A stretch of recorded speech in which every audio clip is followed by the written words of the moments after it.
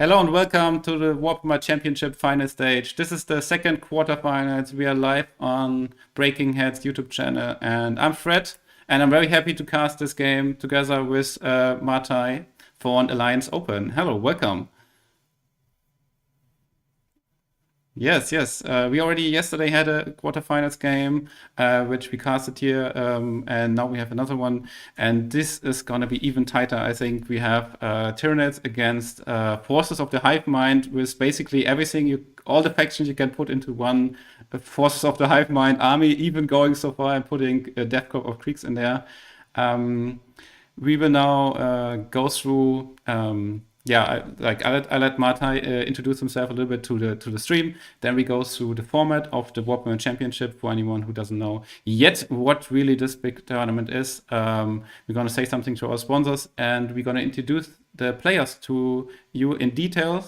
The players are both right now in the game and they are deploying their armies, so we have quite a bit of time to talk about the both players, about this matchup. And I will also give a little bit of the rundown of their road through the tournament until now. And yes, then we're gonna have a player interview. We can ask them some questions. If you have questions to one of the players, you can already write them in the chat, and we will try to catch them and then later ask them to them directly. And after the interview, we will go finally into the game. We will have the roll-off for the first turn, and then yes, we will be watching both players for quite a bit of time. They have in total 2 hours per person on the clock. So I think after the interview, we'll probably be at 3 hours maximum. Yesterday's stream started a bit earlier, ended a bit earlier. I think this could also be decided quite quickly if the sister player starts to go for Hail Mary play. We will see, but it also could be a very long and drawn-out game. Okay, that's what the plan is for today, and I'm very happy to finally see this happening because I've been very hyped to see this. First, Martijn, can you please introduce yourself a little bit to the audience and say something? What is Alliance Open?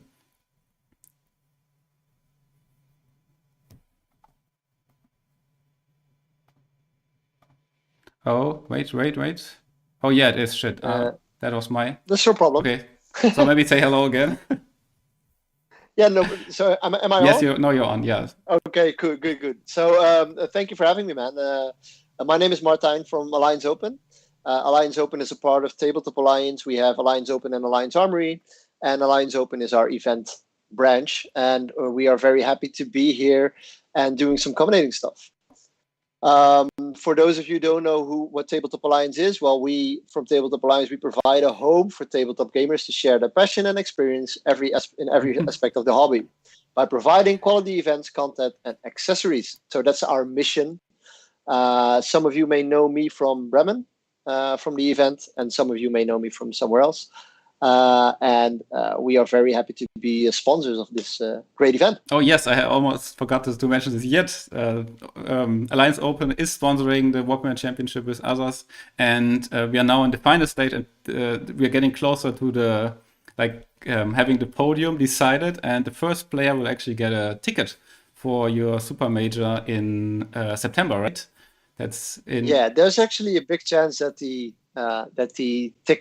player already has a ticket if he's from Germany, because we already have 57 people from Germany coming in. Oh wow, yes. So next to the Dutch crowd, you are like by far the biggest. Yeah, I think the connection from Dutch German community is quite good, or especially through you guys from Alliance Open. So many players have been going to your tournament, and it was very cool to see you being imported as well into Germany to have a tournament with the Alliance Open in Bremen. I think many people will know that.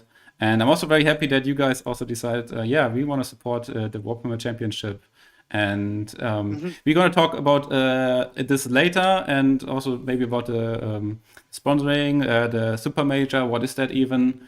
And we also going to have a little bit of giveaway, like a voucher, but this later. First, yeah, that's later. Yeah. I'll just put it in the chat later on that you can get a discount on the line. Perfect. But let's just go to the game. Okay.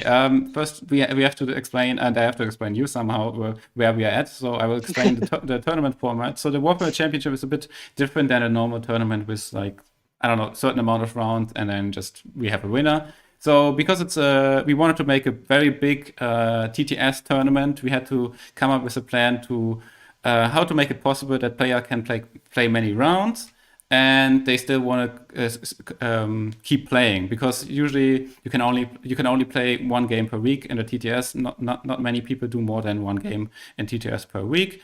And when you play for many rounds, you have so many weeks. So basically, we have now been playing for 7 weeks, and usually people, after they lose, they drop out of the tournament. So we decided to make something like some very weird format, and the format is as it goes.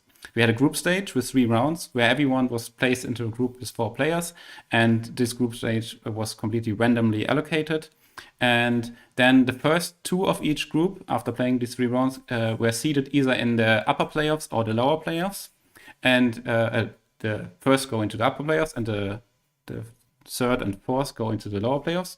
And what it meant to be in the upper and the lower playoffs meant, of course, you have a more difficult playing field, but it also meant you have a higher chance of getting to the final stage, because from the upper playoffs we took the top 6 to be in the quarterfinals now, and from the lower playoffs only the top 2. So when we are starting with 120 players, you can see that in the lower playoffs you have to really fight hard, you really have to score high to get to the top 2.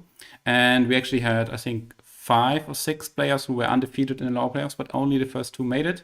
And we even had 8 undefeated players in the upper playoffs that also didn't make it. So even there, it was really coming down to the points, and everyone had to fight for their seat in the playoffs. And yeah, and now we are in the quarterfinals. Two have already been played. These are actually the ones on the right side. And today we are no, wait. Yesterday's game has already been played. This was the Harlequins against the Salamanders, and the Harlequins won. So Harlequins will definitely play against today's winner.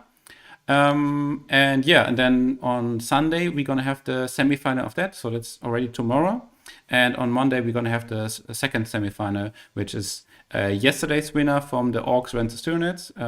I'm going to spoil that now. That's because the Orcs won, and they're going to play against the winner of the Necron Mirror, which is happening right now on Donau Trolle TV. You can watch that there on their channel. And yeah, so there's going to be a Necron Orc matchup coming on Monday. And because I forgot that yesterday, I also have a short word to our sponsors. So the WARPhammer Champion is not only sponsored, but only by the Alliance Open, but also by fantasywelt.de, by Gamer.eu, by the Army Painter, by Valiant Yutani, and by Geländefabrik. And they all really provided amazing prizes. So we are giving away a huge amount of prizes. I think it's a total value of over 600 euros in product value to the top 3. We are providing prizes in vouchers and giveaways throughout the tournament, and I'm very happy they could they could support this tournament, because TTS obviously was very new still, and we wanted to make something big, and they really helped it attract more people and make this whole a big thing. Okay, so any questions to the format, Martijn? No, well, what I actually think is really wonderful is that a TTS event gets supported by so many companies to show that we know that this coronavirus has really screwed over our hobby time, but we, as a community, we still help each other out, right? Yes. So that's just so good to see. And I think the format is actually very good to make it not too long, like a 3 months or 4 months. Just say, okay, we're gonna do this time, and then if you don't score high enough, well, that's bad luck. Yeah. You just have to go all out to get those points, and that actually makes sometimes the Hail Mary give you the chance to go to the finals, which is good, I think. Yeah, we really try to make sure that this somehow feels like a real tournament, as we would be having it when we go to a real event, like an analog event for a weekend. We really want to compete and try to keep fighting. I don't want to blame anything, but many TTS tournaments I've been to, somehow people always drop after they have the first loss. And we really wanted to keep people included and have this whole experience of, okay, we are still competing in this whole tournament for all of the rounds. Sometimes, of course, some players couldn't make a round, but they just had a default loss then, and then next round they kept playing, and I think that's very amazing. And yeah, as you said, we have to do something to keep this community going and like keep the tournament scene on. And yeah, I'm really happy this has been working out well, at least for the German scene, and I'm very happy we could somehow mix the scenes a little bit more, and that's why I'm also happy to attract that I could catch you guys to join, because we want also not only want to have German streams but English ones, because yeah, we have an international player base right now, audience, and maybe audience as well. Right now, the most probably most people watching this channel are Germans, but I hope maybe some English speaking come in as well. Yeah, by the way, let's go to the players, because that's what we're here for. So let's look at both of the players. Marv is just gone right now. So we have Marv playing the Forces of the Hive Mind, and he's playing against Kalvin with Sisters of Battle. And these two guys, I can tell you, they know what they are doing. They have been going through the WARPhammer Championship, and they have been slaughtering everyone left and right. They have both been included in the Team Germany WTC scouting team, which we are bringing right now to this BreakingHeads team tournament, which is like this WTC style. So the Team Germany 40K has said, okay, we can use the TTS as an opportunity to scout some players for the future, and both of these players have been very active in the TTS scene, and they have shown some great results. And yes, and now they're here in the quarterfinals, and they have also been showing great results in the team tournament. So I think this is going to be a great game between both of them, and very yes, high level play. I think they're very even matched, I would say. By the way, I think Marv that's always good. Marv is not showing right now. Marv, we cannot see you. Can we see him now?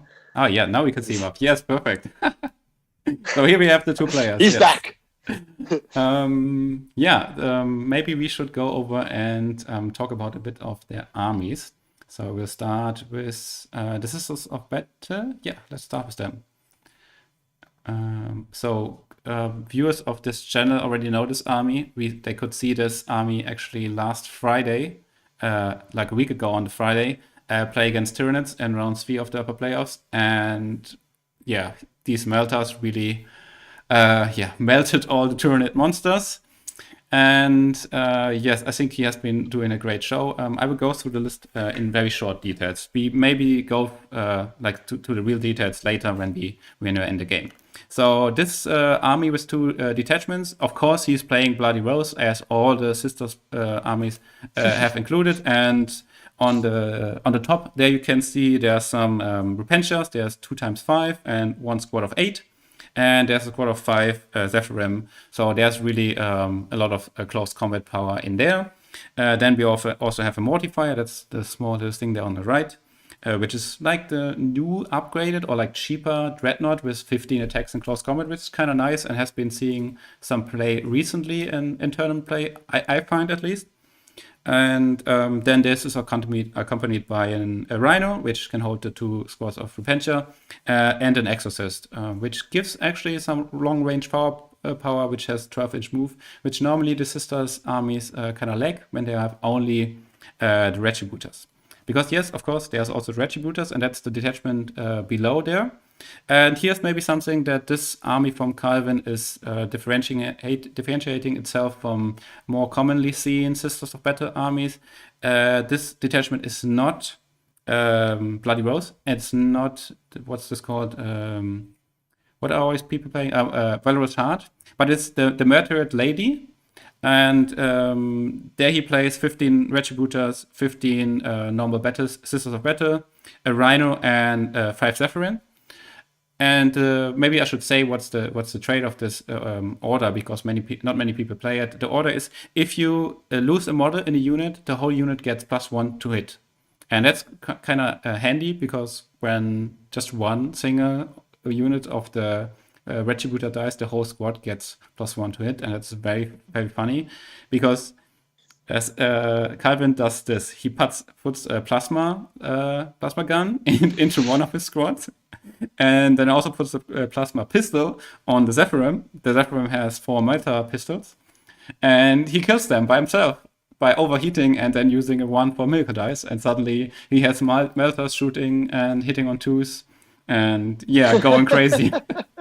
It's a really nice tech he has there. And yeah. Then I should say, sorry, I'm probably going too long again. There are two, the characters accompanying this army is Junit, which is also special for this order, the Meteorite Lady, which is basically a lieutenant and a captain in one. The Triumph, giving lots of other buffs and especially lots of miracle dice to this army. Then the Canoness with the Bloody Rose Killy Sword, getting +3 attacks and really also being able to slaughter some small squads on the side. And then there's a Magnifier, Hospitaler, and I think also a Preacher. Yeah. Okay, so maybe we go over to the army of Marv. Yeah, no problem. Let's go. So we have a very interesting Forces of the Hive Mind combination. And from the start, we have a big detachment of Krieg. And what it actually has is lots of Death Riders and then 2x10 combat engineer squads. So what you actually do is just use those for actions or getting objectives. And the Death Riders are so quick that they can actually do anything that you really want them to do. They're quite good in combat. If they die, they can attack again because they're Krieg. So that it's just very, very effective. It's not extremely good, but it's very effective. And that's what you want in this game. And then you have a Chimera, by the way, to put 1 combat engineer squad in there, so you can have like a really quick way to get somewhere. Then we have a patrol for Gene Stealer cults with Patriarch, some Acolyte hybrids, some Neophyte hybrids to make use of the cult of the Four-Armed Emperor, which is very fast as well. And you of course have your Deny 1 stratagem, which is always good. And Kalvin hates that. Kalvin really hates that. Yeah, of course. Yeah, I mean, using that one time strategically is, I think, one of the hardest things. But if you do it correctly, it's so good. And then you have a Calamorph with the Obsessor's Bane, so the good pistol, damage 2 pistol, so he can actually snipe out some characters quite easily. And with the low wound characters from Sister, that can be a little bit of a problem for him because he can basically put him everywhere with the insurgent from the Gene Stealer cults. And then last but not least is the High Fleet Kronos detachment with the Neurotrope, 10 Hormogons, 2x5 Hive Guards for the out of line of sight shooting, and an Exocrine. So he has a way to shoot outside of line of sight. He has some heavy firepower from the Exocrine, which he can move and still with the CP make shoot as if he did not move, so he can double shoot.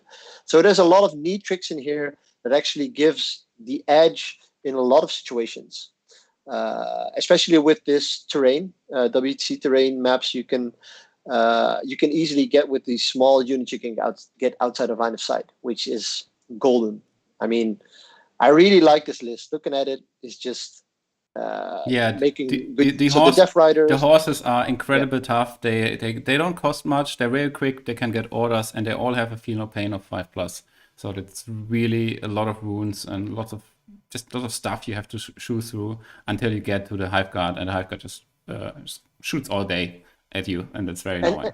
Yeah, and if it actually charges a unit, it does not easily die, so he can pin you down, and they're so quick. Mm-hmm. That he'll get to you easily, and he can move block you. It's just extremely annoying. Exactly.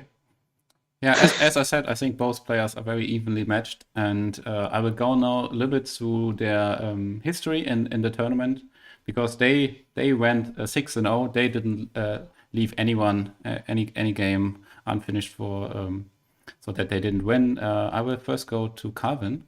And Kalvin had quite a nice run. He finished 4 in the upper playoffs, so that means he had a good placing in the group stage, and then also made it in the upper playoffs. And at the end of the upper playoffs, he is the 4th place. Let's talk about a little bit about the group stage. So in the group stage, it was actually a funny start for him because he sent in an army list which didn't include any cherubs. So, and as we all know, sheriffs are pretty helpful for the retributors because that basically gives you another multi-melter. And you can have two of these. So he was like, oh shit, guys, I forgot that. You're like, yeah, sure, no problem. We have a rule for that. Just look in the rule book, in the rules pack. So it says minus 500 points if you have an incorrect army list. And then you can just you can change this little detail. So, and he said, no, I want to play with the list I have intended to, and which I would train with, and which I think is a good list. So I'm going to take the 500 points, which is basically you have like minus half a game. And yeah, I'm going to rose it. And wow, he still went well. So he made like a perfect game against the Chaos army with, I think it was a lot of change, like Magnus and some Demon Prince and lots of Nurglings, and he just murdered this army and went 100 to 43. Then the next round he played against Space Wolves, and he also convincingly won this game with 85 points.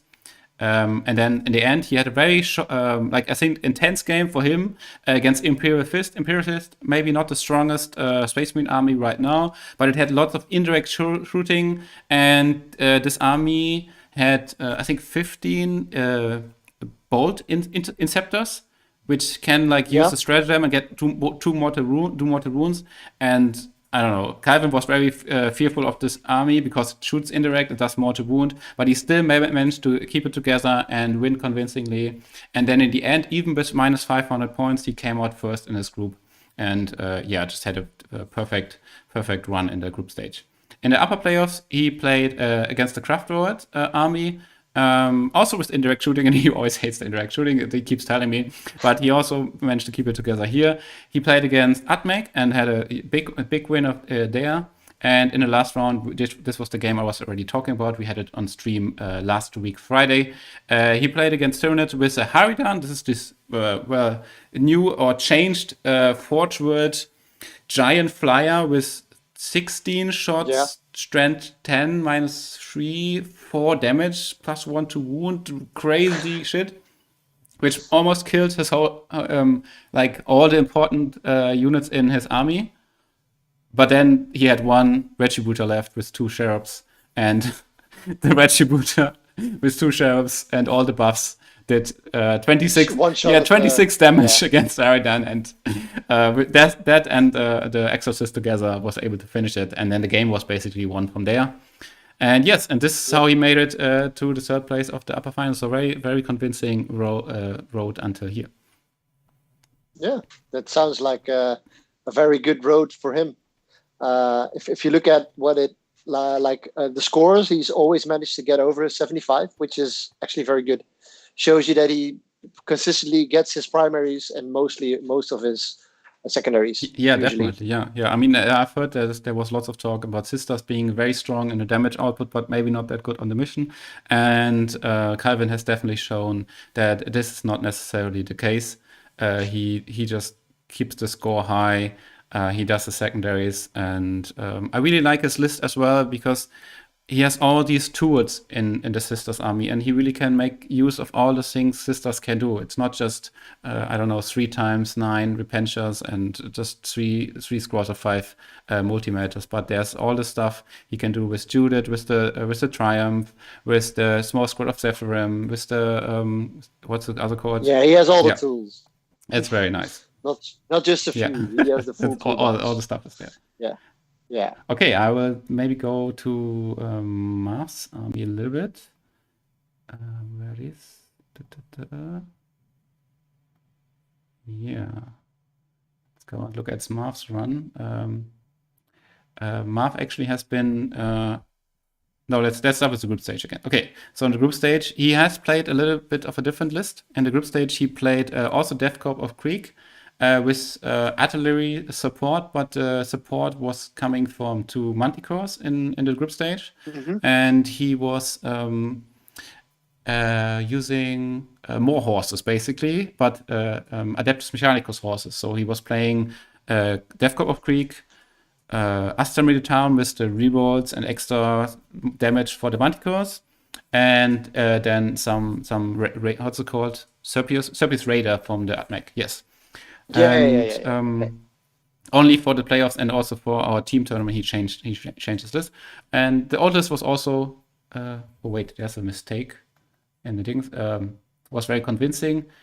So Chaos you already won. So you won. He won the last one. So 2075. Yeah, he won everything with 75. Yes, it's funny, right? He always has exactly this score, and he beat some AdMech player who also had horses and who had so many. Like this game was very interesting, especially I think. So the second game in this group stage for Marv, he played against AdMech with I think 30 breachers. Maybe about 10 horses, like raiders, and some electro priests.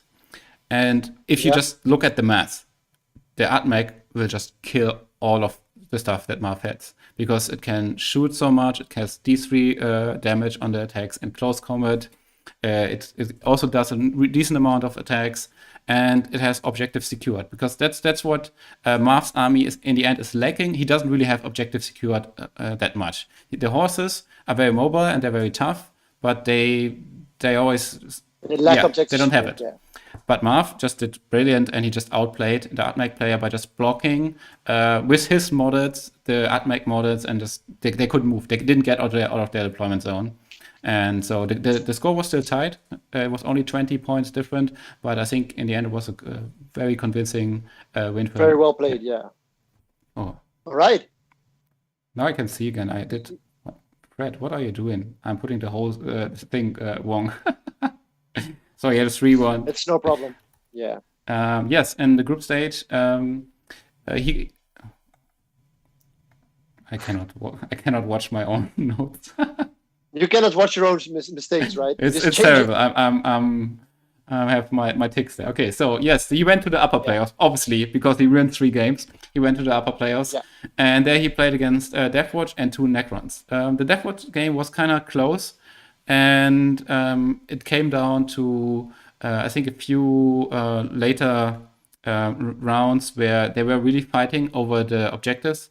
And the Deathwatch, obviously, they have the advantage with objective secured, because they have, as far as I remember, it was like a very close combat-orientated Deathwatch army, and this army can take away the objectives, even if there are so many horses standing on. But Marv still won this game, and since then he has been at the lower end of the playoffs, so he was like always from the winning people, like the lowest one, and he was even that low that in the 3rd round he got a player who had a draw, but yeah, he just murdered this Necron. This was against, I think, like 60 Necron warriors and the Silent King. And he just said, okay, the Silent King, he's just going to stay in the corner. He's not going to do anything all day. And whenever your Necron warriors come forward, I have my engineers with all the grenades and just take out all these warriors. And that's why he made almost a 90-point score. And then he ended up 5th in the upper playoffs. Come on, who wrote this? Fred, come on. Yes. That's not you. That's not me. I'm gonna fire myself now. Yeah, that's his run.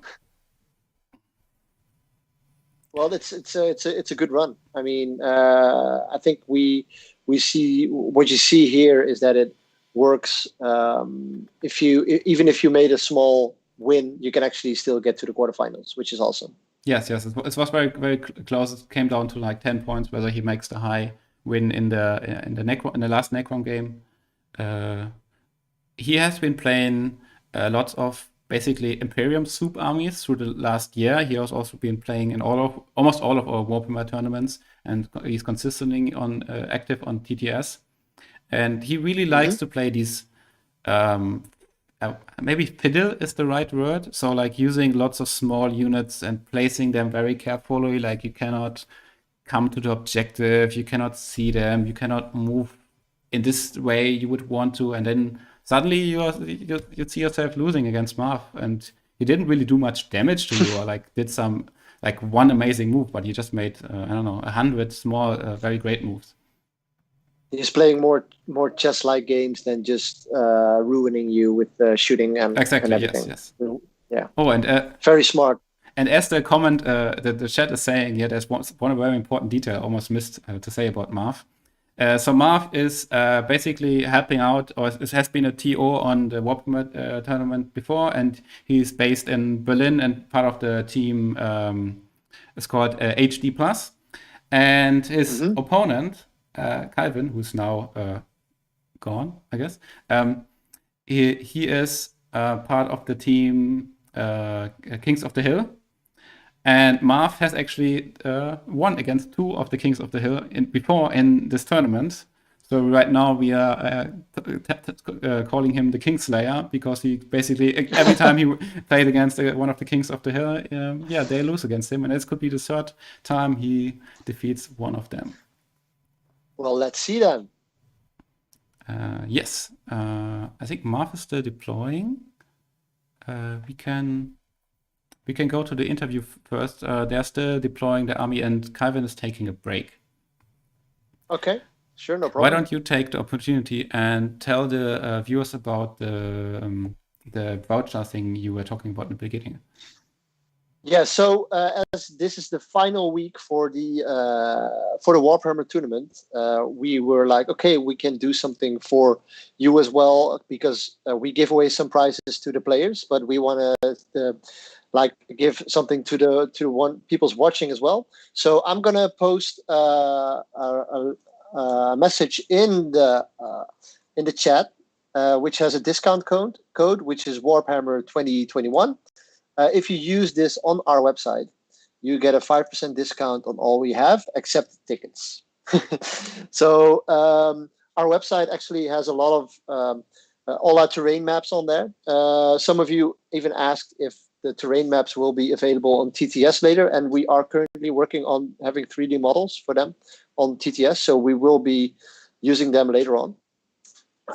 So if you want something, you can also just you can just go to the website, or if you are part of a club and you're like, I want to order a lot of it, can we do something? Just send us a message, send me a message. That's perfectly fine. As I think that Alliance Open and Alliance Armory, we want to help as many parts of the community as possible, and the German community has been really kind to us as well. So that's why we want to give something back to you. I think that's amazing. As for the Alliance Open Super Major, yes, which will be held in September, we only have about 20 tickets left.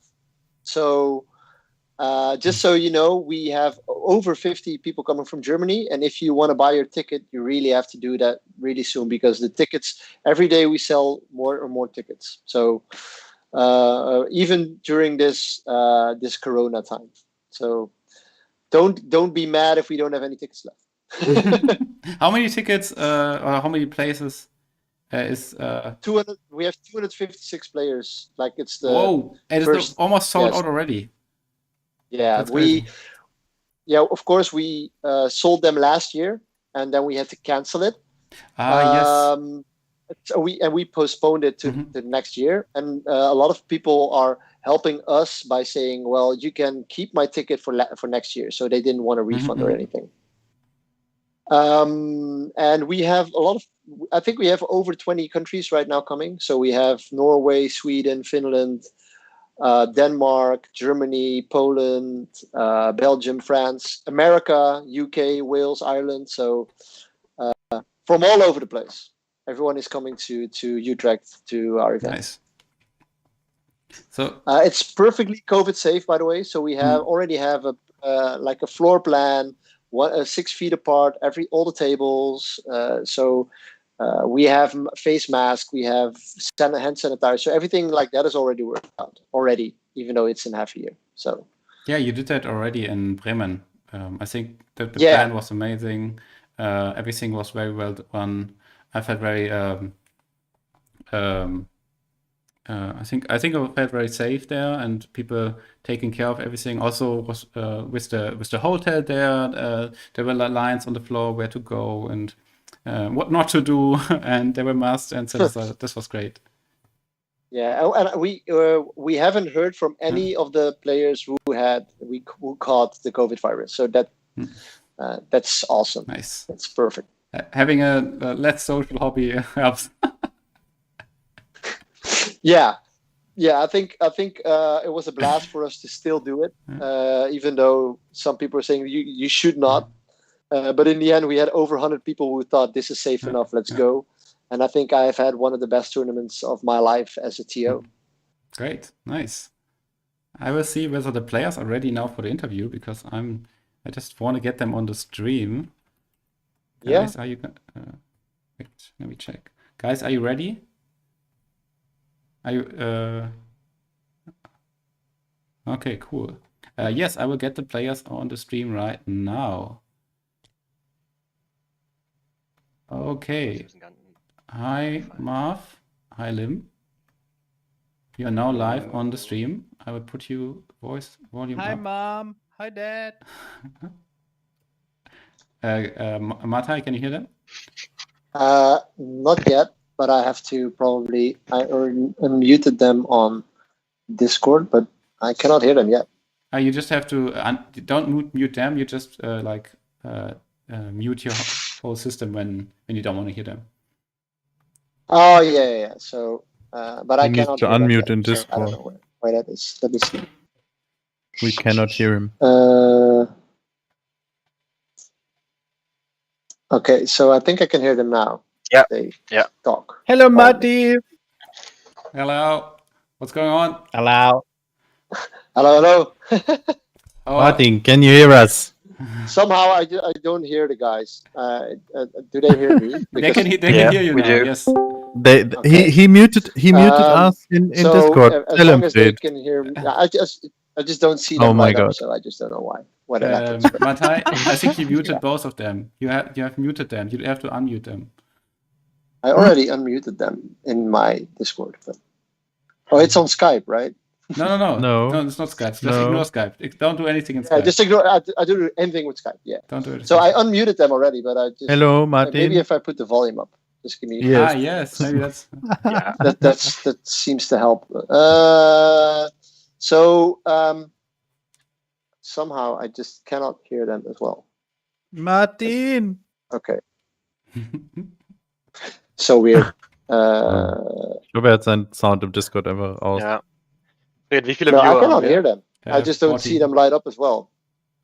So you just ask your questions first, and then we'll see if we'll work it out. Marty, Martijn, maybe you have muted the whole Discord. Maybe you deafen yourself. I already. I don't see them light up, so that's the problem. Hello, Martin. It's like Martin. there's not coming anything through. Okay, guys, I'm sorry we have some technical difficulties, but the player sound are on, and Martijn can hear me. He cannot hear the players, but the players can hear Martijn. So Martijn, I will ask some questions, and maybe then you can ask the question, because they will hear your question, but you will not hear the answer. And I that's so opportunity. Give me the answer then, okay? So there's some translation going on here. Okay, so first, Kalvin and Marv, welcome to the final stage. I'm glad you're here. Congratulations to making us to the quarterfinals. This is going to be a great match. And we have been talking about the matchup a little bit, about your armies and your road here. So what should be the first question? I wanted to prepare something, but I didn't prepare a question. I think my first question would be to Kalvin, which is, Kalvin, you started with 500 point minus, and you got yourself together and made it out in the group stage with first place. You had a good run, very good run in the playoffs, and now you're here and playing against what you said is a very good player and a very scary army. How are you feeling right now? Thanks to knowing the player, I'm not nervous at all, which is good. Is that an insult? No. It's actually a compliment, because playing against someone you don't know how we will react to certain situations. But knowing Marv, I think it doesn't depend on how the match will go. I think we will have fun. That is the pretty biggest bonus I could have wished for the finals. Even though if I lose, I'm happy to lose against Marv, and if I win, I know Marv, or I think Marv will support me for the rest of the group stage, the final stage. Great. Okay. You have been playing the same army after your like your first small little mistake in the beginning, very much throughout. Marv, you started the group stage with a very different, like I would say, side of the how do you call it? Like in the Warhammer universe, you started with the Imperium army, and now you are playing Forces of the Hive Mind. You switched from playing the Astra Militarum plus Atmec, and now you're playing the Hive Guard and the Genestealer Cult. How are you feeling now with your army 3 games in? I'm feeling very good, and I think the first army isn't so different from the army I'm playing now, because I still have the line of sight shooting. Instead of shooting rockets, I shoot bugs now. I have these fast elements with the Horma guns and still cavalry, and I think it's the kind of the same army, but in the same color, in a different color scheme. So yeah. I can actually hear you now, so that actually makes me laugh. That actually perfect. makes me laugh. Yay, Martin! It just go in and out of Discord. That sometimes helps. So that's usually the trick.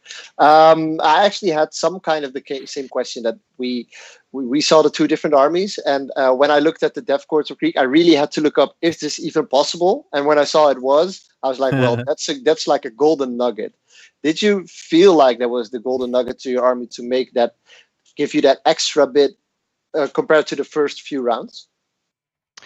Yeah, I think so, because the shooting of the Hive Guard is way better, and because they have BF ballistic skill of 3 and rerolling 1s, and for the same point cost, they are way more efficient. And before I had those plasma drops, they dropped in, did some damage, or did it not? And those are 2 units which shoot 4 or 5 rounds, and they're always worth their points costs. Yeah, and especially with the symbiosis, with the Symbio Storm, Yeah, it gives you that little extra as well to say, okay, this unit really needs to destroy that, and then just go. And that's do you think that if you would after this tournament, would you change something, or is this like solid for now for the next few weeks or months? I'm not sure. Probably I will switch the Hive Guard units to a 6 guys and a 4 guys unit, because the Symbio Storm and the shoot twice is more worth on a unit of 6. Overall, I'm pretty happy with this army. There's some minor changes I would do, and I will do in the Greek Hammer tournament, but it's only about some weapon loadouts, 2 pistols, 3 pistols maybe, not much. Yeah. So my compliments for your list. It's really awesome. But it wasn't only my idea, because when you just told me when you saw the list, you had to look it up, if it's even possible. The same happened to me when I checked the lists from the first round in the Greek Hammer and in the WARPhammer, because Frankie from Team Spain played a similar list, and I was like, that's not possible. Those are Dev Corps with Genestealer. No way. I checked it. I was like, okay, that's a really cool army, and I'm going to play it as well. Yeah. We first thought it was one. illegal, and like the all TOs were oh wait, do we have to like penalize him now for playing illegal army? No, that cannot be right. Okay, we have to look up. And then one day later, Marv came out. It's legal. I want to play it. So, and I also have one question for Kalvin, because he has been showing a few of his models on video.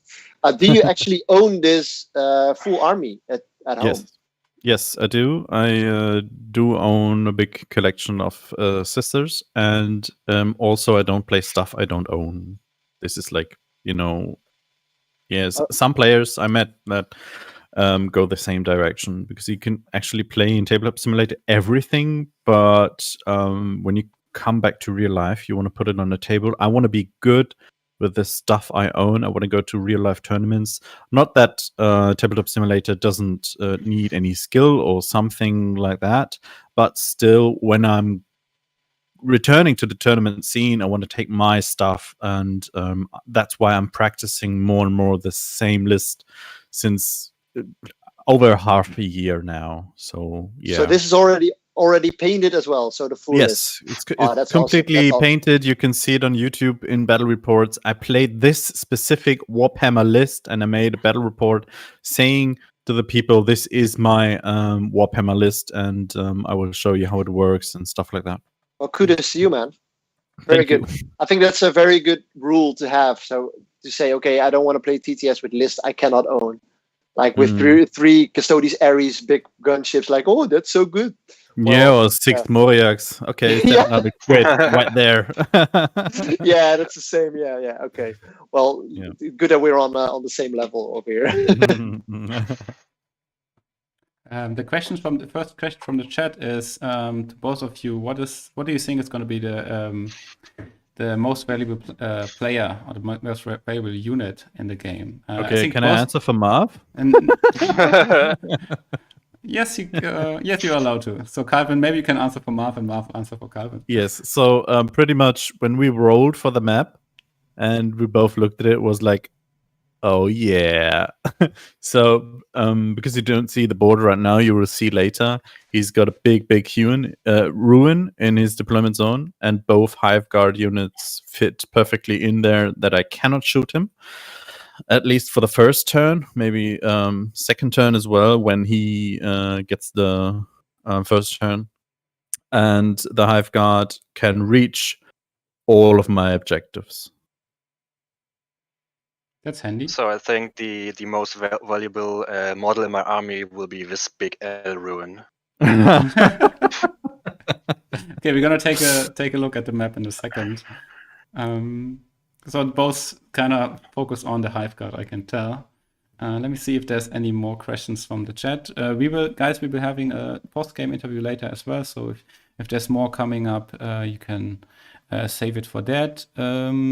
Yes, there was a question. So which list from the other guys in the final stage do you not want to face? So there's 2 more Necron players playing right now. On the other side of the bracket, actually, there's a Orc player waiting for them on this side of the bracket. And we also have on your side of the bracket, Liam waiting with his Harlequins. Which one of these armies do you least want to play? Maybe starting with Kalvin again. Kind of sounds ballsy, but the hardest list is right in front of me. Because I don't see how I will have so many different difficulties against the other lists because of lack in indirect shooting and ignoring cover, and the move blocking value and the ability to cancel a stratagem all in one army is like a neck break for me. I cannot do the advanced charge movement that will be directly vected when he sees this is targeting his Hive Guard or something like that. I cannot run past him because of all the horses. Playing against the Harlequins, it's annoying because they're fast, but it's manageable. And I used to play for a long time Harlequins. I know the tricks, and it's really difficult to play against. Yes, but I don't fear them. I don't think Necrons are good. I would love to play the Orcs. That would be awesome. Blowing up tanks with melters. Yeah. How about you, Marv? Well, I think the Harlequins are the scariest army right now, because I played against a similar list on the same mission on similar table in the BreakingHeads, and I got wrecked. And I think Liam is a very good player, even though the French guy was good as well. But I think Liam plays for like a year now on TTS. Is probably one of the best players there is, and I really don't want to face the Harlequins. So I need to lose today by 1 point. So this is your easiest game for the round. No. It's not. Any thoughts on the Orcs and the Necrons on the other side of the bracket when you make it through the Harlequins? I'm not sure, I don't like Necrons because of the Raves, and I guess they both play 15 Raves. So Only one of them does, actually. okay. I will be able to So- tell you in the post-game interview, maybe, whether there are still the Raves Okay. left. I think playing against the Necron list without Raves is pretty would be cool. And I would love to play against the Orcs.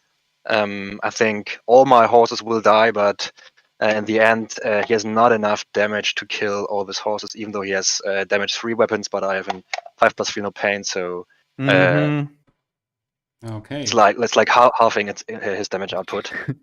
And I once shot with 10 grenades on 30 boys, and they got obliterated. All right. Okay, so there you have it, guys. This looks like to be a very critical match for both of them.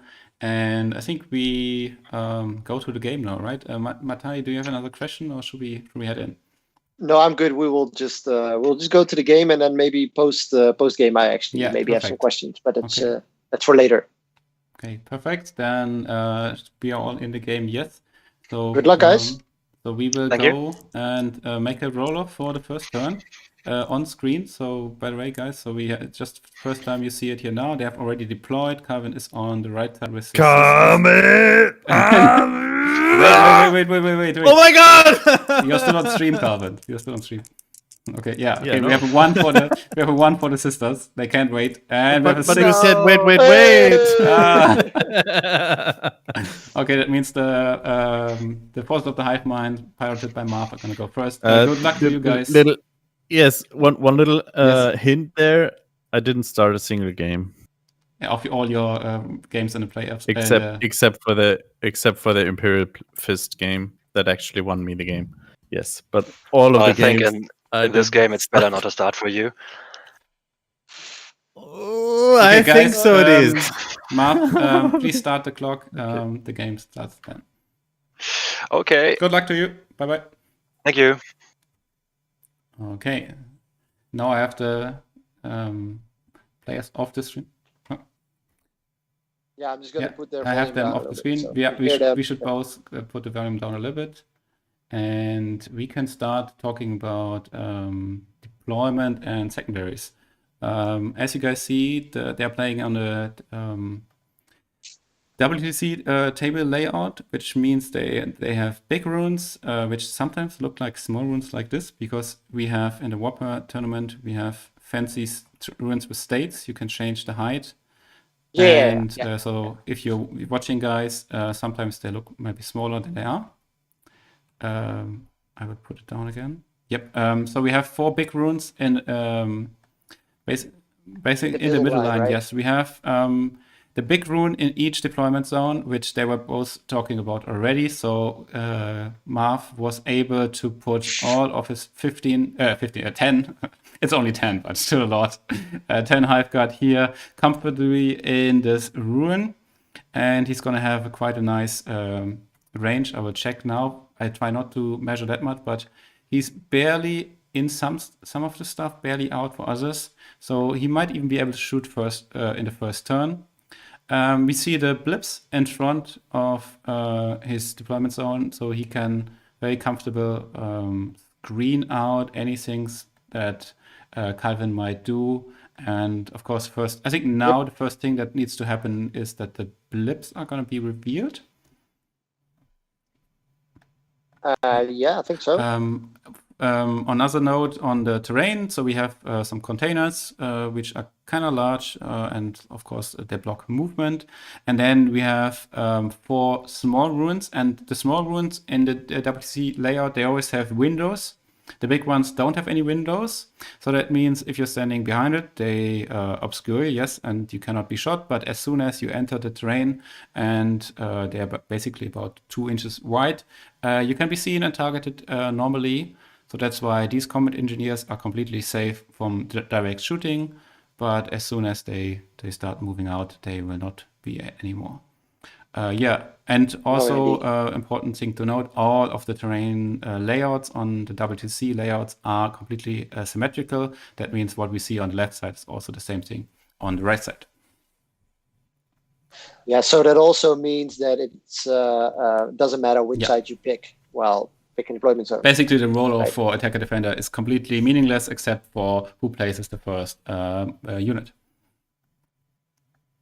Sometimes it matters. It matters against All right. Raven Guard if you have infiltrating units or something, but not in this matchup.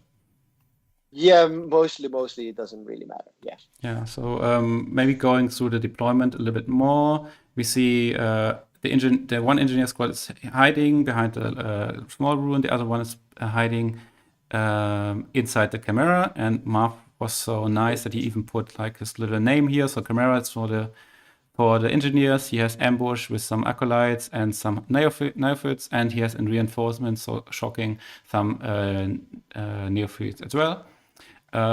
He has most of his horses on his right side, and one exocrine is shooting on the left flank. Yeah, for the firing lane over there. Yeah. So most shooting is only 36 inches, so it's able to outrange that, but the objectives are in the middle and they're definitely in shooting range.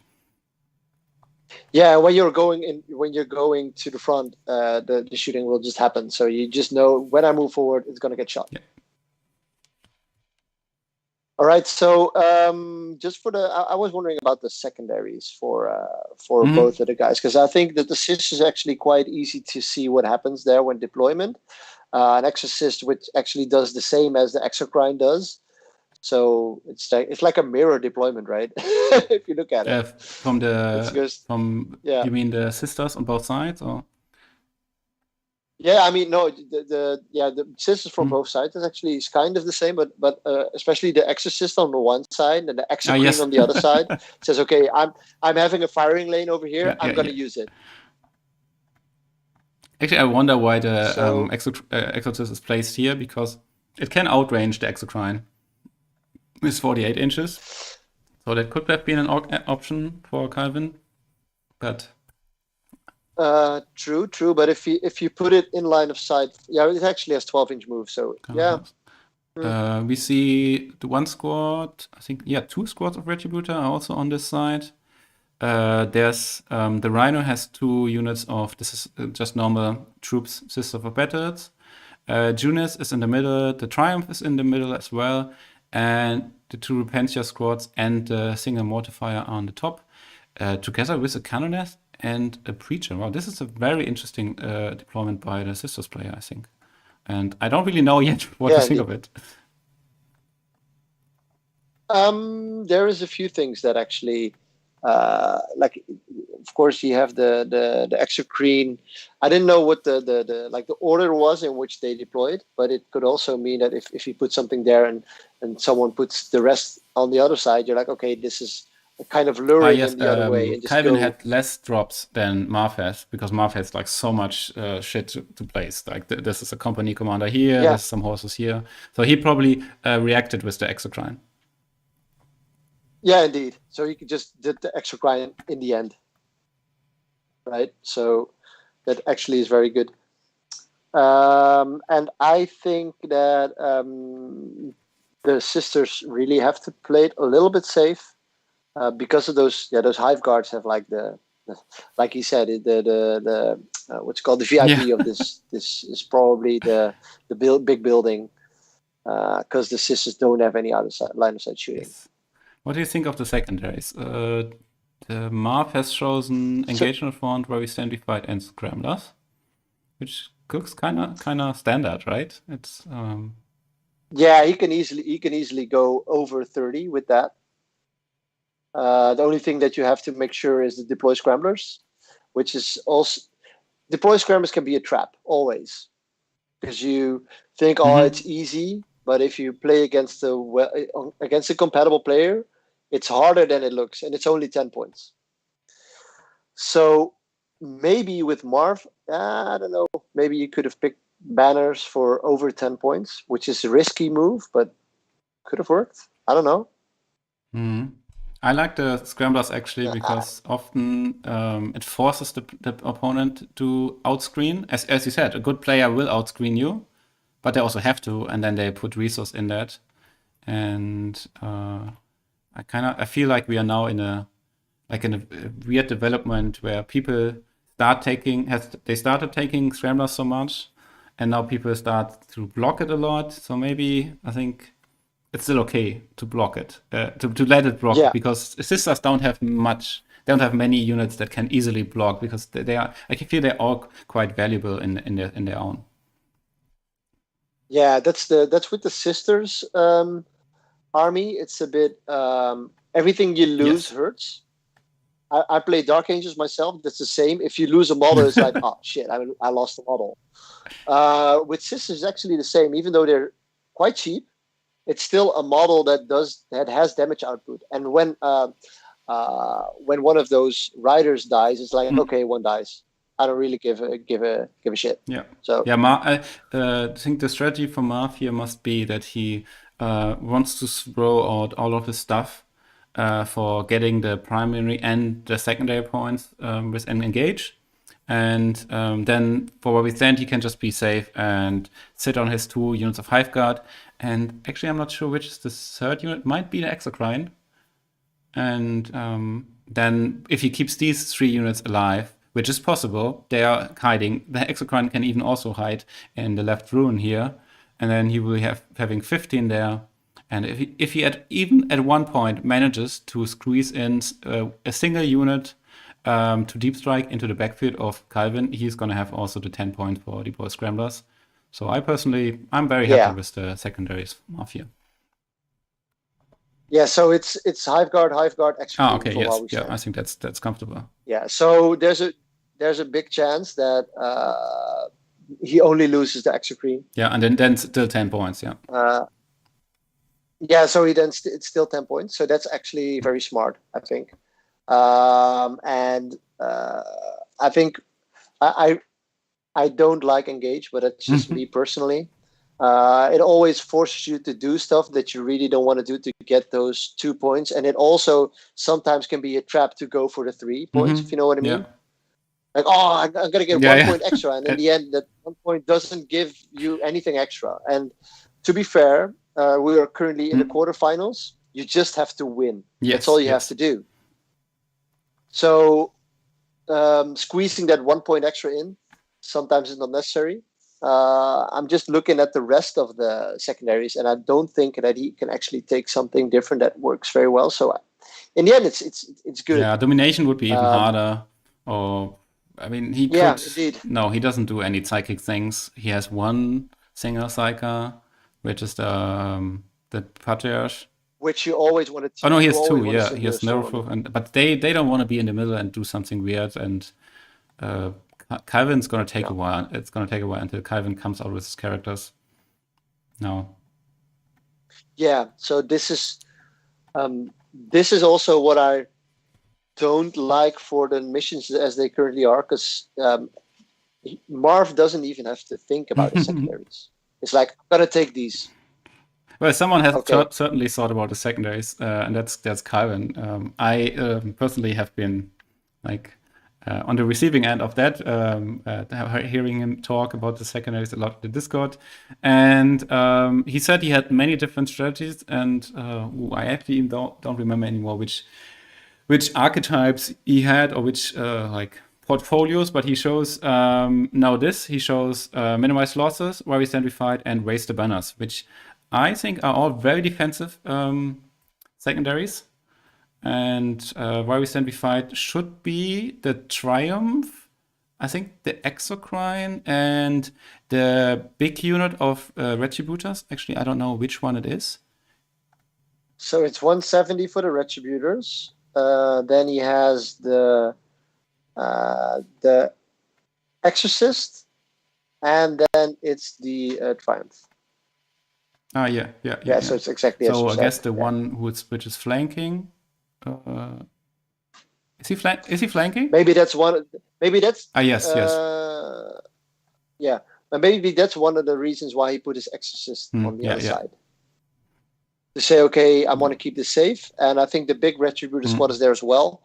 So he's just going to keep that little bubble over there. Everything that comes close, he's going to shoot the shit out of it to get to keep those points. The banners I don't really get, but that's just especially because he doesn't have round 1 now.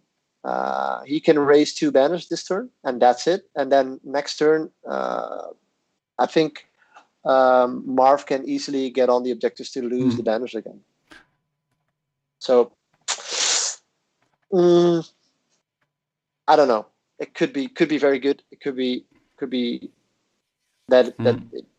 Of course, as you said, he has been scouted. He's in the scouting team of the Dutch of the German WTC team. So he must know what he's doing, right? I feel like he doesn't know, but he's desperate. And it's very hard for him. So he thinks it's a very hard matchup, and he has to somehow play for certain, like even play the secondaries. Not, I mean, in the game, but play the secondary game where you say, okay, my opponent's going to expect me to do this, but now I'm going to choose something else, and then in the game of choosing the secondaries, I can maybe surprise him and win the game there. Because if Marv would have chosen these secondaries, which are totally viable for him as well, he could say, okay, minimize losses. He has, I don't know, I don't want to count. I think he has over 20 something units. I think he has maybe 25 or something. So he can lose a big chunk of all these models until he's going to not score points on minimal losses. Same goes for where we stand, which he already chosen. And you were also proposing to take the banners instead of the scramblers. And if that's the case, he can stay. So Kalvin can stay defensive and has points. Otherwise, I think if he needs to go aggressive and run into this army, it's very difficult. Yeah, indeed. So he has 22 units. So if he loses less than 7, wait, who's now? Who has 22? Kalvin or Marv? Okay. Kalvin. Yeah, he has 22 units. So it is actually maybe a very smart secondary because of the small range, the long range firepower from the Tyranids, it's 36 inches. So he needs to, if he doesn't go forward, he needs to come forward, and then you can actually do something with maybe even the Meltas. Yeah. I'm going to post the list in the chat, guys. So there's a Google Doc we have been using for all the tournament, and all of the results are in there, even with including scoring sheets of many of the matches. So you can even see how the scoring went from primary, secondary, which turn, and so on. And of course, there are links to the lists for the final stage. So if you go to this Google Doc, you can just click final stage, and there are the lists for all of the games, including links for the streams from all the streams. So you just bookmark this doc, and you have all the information you need.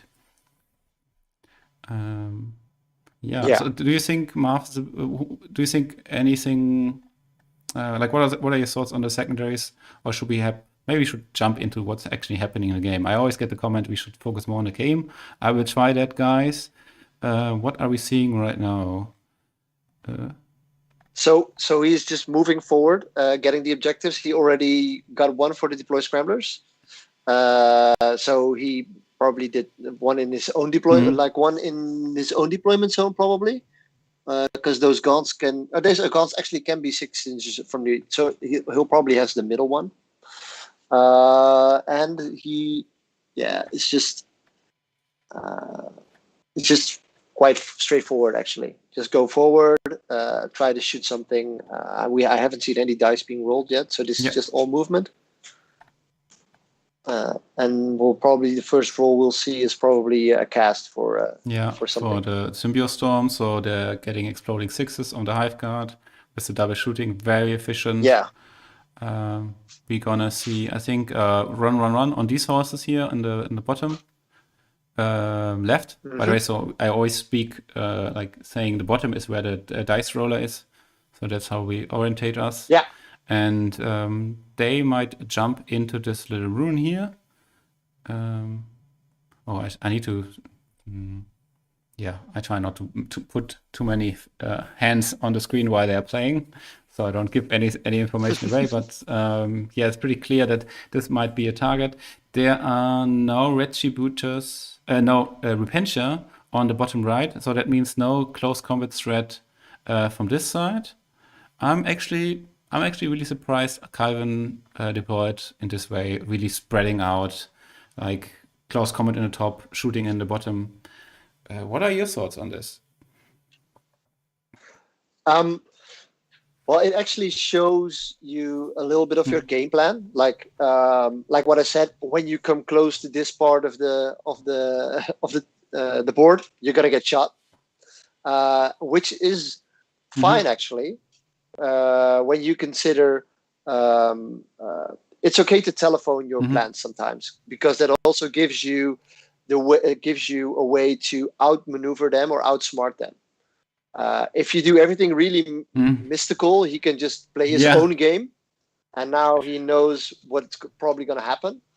There we see the first I horses do think running just. Yeah. So he's going to move 12. So he's just got a 2 on the advance.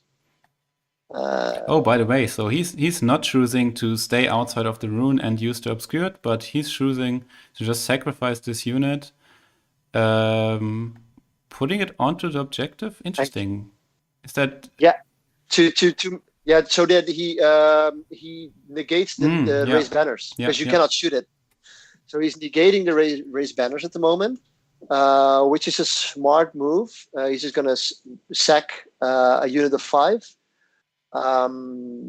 Which is pretty decent. He's just going to move block, like he said in the pre-game interview. Why this army is pretty good, because you can move block. Yep. The risky thing though is that you're going to give the Repentia and other charging units extra mileage. They can get closer. The Repentias are up on the top right in the Rhino, so I don't think he has to fear that. But he has 8 more Repentia, right? So that's in the other one, right? Oh no, this is only sisters on the bottom right. So only sisters. We see here in the left we see the 2 Repentias and 2 sisters there in the Rhinos, and the actual reinforcement, which is like in Deep Strike, are the 2 jump pack units, and then strategic reserves, of course, Repentia and Retributors. By the way, I really think this change for the strategic reserve gave the sisters so much just for the game plan. Having sisters of better Repentia coming from the flank and just making a 9-inch start is so strong. And yeah. I think that's one of the strengths of the miracle dice, that you just say, okay, I'm going to come in and I need to roll 1-3. Because usually you have 1, 6, or 5. I need to roll a 3 or a 4 with 2 dice, and else you can just still re-roll the full roll if you don't roll any 3 or 4, and still get the maybe the 9-inch charge. So you have so many ways to make that charge for sure, that it's insanely good. Definitely. By the way, we are having the miracle dice, the white dice from Kalvin here. He always places them here nicely. So he already has a 5 and a 4, which is quite good. It's not a 6, but you know. So I think there's no real what you call it. There's not a surprise in these moves yet, not yet. Wait, I have to talk with the. By the way, Lim, you're not allowed to watch the stream.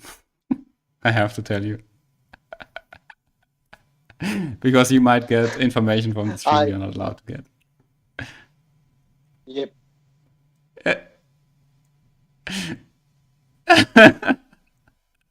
Hi, Anthony.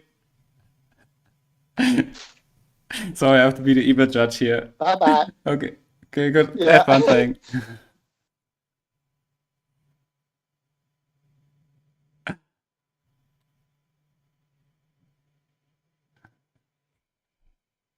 So funny thing is that the discussion currently in the YouTube is mostly about the WTC terrain pack for the WTC terrain for the team so the event 10, that's going to be in the summer. Yeah, with it being a little bit too dense, and then Neil, of course, being one of the guys thinking about it and discussing it, says, well, So the funny, there's a country saying, okay, we want the light, medium, heavy layout, and then there's the we just want more line of sight blockers. Even more. That's like the two camps. Well, right. I think right now, if there's guys still saying there should be more line of sight blockers, they should really get to learn how to play. Yeah, I think the version 10 has a lot of line of sight. I heard that some people were complaining about the version 9, which we are using for the WARPhammer Championship, has too many firing lines, because if we look, yes, there are very clear firing lines, and mostly if you want to get onto objective, you have to go out in the open, so you're going to get shot. But I think, yes, that's how it's supposed to be. Like, be on objective, and then you're in danger, but you can still hide. And I think there are so many ways for hiding, and I think in no edition ever have I been able to hide my whole army in almost every game than this edition with these table layouts, and the version 10 with even more runes and maybe less fire lanes. Sorry, I think that's a bit too much. Though I also have experienced, and all my shooting that I brought to the team tournament was still very valuable. So I don't even think it's not useful to have shooting. It's just that there's no shooty army anymore that's very strong. Like all the things are close combat. It's more the threat of the shooting that is making people have to move tactically. So if you have a shooting unit that's very good, you can still place them in a very tactical way. That it's like, okay, you want to get that objective and deny me five primary points. Okay, sure, come here, and I'll just shoot you in the face. Oh, by the way, first shooting happened here. So this is Hive Guard or Repenter? Should be Hive. Should be the Exocrine, right? The Exocrine just one shot. Holy shit! Exocrine. One shot at the. It also got the Symbiote Storm off. That's what one thing we missed, but we're trying to catch up with the game guys and give you also some. Like quite a bit of information around this game and around the tournament in general. So the Exocrine had cast the Neurotrove cast Symbol Storm on the Exocrine, so this gets exploding sixes, and then the Exocrine had this nice firing lane shooting at the Rhino. I think the Exocrine had to move a little bit, but there's a stratagem the Tyrants can use to say the. I'm not sure it's only Exocrine, but definitely. For monsters. You can say. Yeah, and then it can double shoot again. It gets +1 to hit, and then it's very powerful. And yeah, with strength 7 -3 2 damage, it definitely kills the Rhino. Yeah, it's the symbiotic devastation that says you did not move. It's Exocrine only. Okay. So then it can double shoot. And with you can actually use 1 CP as well to give it +1 damage, or 2 CP to give it +1 damage. So then you're damage 3.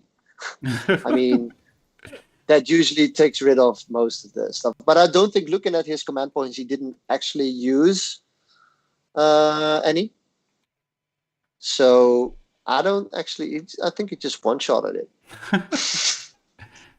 How much CP does he start with? I should know that. And I already have it open. So it is 7 plus D3 plus 1. So he rolled a 3 for the how many he got. So he went to 10. So he didn't use any CP yet.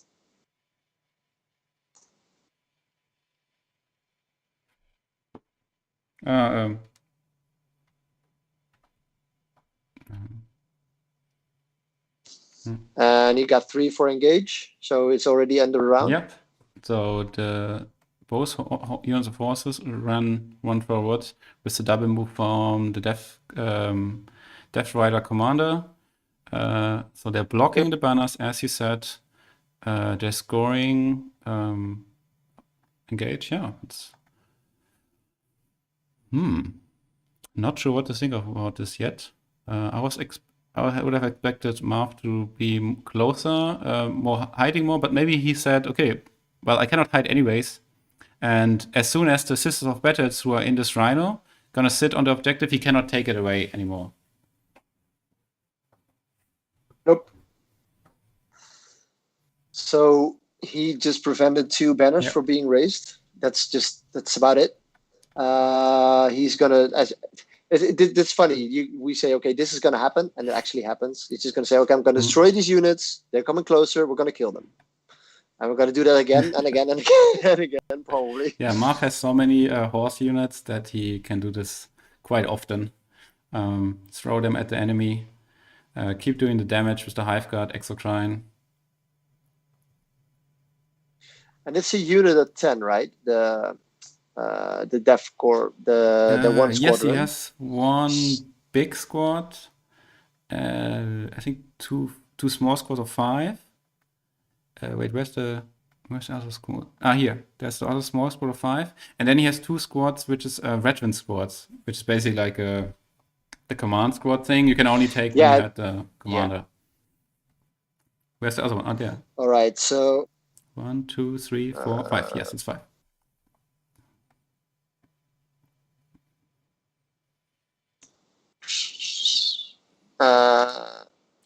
It seems like the Hive Guard didn't shoot. Yes, I will ask the players. Marv, did the Hive Guard not shoot? The Triumph. Okay, thank you. Oh, he shot at the Triumph. All right. And did it do any damage? Can you see? Yeah, he did 5 damage actually on the Triumph. Well, that's reasonable. Yeah, that's okay. Right? It's good to see that Neil is actually very active in the chat as well. So I'm just going to read back in the chat a little bit. Thank you, Neil, for also being part of the chat. Also, thank you, Neil, for judging this game. So Neil is in the Discord listening to the players, and when he when there will be any further need for judge calls, for immediate judge calls, he's gonna be able to chime in. So again, for everyone watching, as Alliance Open, we would really like to thank everyone for having this event. So if you want to buy something from the Alliance Open website, just use the code WARPhammer 2021, and you can actually get a 5% discount. Nice. I'm just gonna put it in there. And you were just saying before the stream, right? That there's coming a WTC-like terrain pack as well. Yeah, so we are also working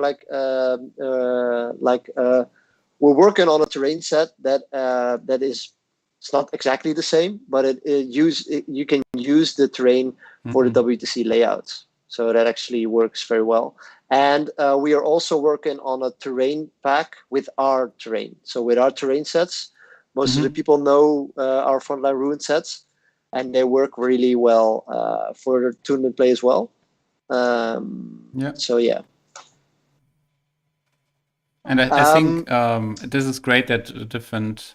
So I think people should really support the Wayland Yutani, who produced the original sets and are going to be used at the WTC as well.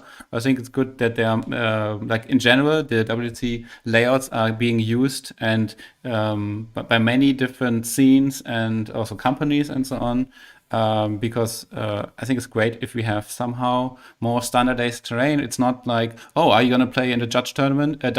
Yeah, well, they have this terrain, but I'm used to playing in the German terrain or like Northern Germany terrain sets, and that's why I cannot play Sisters, because they always have I don't know, whatever the current terrain is there. Yeah, I think this is like a huge step forward for competitive 40K to just have layouts everyone can play, everyone can somehow reference to and train with, and that's why we have been pushing this in the WARPhammer tournaments actually, because we obviously are also like a tournament series. This is our 9th tournament, and I think starting with the 4th or 5th one, we just use WTC terrain because we just want to have a standard and go with it.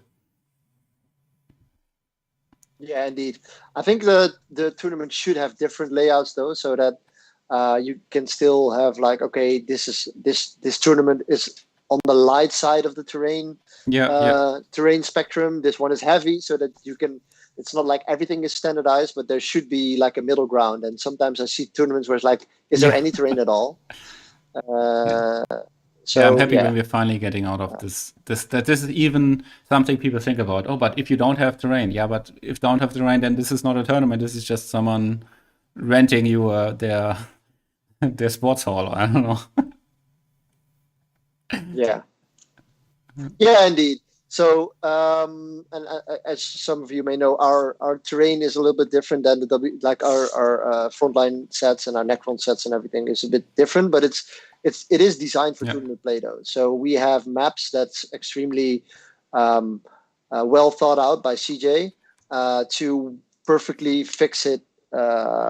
So you will not be the objectives will not be in the terrain, but you can still hide some of the units. But if you want to get some of the other objectives, you really have to risk a few of your models and things like that. So I think in the end, your tournament will be better if you, especially the top tables, will be standardized. Yes. Yeah, and I'm so grateful that the WC crowd, the people behind that putting so much effort in these layouts and taking all this feedback. It's a massive work. And even, I don't know, guys, if you have played on them and maybe you found, oh, this ruins too much or too little, or you like more this, it's really hard to please everyone. And I think each version is getting better. Even though I think the version 10 is a bit, I think the version 9 is better than the version 10. Doesn't mean it's like a step forward. We have to test out different things, and and they're reacting to feedback, and I think it's great. Without progress, like without having guys taking that risk, like Neil is doing with, like Isik is doing with Judani, saying, okay, we're going to do this, and we're going to see if it works, and if it doesn't work, we're going to fix it. We're going to make it better, and that's the same that we did with our terrain as well. This doesn't. We had some guys saying, okay, this does not work. Okay.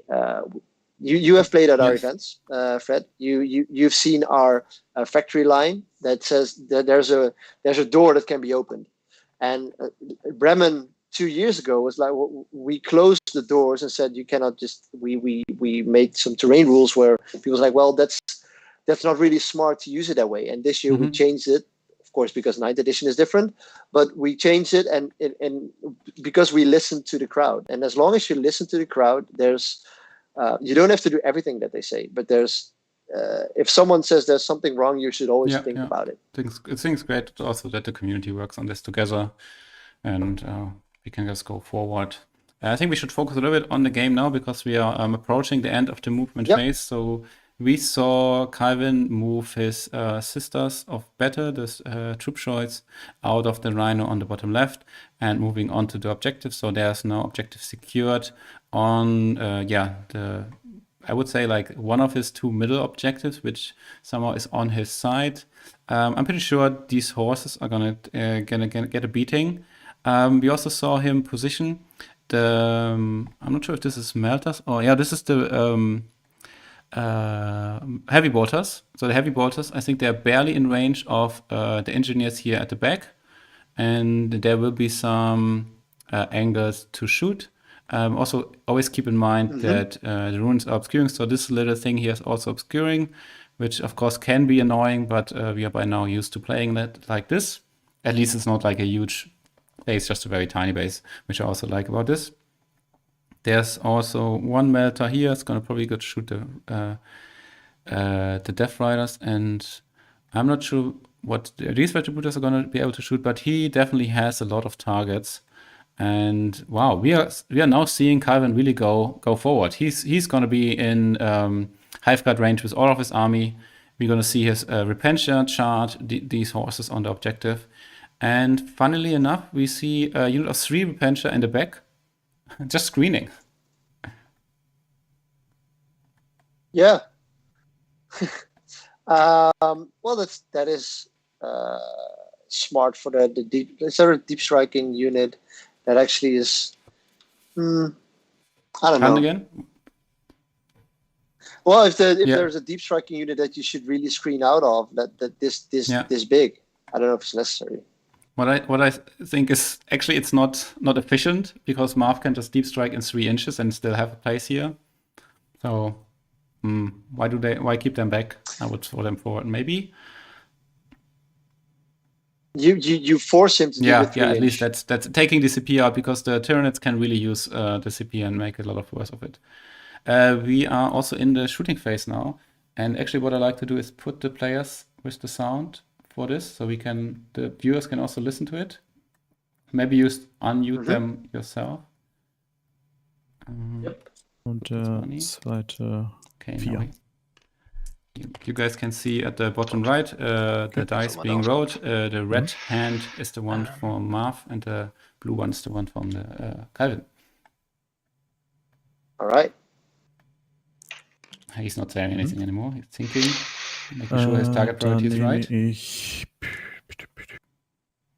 Cherub schießt den Heavy Bolter auf die Engineers. So he's shooting with the heavy bolters in the engineers. Oh, I just realized I need to translate today, because they're playing in German. 2 Wunden. -1. 5. Just a question for the guys as well. I see that the Tyranids have 14 command points. 3 Stück. How did they go to? No, it's 14. 14 points. Oh yeah, the score, command points are under there. Yeah. I was just looking at the wrong. Nee, das sind die falschen. I was like, they get more points every turn. I can move this In a Fort. little bit. So. Wie sind's noch? 3? Ja. Okay. So Kalvin taking out some of the engineers here at the back. Oh, wait, I have Heavy some new bolter. fancy tool which I just realized with Marv. So you can press M and you can zoom. Ooh.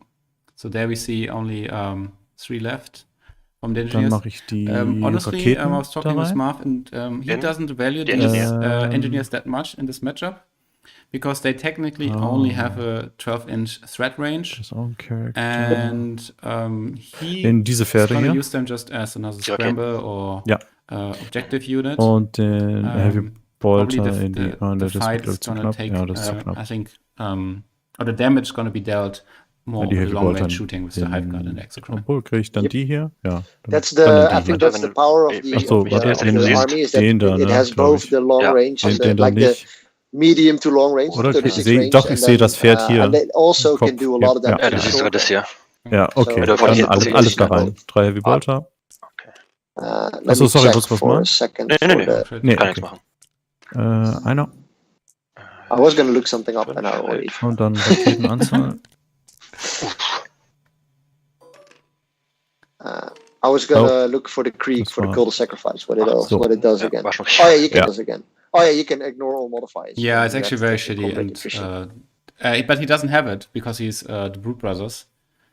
He doesn't have it, but Oh, he yeah, has then you even lose it, better right? because with Brute Brothers he gets +1 leadership, which actually even better. Yeah, indeed. And the creek already has a higher leadership, right? The engineer squad already has a leadership of 7, so then it goes to 8. Huh, it's not bad. It's actually not bad. Even better than ignoring the modifiers.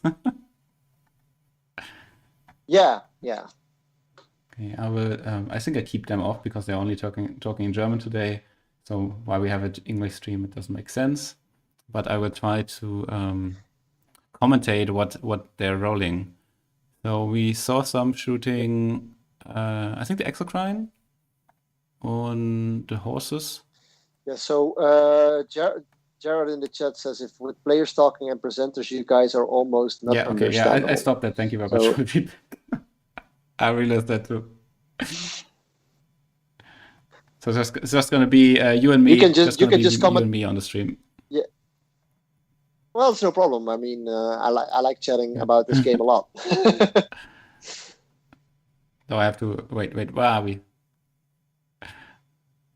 Ooh, that's a lot of ones.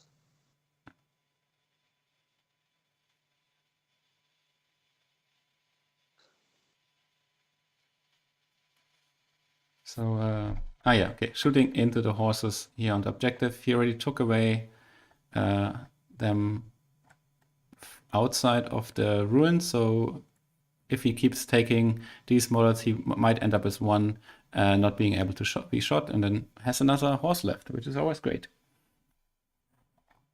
Yeah, I think the sisters can risk to charge it, and then he maybe even lock it if he needs to. Yeah, right? yeah. Marv has been talking about this with me before, that he's very concerned about being locked. He says he was happy to not see that in his games in the playoffs, because some more people forget that's still a rule, or like an interaction of the game, that you can just lock things, because everyone expects the Desperate Breakout strategy to be used. But it's still 2 CP. That's very expensive, and sometimes you can even lock 2 units in the same turn. Indeed, and you can actually, it is Desperate Breakout, so if you keep rolling the right dice, you just still die. Yeah. So, well, let's see. Okay. All right, so Yeah. all right, so now he's doing a little bit more damage. He failed a lot the of horses saves, die. So yeah, no surprises there. So we are done with the shooting. So 5 horses cleared here of the objective, and 7 engineers die. Then there's a charge Now with he's the going to modifier. charge with the modifier, probably. Yeah. So I think what he actually does as well with going forward now is giving him targets to really. That's also a kind of strategy that you can use to say, okay, I'm going to give you a lot of units. You do your target priority, and if you screw it up, you're screwed. That's the trick, right? Yeah. Because now he's even charging the cannoners in there, isn't that? Is that the cannoners, or is that? Yeah, that's the cannoners. Okay, so he's probably gonna try and lock And them now down. the Rapincha. And say, yep. How do you guys like my new way of new trick? The trick. It's really beautiful. Look at this beautiful model. Yeah, Marv actually, he has put a lot of time in the Tabletop Simulator, so he also showed me this. So we can do a 2D view, which takes away all the perspective from the game, and then you can really clearly see all the models and don't like have this like things being a bit crooked. But that's actually, yeah, that's actually.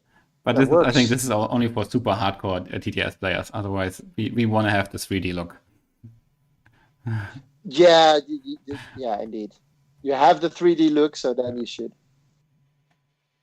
I was talking yesterday with Trevi from Tactical Tools, and he said that he really likes that actually the TTS has the look, and it really looks like the real game of analog 40K. I mean, of course, yes, the graphics are maybe not the best, or can be improved, or especially I always have to run it on low graphic settings.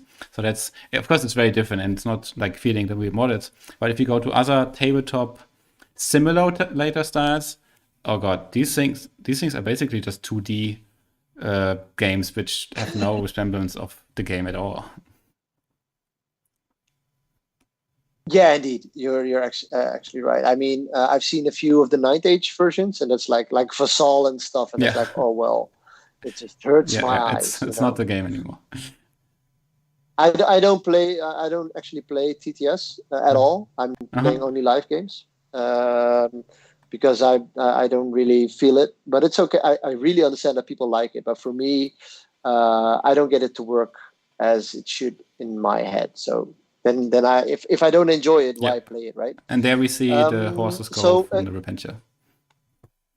Yeah, so actually Gerard is asking if the 2D look and the zoom is standard. Yes, it's completely standard. You just need, if the zoom is just pressing M, and you can see the.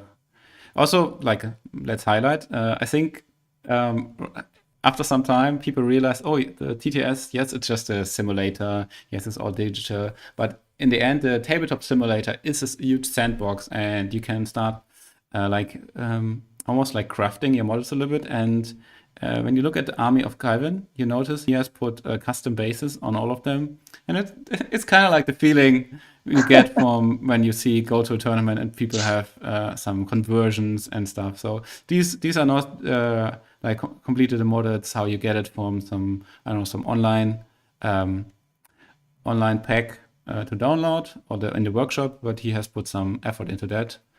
And I saw Marv really putting time to find the horses online and so on. So it's kind of still has, at least for some people, this feeling of you're doing a It's still doing the It hobby. has some hobbying. Yes, exactly.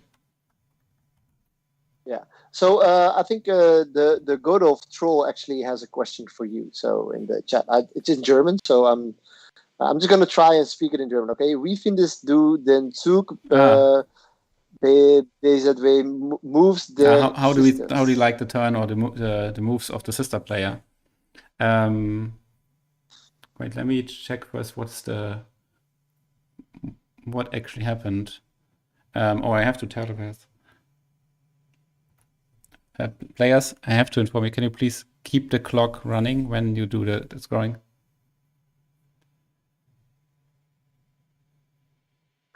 Yes, but the clock is there that also the game finished in a certain time. Now you have both done it, so you just... Okay, take a break. Okay, both players demand a toilet break, and I have no powers left, so they're just gonna do it. And we have time to discuss the turn from the sister. Yeah. So we can actually discuss. Yeah, we can go. Let's see how long I hope they don't stay that long on the toilet.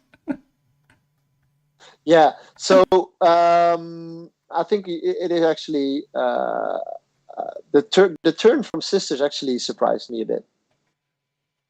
I have to check some stuff because I was trying to not measure that much before or during the turn was going. So the Hive Guard now has basically range for everything in this army.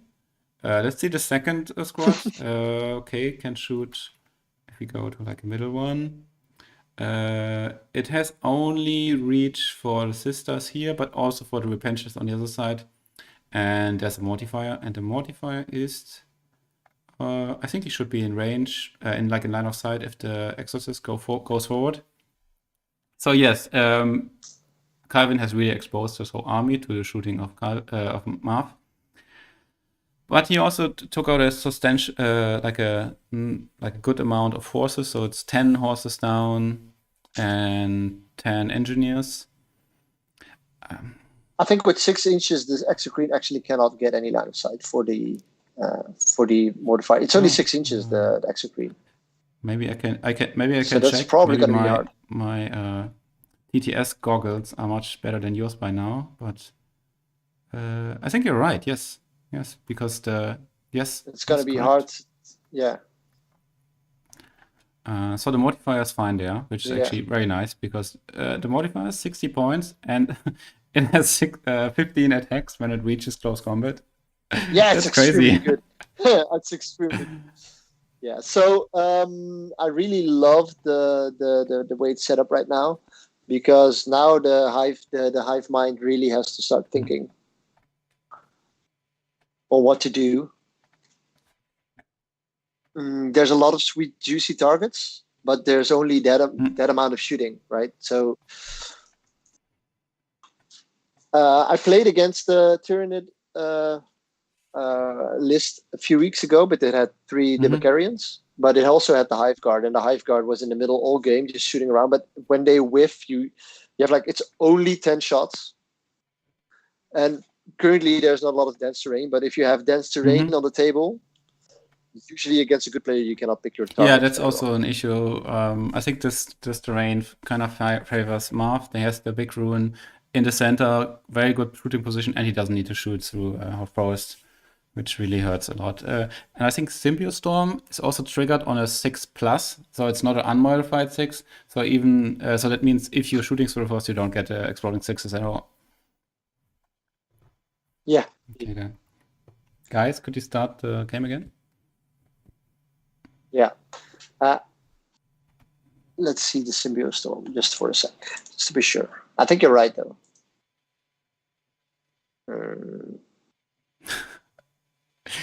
I think, yeah. Like, as I said, these 2 players, they know each other very well. And I'm not sure if you can...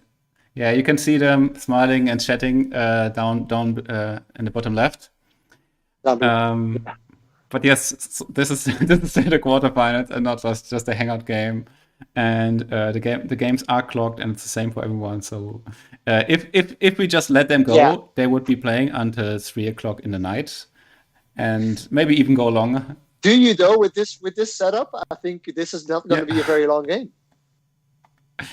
This will actually just go like a little bit like this in the end, because it is a tactical game. But in the end, there's not a lot of models, and most of the models actually will die fairly easily. Do you think we're gonna see like lots of models taken off in the next 2 turns and be decided by then? Yeah. Well, I don't know if it's already decided then, because there's so many models that you can still score a lot of points. Because right now he has 10 primary points because he destroyed the other, and there'll probably be 10 for the other one as well. So what you're going to see now is that you're just going to play grab and hold for the primary objectives, probably. I think maybe one thing that I'm actually not happy if I conclude on the turn from Kalvin, because he's exposed, but at the same time I don't know really what the other options would be. He could be waiting a little bit longer, I think, and just shoot off the horses, because that would force a Marv to screen longer and just sacrificing it. Right now, Marv is in a good position, but one has to be very careful when playing against sisters. With this amount of reserves coming, if you don't screen it out, you're suddenly like that. Because you think, oh, cool, I killed some Repentia on this flank. Well, there are 8 more Repentia coming from the other flank, and also 5 Retributors with the Sheriffs. Oof, they can do so much hurt. One thing that I think is has been a very good move from Kalvin is the Rhino down below, because he gave himself the screening room for saying, okay, if you want to come here, you have to use your strat to be within 3 inches, or I can almost automatically put my Repentia over there. Yeah, exactly. So if he comes forward, I'm going to be within 9 inches and do my 6 charge with 8 Repentias.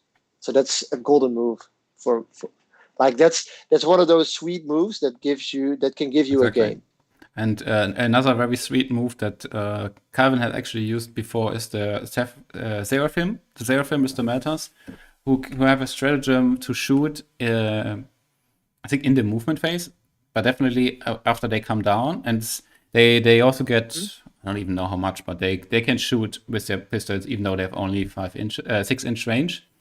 So what you can do is you, for example, drop on the bottom left objective, kill a screen, and then bring the Repentia in. So that makes screening against the Repentia double the amount of difficulty, or however you would call it. Like, it's very hard, and even though it's just one trick, it makes the screening so much complicated that sometimes you can maybe even overthink it, or I don't know, make mistakes. You have to double screen. You have to do the double screen. Yeah, you have to do the double screen. Let me just get a real quick look on where it is.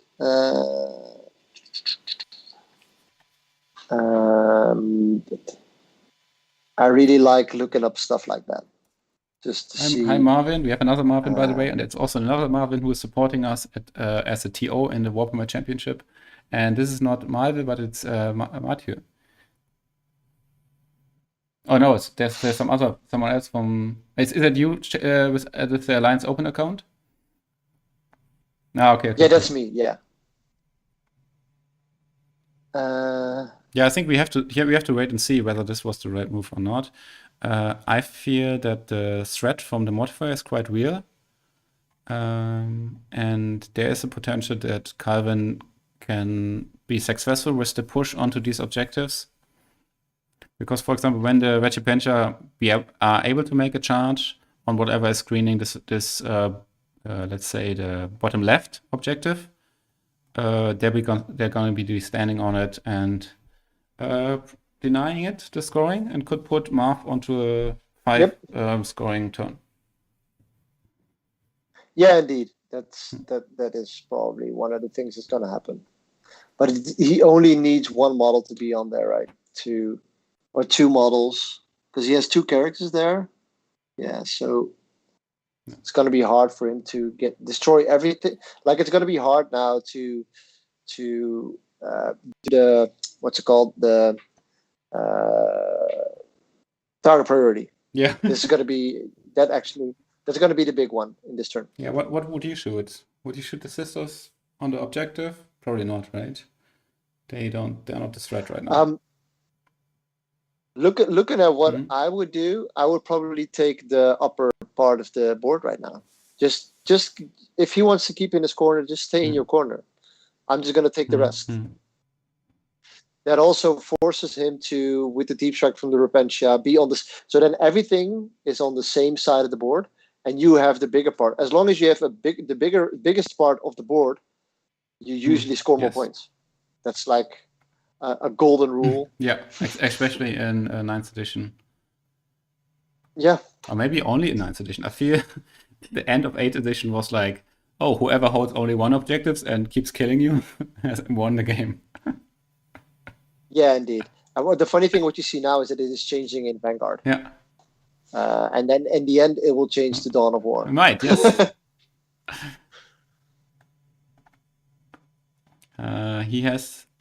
Marv has to make sure that the angle here where the Rhino is not like possible for a charge, for strategic reserve, because just a little bit after the Rhino, you're able to see the Hive Guard, and wow, if you can shoot at a Rhino with your Retributors, they're dead.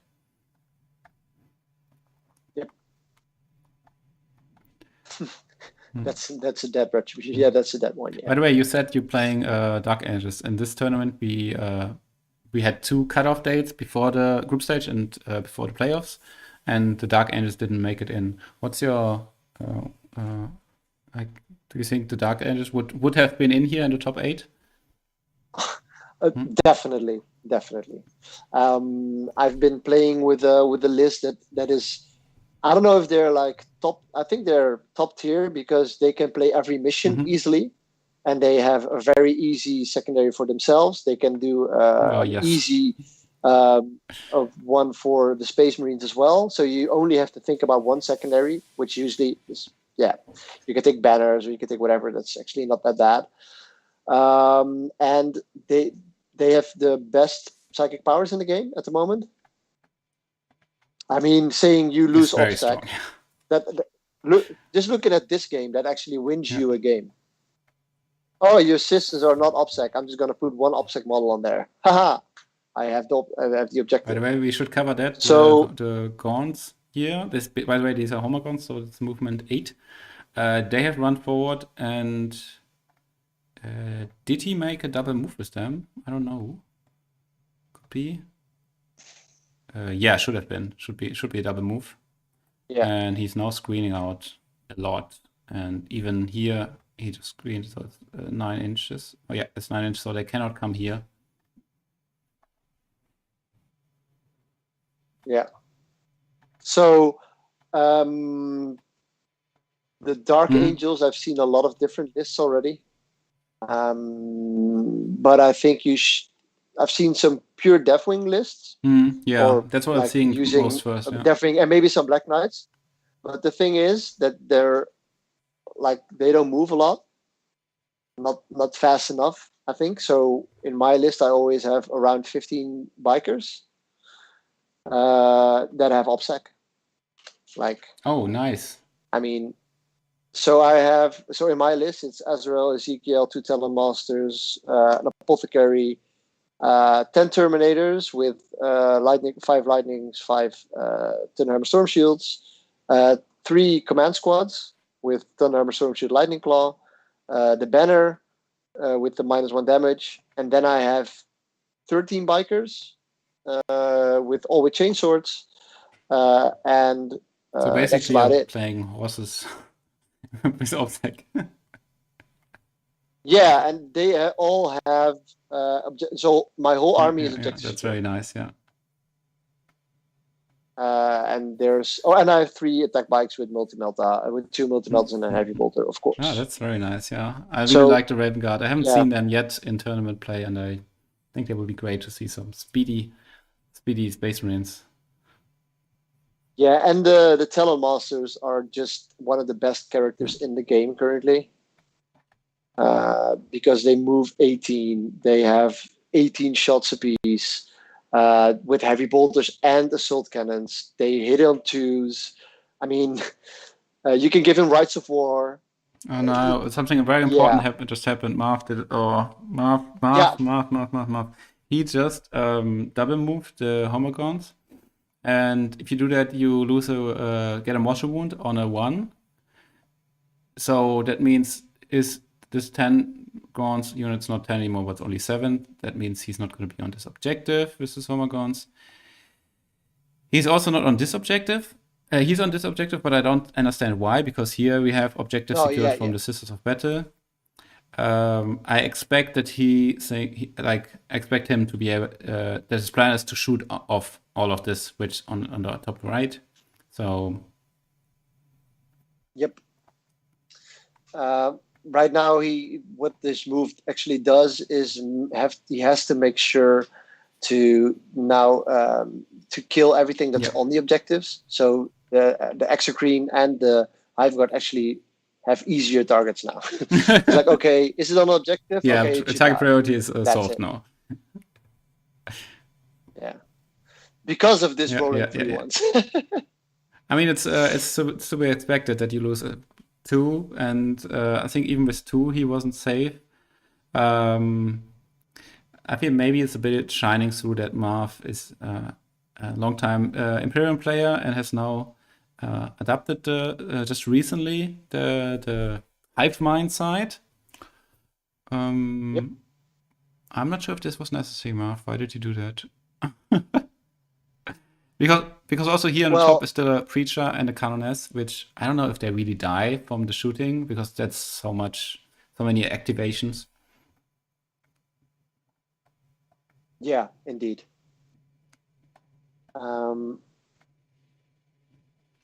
So do you think he should already pull in the Kelamorph? Oh yeah, we should talk about his reserve. So he has the Kelamorph, Acolytes, and 2 hybrids in reserve.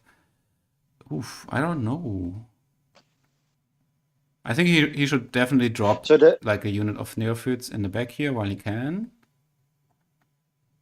And he needs to still do the deploy scramblers. So, because if you don't do that now, because that's one of the good things that he did with those 3 Repentia over there in the corner, in the upper right corner, is that he cannot do scramblers in his deployment zone now. He can, but he has to sacrifice his 3-inch reinforcements to cost him CP, and then he has to use that unit to do scramblers. I mean, that's just it's kind of expensive. A waste of CP. Yeah. We had the game yesterday was Orcs against Tyranids, and I also said that if Tyranids would have infinite CP, they would be like almost, I don't know, unbeatable, but I feel Tyranids are one of the armies that really benefit from all the CPs because and Genestealer as well, because they can do more things. I feel for example, Sisters, they just get stronger at what they do, and they get amazingly strong and fast, but they don't like move 3 more times if you use all 3 stratagems at your repertoire. Yep. Yeah. But Tyranids in general have a place in the meta, which is very niche. They could be like a gateholder list, in my opinion, but they will never win a GT. Like only if you go Tyranids only, they will never win a GT. Yeah, I think they have a hard time too. Yeah. What do you think? Is Marv's list? Could this be the winner list, or is it only this matchup where it can beat? Like the Sisters are definitely a very strong list. I think Sisters can win a GT. They just have, I don't know, I feel their skill ceiling is very high.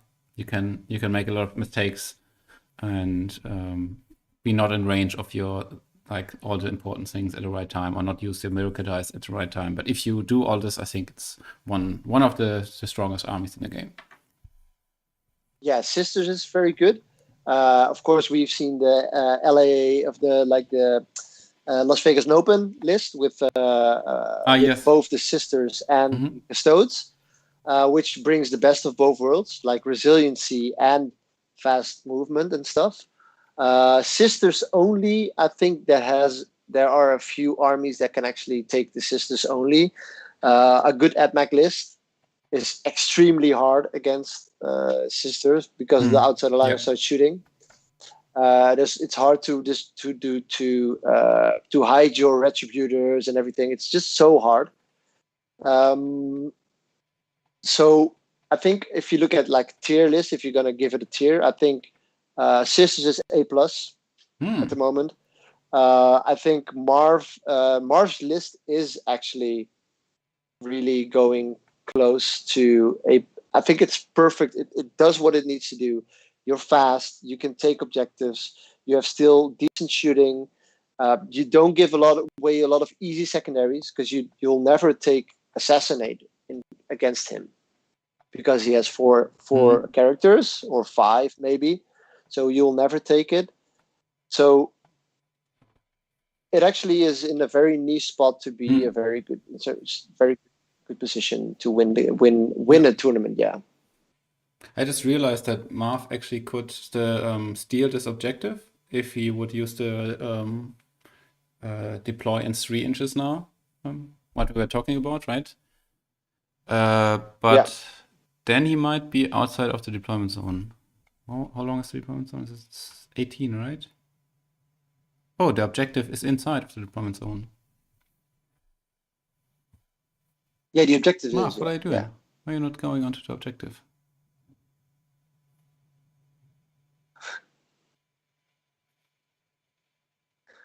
Well, that's something you can tell him later on. Yeah. You suck, Marv. You suck.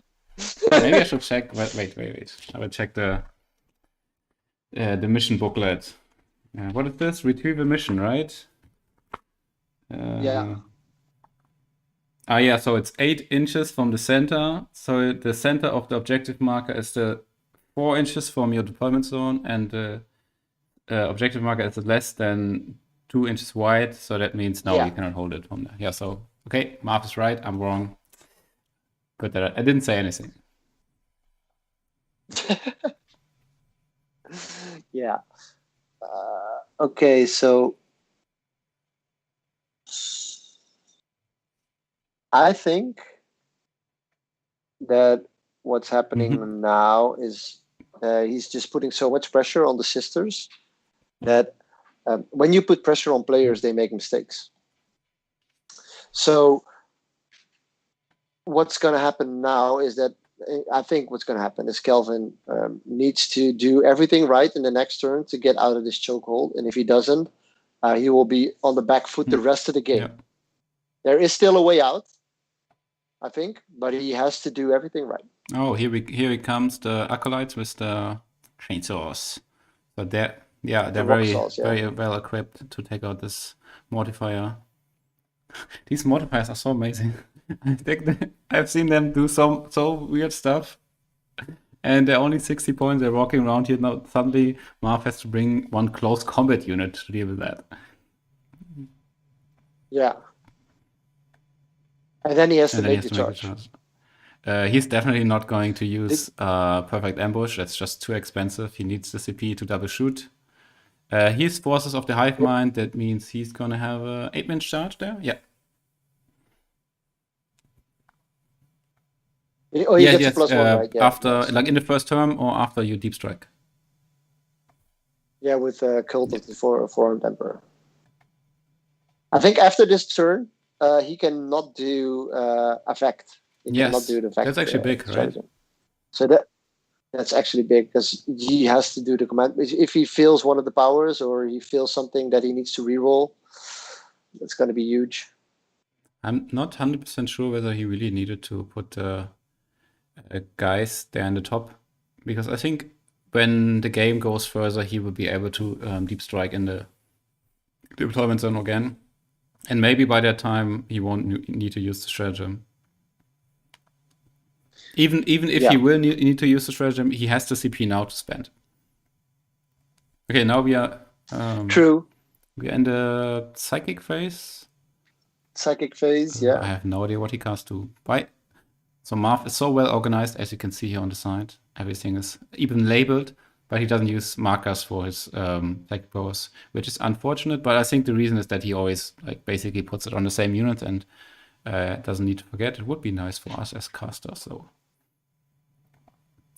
So you rolled an 8, right, for the psychic? Yeah, I think so. should go off. So we will see some exploding 6s in the shooting phase. At the beginning of the shooting phase, Yeah. of course, a double movement. Yeah. So, and will he? Where's the patriarch? Is the patriarch close enough to do Yeah, any he's here. onslaught? No. Yeah, but he needs to see. Did he give him right? onslaught? So. No, mental onslaught. So the Ah. rolling hide and Oh, leadership. what does stuff. the modifier has as leadership? 8. Yeah, that's pretty hard. And he has to see Oh, okay, him though. okay. So. So second, move on the horses here. Oh, this is it's so great. They get so quick, and it's not limited. It's not like Quicken, which you can only do one time, but you can basically. True, and what actually is extremely good is that you can do it on an 8-inch movement guy, right? So or 10-inch, yeah. right?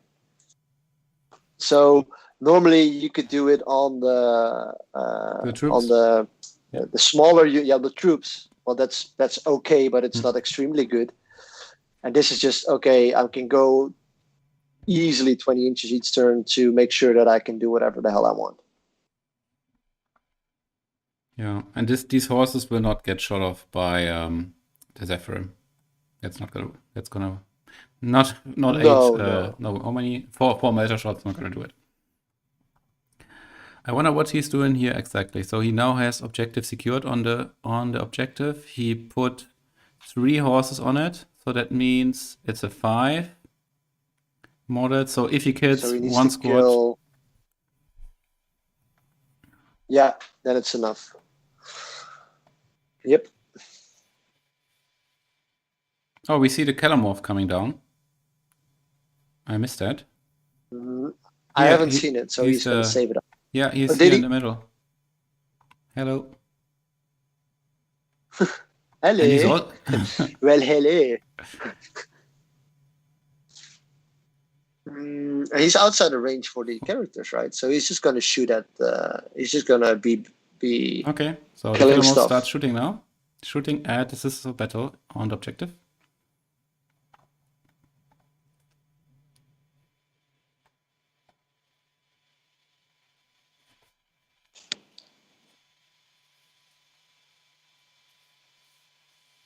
So he has actually 2 weapons, or like no, yes, 3. 3 guns, one with special one. damage 2, and yeah. So that's a damage 2 weapon with 3 shots, and the other one, the -2, yeah. So 1 dies because only 5 up in one will save, or it doesn't really matter there. Another one goes.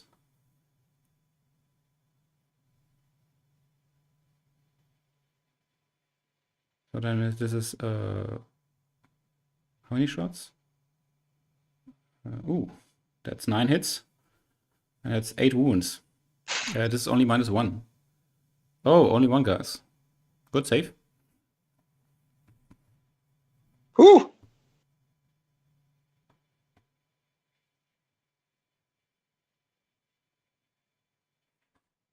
Okay. This goes so fast, this rolling for me.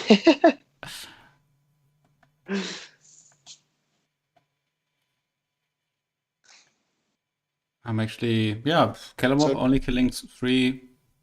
It's a bit Yeah, so this actually is big for the Hive Guard to have to shoot at one of these guys. Okay, he's gonna shoot 2 Hive Guard into to the Sister Squad of 2 and 3 into the one of 5. So there's 3 hits. And 3 wounds, -2.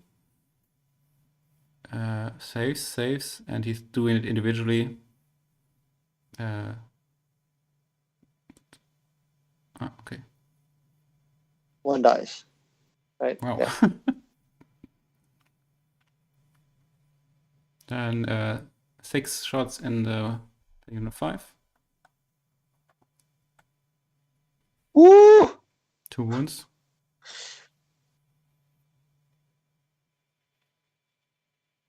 Save. And he's gonna And save and with the Kalvin is miracle using die. lots of Yeah. his miracle dice.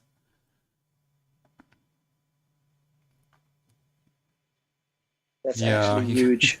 He Yeah. has to shoot. He has to shoot again with the unit, or he has to double shoot at the end. So he's basically just shooting at sisters. I don't know. Yeah. Why? Marv. Well, he should, because he needs to deny him the primary. Yeah, but he's also in range shoot at the Retributors. I want to see the Retributors there. They are doing the mission. What's happening with the Repenters on the top? He has to shoot him as well. So he's using the miracle die. The Exocrine can shoot the Repenter on the top, by the way. So that's gonna be their target, I guess. Yeah. Okay, so this is, I think the wound wall is done already. So let's see whether like one more Sister of Battle has to die, and then Marv is gonna deny him this objective. Yeah. And Marv is already on the other objective here, so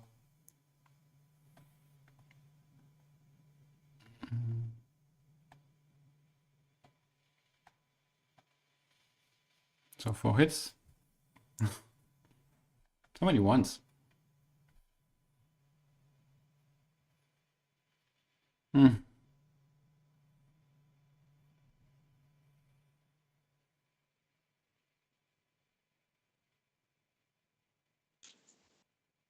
Oh, okay, yeah. Oh, and another one, yeah. So Exocrine into Repenters. Yeah. So just to make something, if the Tyranids, like the Hive, like the Hormagaunts, actually lost 3 and they're not in synapse range. So if he fails his leadership, 1 dies. Yeah, he's gonna lose 1 maybe to leadership, and then he also is gonna lose at least one more, so he gets down to 5 again, because he is right now not in formation. And then you have you have, so he will probably keep the objective, but it's extremely unlucky that he killed 3, like he lost 3 on them. This is 8 hits from the Exocrine in the Repentia, and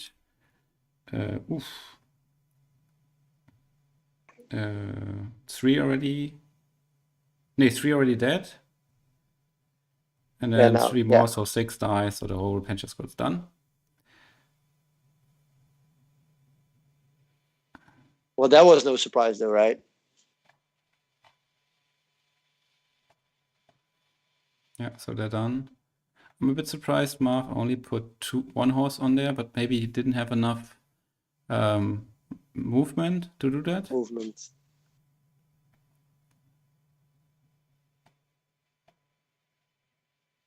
The characters are open now. Yeah, Chimeras are going to go into characters.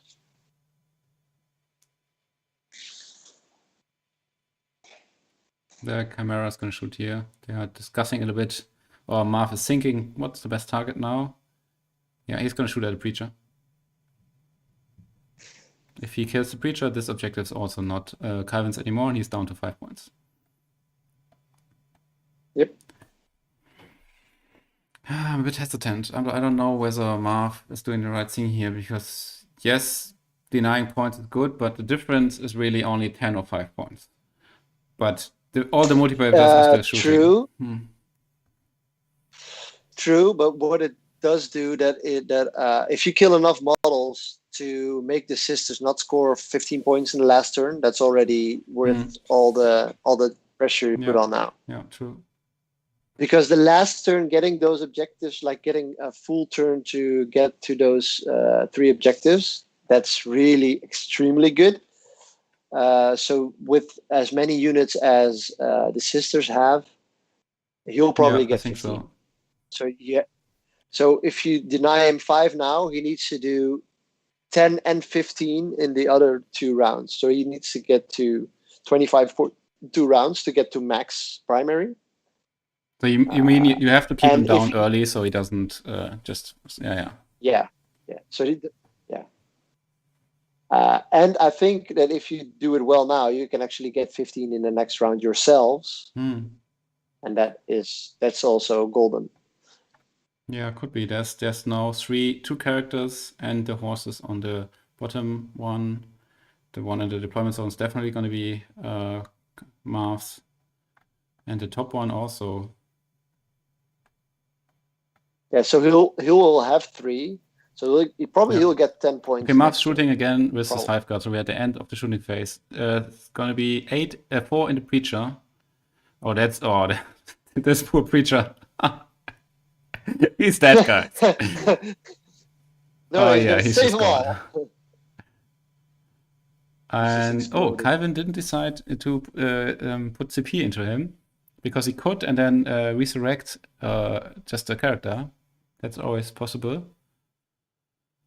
That would have given him the points. Yeah, but then you can still get the charge from. No, you could not. You cannot get the charge. If he makes the 8-inch charge with the rock saws, he can easily go. Yeah, he does. He just rolled a 7. Further, and then. Ooh. And he has 1 command point left.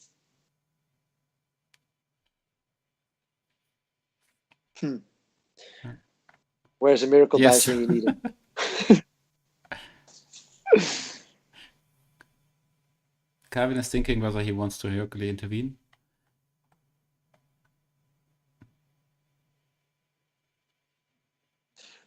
With only a power sword? No, it actually has this murder power sword, Benediction. Benefactions? The Benediction. Yeah.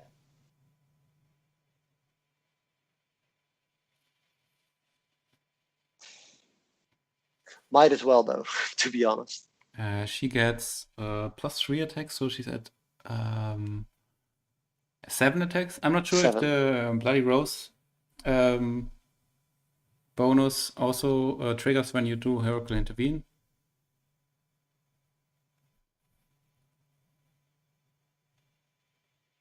He wants to attack the Neophyte hybrids.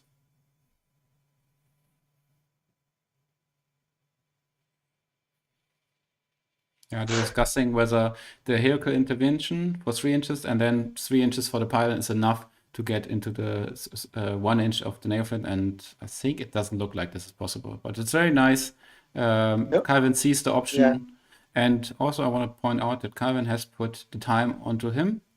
He's the brew player, and that's just what the gentleman has to do when playing with the clock time. If at any time you just need to think about a move or think about how to allocate wounds, you should always hit the clock and take your own time.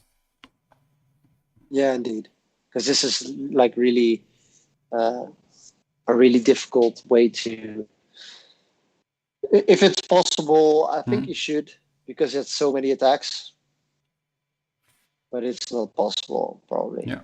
Now we are at the morale phase.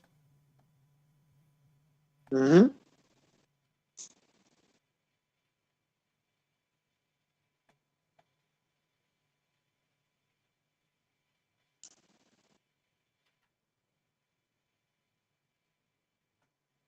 Marv, your clock is running.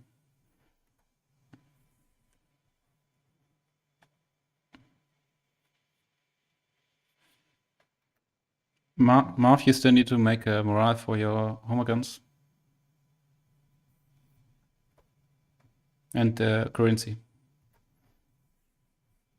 Okay. They really just want to play their game. It's like, Fred, Just let me go, man. No, not today.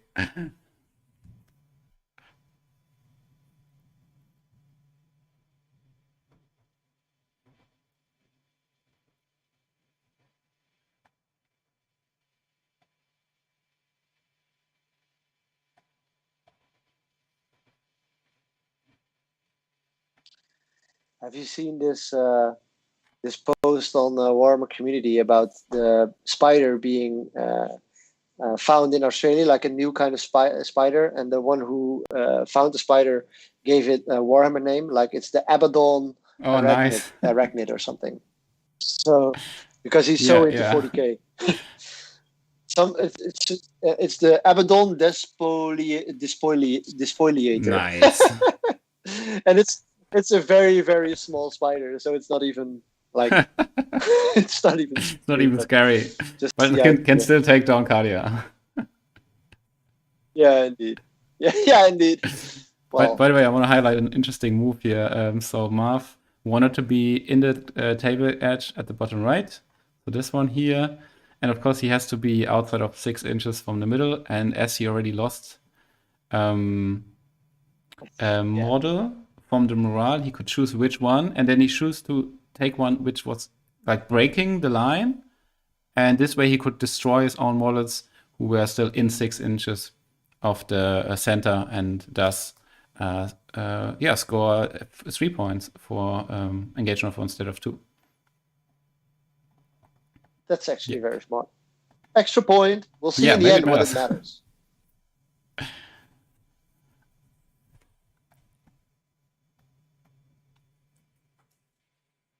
So, guys, watching this quarterfinals, please let us know what you think of what happened so far. I think it's a very tight game for now, and I think this turn actually will make or break the game. Definitely, yeah. I think this is the most important one now. Marv has screened out again. Basically, no table edge is free for deep striking. But Marv obviously is also running out of forces. He has 2 units now in the front. Only 1 is left in the back. And Kalvin is, I think, definitely going to take them out now. He has lots of melters left. I'm curious to see whether Kalvin is going to bring in his Repentia and multi-melters now, or whether he wants to wait a little bit longer. Yeah, this is a very, very exciting turn. Now we could also see the first time that this Triumph is going to make a move, because he is able to kill some horses in close combat.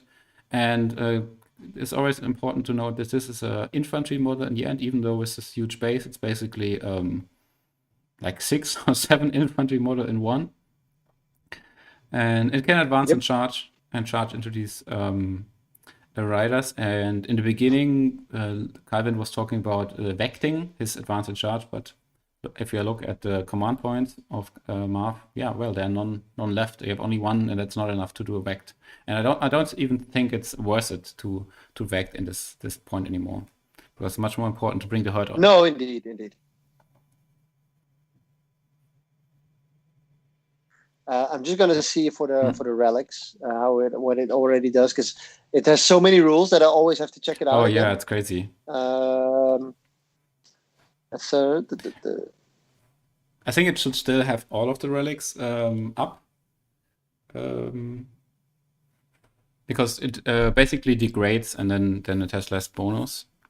Yep, but it still has 13 wounds remaining. It actually was healed by the Hospitaler. Yeah. Kalvin's also one of the few people who played it and really like it.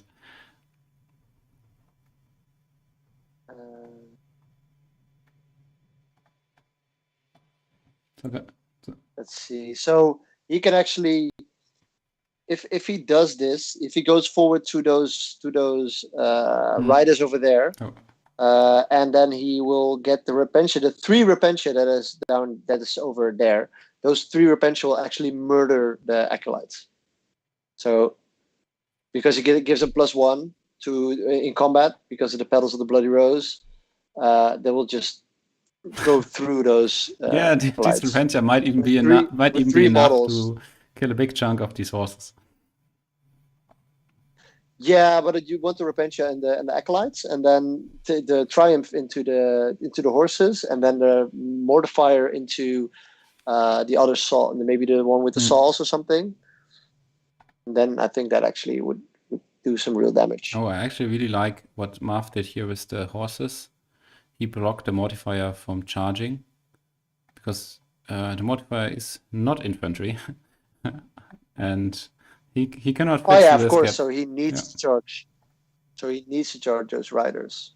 Yeah, see, that's what I meant with Marv's very sort out positioning of these horses, really pinning the opponent down, getting this objective, neutralizing this Mortifier. You don't need to kill him if he cannot kill important stuff, and the horses, they can take a beating. Indeed. Okay, so we saw advance from the Triumph, only rolled a 1.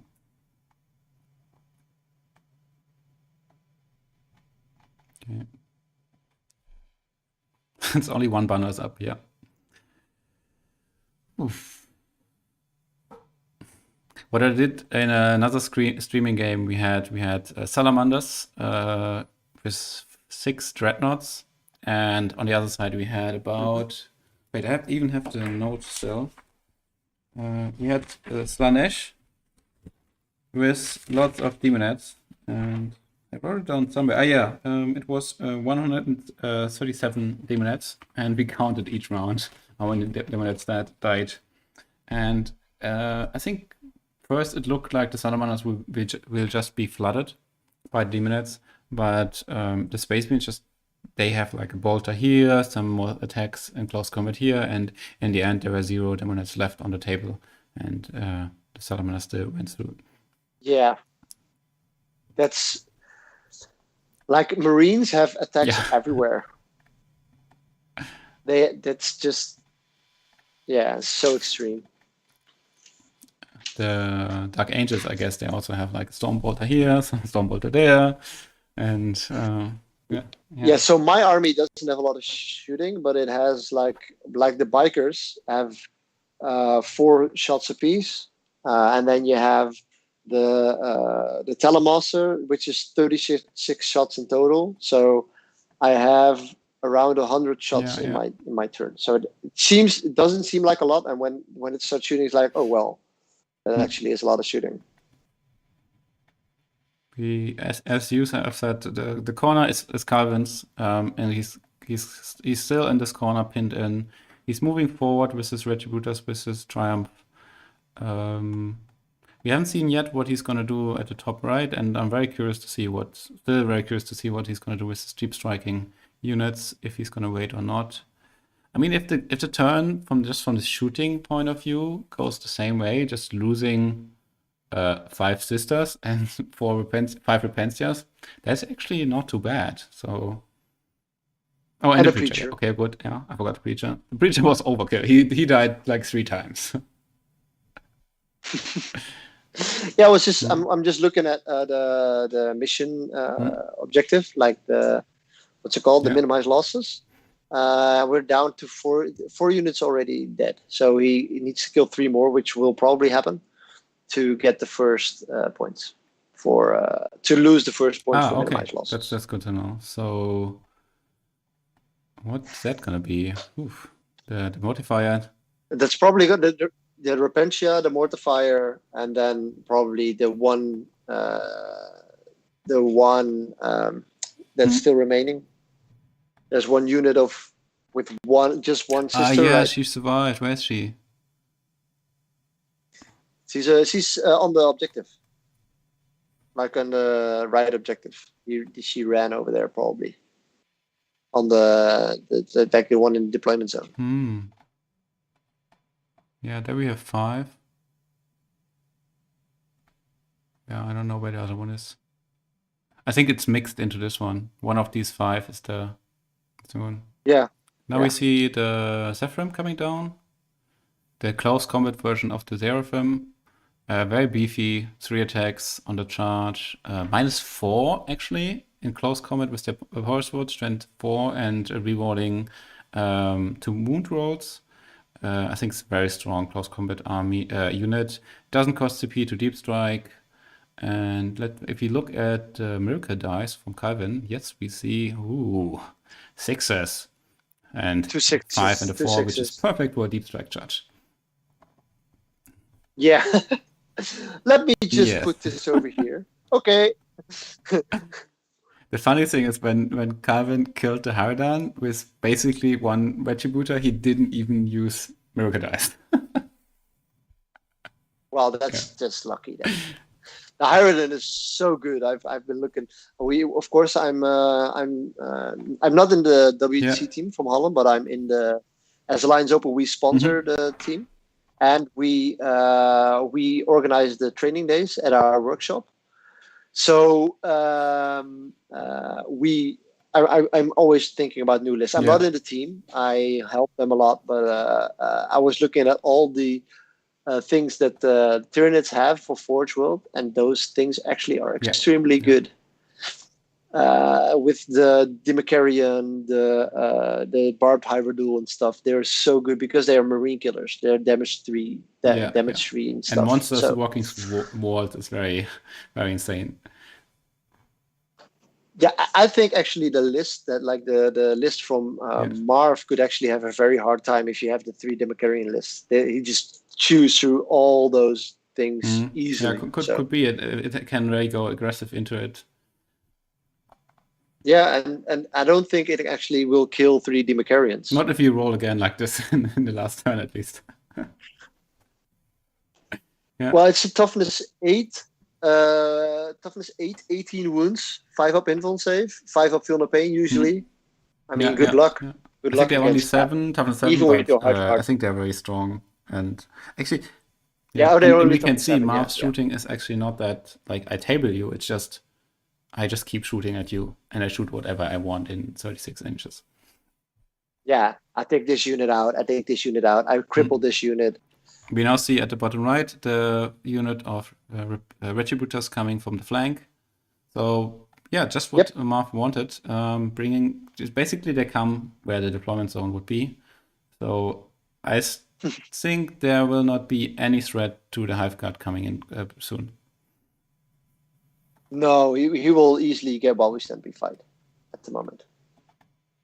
I think he will not even kill the Exocrine. Ah, yes, because it's it's on the other side of the table. Yeah, he's just standing there, and everything that's coming in his area of shooting is just okay. I'm going to shoot that. I don't really care if I kill it or not. And what he shot, he actually killed. So. Yep. I'm going to try to see what they are saying. Put them on loud a little bit again, because the shooting phase is starting. No, please. I will just shout out what they shoot at a little bit. Yeah. And then Kalvin says, the pistol of the Canoness is going to shoot. Okay, so that's the pistol of the Canoness. Didn't do anything. Okay, so the Rhino is going to shoot the Killamorph. Why did the Killamorph come here? I don't know. To hold the objective. And 2 hits at the Killamorph. One wound. Nothing.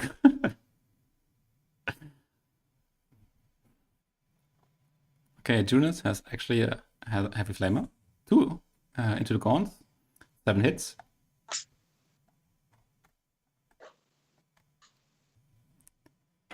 They are dead. Yeah. He's already removing them. That's so funny. Okay, then.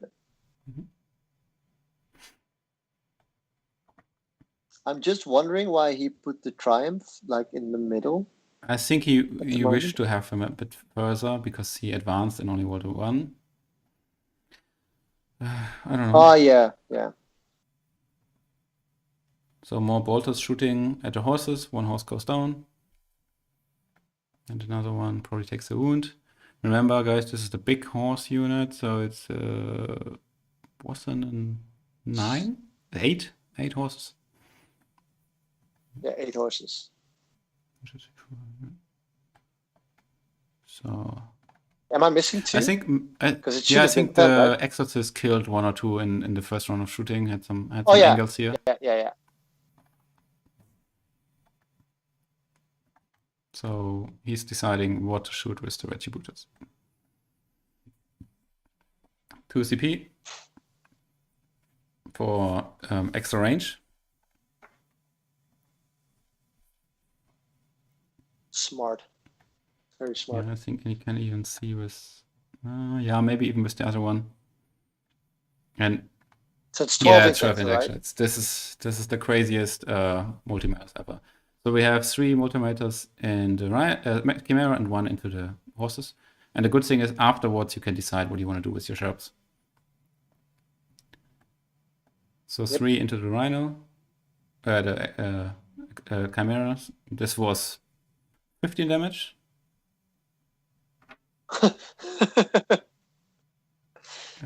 One dice.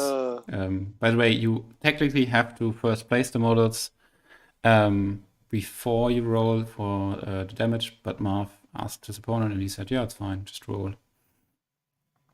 Yeah, that's a weird rule in my opinion. That you really need to do that. I mean, yeah, I think they didn't think about it when they wrote this rule, and I think I still tell my opponent when it matters that he should do it because it really changes the decision you should make. Yeah. For placement, it's because imagine this corner would be smaller, and then maybe I don't know, only 9 fit in, but he doesn't know whether he's going to roll 1 or not. Then it's going to change his decision. I wish GW would just go there and look at these rules and just say, okay, yeah, no, just do it this way, and then it's decided. Or just do old school 5th edition and say it explodes. It will become a crater under the yes. under the, and when you're in there you get light cover. I mean, and when we used to have little craters in our tournament packs and then place them under the. Yeah, you needed to bring them with you because else you won't get your painting. Yes. That was amazing. Cool. I think that's those are the if you would take one rule out of another edition, what rule would you take? Oh God, I think this rule was great, but I don't know if I want a Terran. Just not 9th and 8th. So from 7th to 1st edition. I started 5th edition, so I had 6th, so I don't have any idea for the other rules. But let's just say 7th. And okay, let's do this in the mass movement phase, and yeah, let's just think about it, and you just do your. So we had the 2 sheriffs being used and shooting at the horses. So this is only 3 horses left on this corner.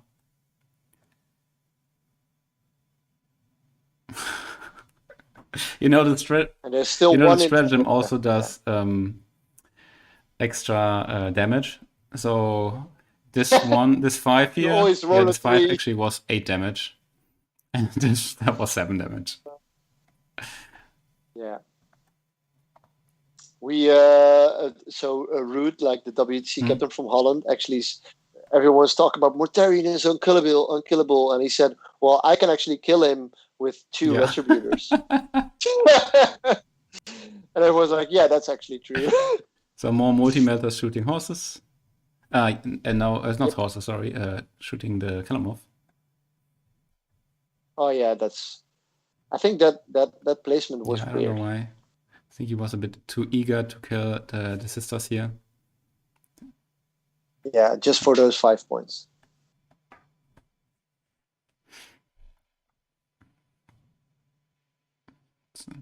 Because I wonder what's going to happen with the riders on top and the acolytes over there. The acolyte, you mean on the top left? Yeah. Yeah. If the canoness could make a charge here, actually. Yeah. So we see some heavy bolters shooting into this horse, and just I don't know where the other stuff is going actually.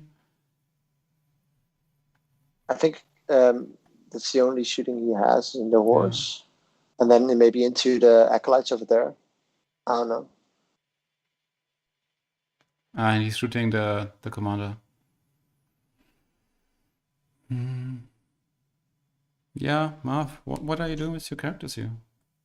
I don't know.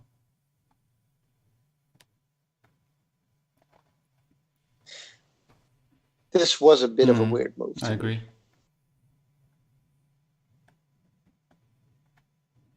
So I think he didn't need to reach over there. He should have just taken all the objectives, like upper objectives, and then the left one, the bottom left the one. Bolt has finished this just one. left it close. I agree. I totally agree. It's a little bit too aggressive. So guys in the chat, please just tell me what you would have done in this situation, because we are talking a lot, and I just wonder if this would be the move you would have done as well. And it also shows that yes, the Hive Guard give Marv a big edge here, but he still has to screen. You also have to find how much you screen, find out how much you want to screen, and not to overcommit yourself. Oh boy, there's 15 Retributors in this right corner, and they're wrecking. Yep, nobody wants to get close to that.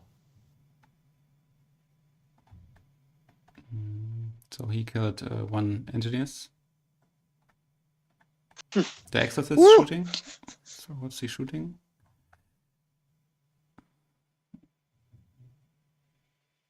I think he also shot the Engineers. Marv's Engineers are always so poor. They always die. I think I would have done the Rocksaw Acolytes. Or didn't he have the range? Because it's 48, right? So he should have made that easily. Yeah, he would be in range. I don't know. I think I would have taken the Acolyte.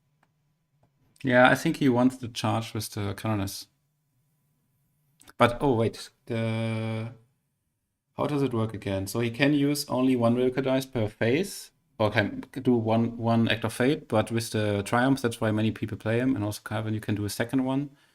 And I'm not sure if this is enough, if you need to be in 9 or in 6. I could for the extra Wilka dice or action Act of Fate thing.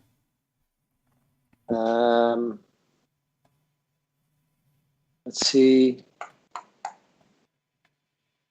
Yeah, if Kalvin does everything right, or if some things go into his favor, he could really clear off the board right now. He has the Repentia on the top right, clearing with Neophytes. He has the Zephyrim at close to his deployment zone, clearing off this Rider, Death Corp Riders. He has the Canoness here, also in position for a charge onto the Acolytes and to the Engineers. Ooh. Marv he needs to be within 6, by the way. 6. Needs to be in 6. Okay, so this is not a second Act of Fate. Act of Fate, yeah.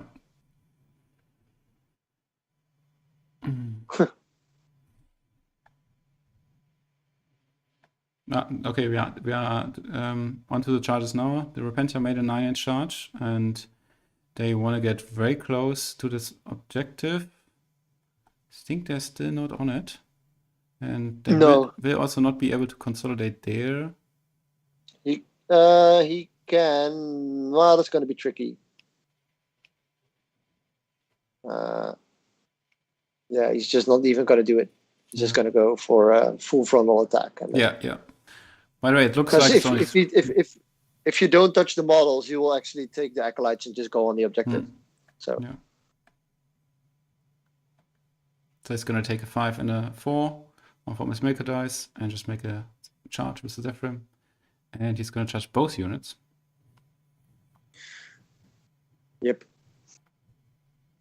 So then he'll probably take them first, touch the Acolytes and the Death Riders, and he will charge the Death Riders. Yeah, that's smartest. Yeah, modify the Death Riders.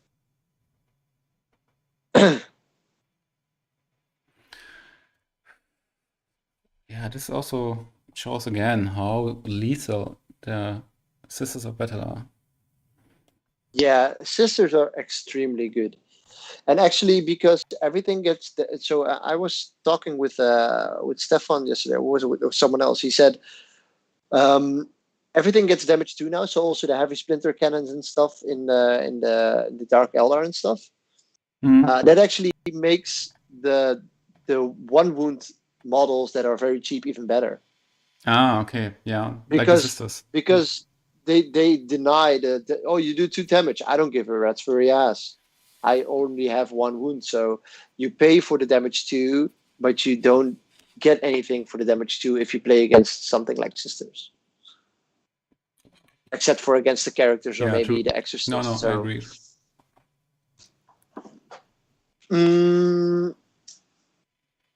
I think one thing I would have done different is the Exorcist, shooting it in the rock saw neophytes, because I don't think the grenades are that scary from the engineers, and the acolytes. Yeah, the target's not really there, right? They can kill the cannoneers, but that's it. Yeah, but if you true, and if you shoot 4 acolytes and they fail the leadership, they're or if you kill even 5 and they fail the leadership, they're under half. So then you automatically take down those rock saws. I think Kalvin doesn't like rolling. He said that also in another stream. I would probably have tried to make this charge here, but I'm also not used to making charges with 100% success rate. So yeah, and I think Marv actually was a bit too greedy with his command points, so he cannot intervene anywhere now. Yeah. So yeah. So I think what you said, I would have rolled for the rock saw guys and just go over there. Yeah, would be better swing.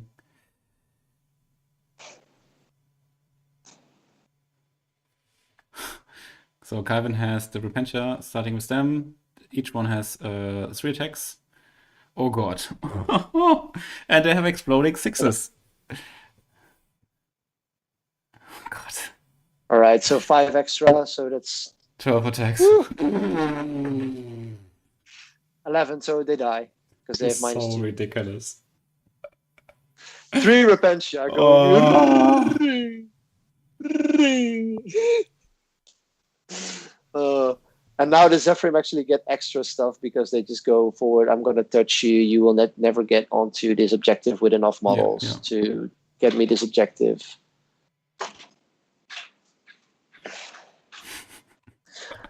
I think the reason why Kalvin did not put the canoners on the engineers and stuff is because the canoners will definitely die. And it does not have OPSEC. So you won't even deny any points. Yeah. She would need to kill the whole squad, right? And she doesn't do that. Yeah. The only thing that maybe you could have done is make sure that you that the what's it called, the Neurothrope had to move to cast his Symbiote Storm. So that's really the only thing that could have been done. Yes, I agree. Now it's 12 wounds. 12 wounds on the horses from the Zephyrim. They only do 5 wounds after the Pheno Pain. Oh! So only one dies. Oh, one already had a wound. So that actually... So 2 die. Lock him in. Yep. Good, but he still has enough, I think, for... He's going to take some damage and can take this out. Yeah, but the Canonus actually can... If he does the Canonus first and moves to the right, he can get within 3 of the Zephyrim. Yeah. So then you can actually save him from... Yeah, so... Golden! Yep. Oh god, is it just 5 Zephyrim? They're so good. I'm always in awe when I see the sisters really fight. Yeah. Sisters are extremely good. Okay, so this is the Canoness. So he has 4 base plus 1 because Bloody Rose and 3 from the Relic Sword. He takes the Stratagem for +1 to wound. This is a 1 from Bloody Rose.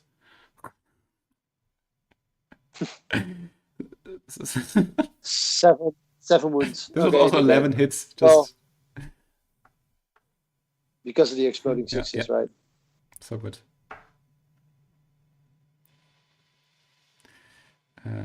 He's gonna roll his... Wait, how much damage? Damage 2! Yep. Yep. 2 die. 3 die. Oh. Gone. Oh, I Think- can't tell you how much units I have to put into this to just kill 5 horses, and this was basically, so this is I think 60 points for the cannoneers, and then 70 from the Yeah, Zephyr. so 130. Yeah. And he's just, the thing now is you can actually see Marv's face going a little bit like, yeah, this was not supposed to happen. Yeah, definitely. I think I'm gonna put them. And this was extreme though. I mean, there was some good rolls in there. But I'm actually not that surprised. The sisters do so much. That's where are we at now?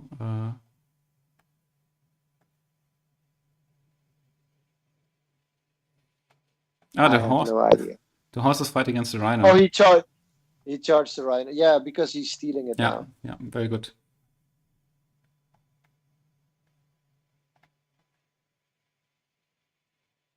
The single. Now I found the single sister. It's inside of this objective here. This rhino. That's very, very neat. Ooh, and this could even be like the disembarks from the rhino and then makes a charge on the hive guard. That could be golden. Yeah.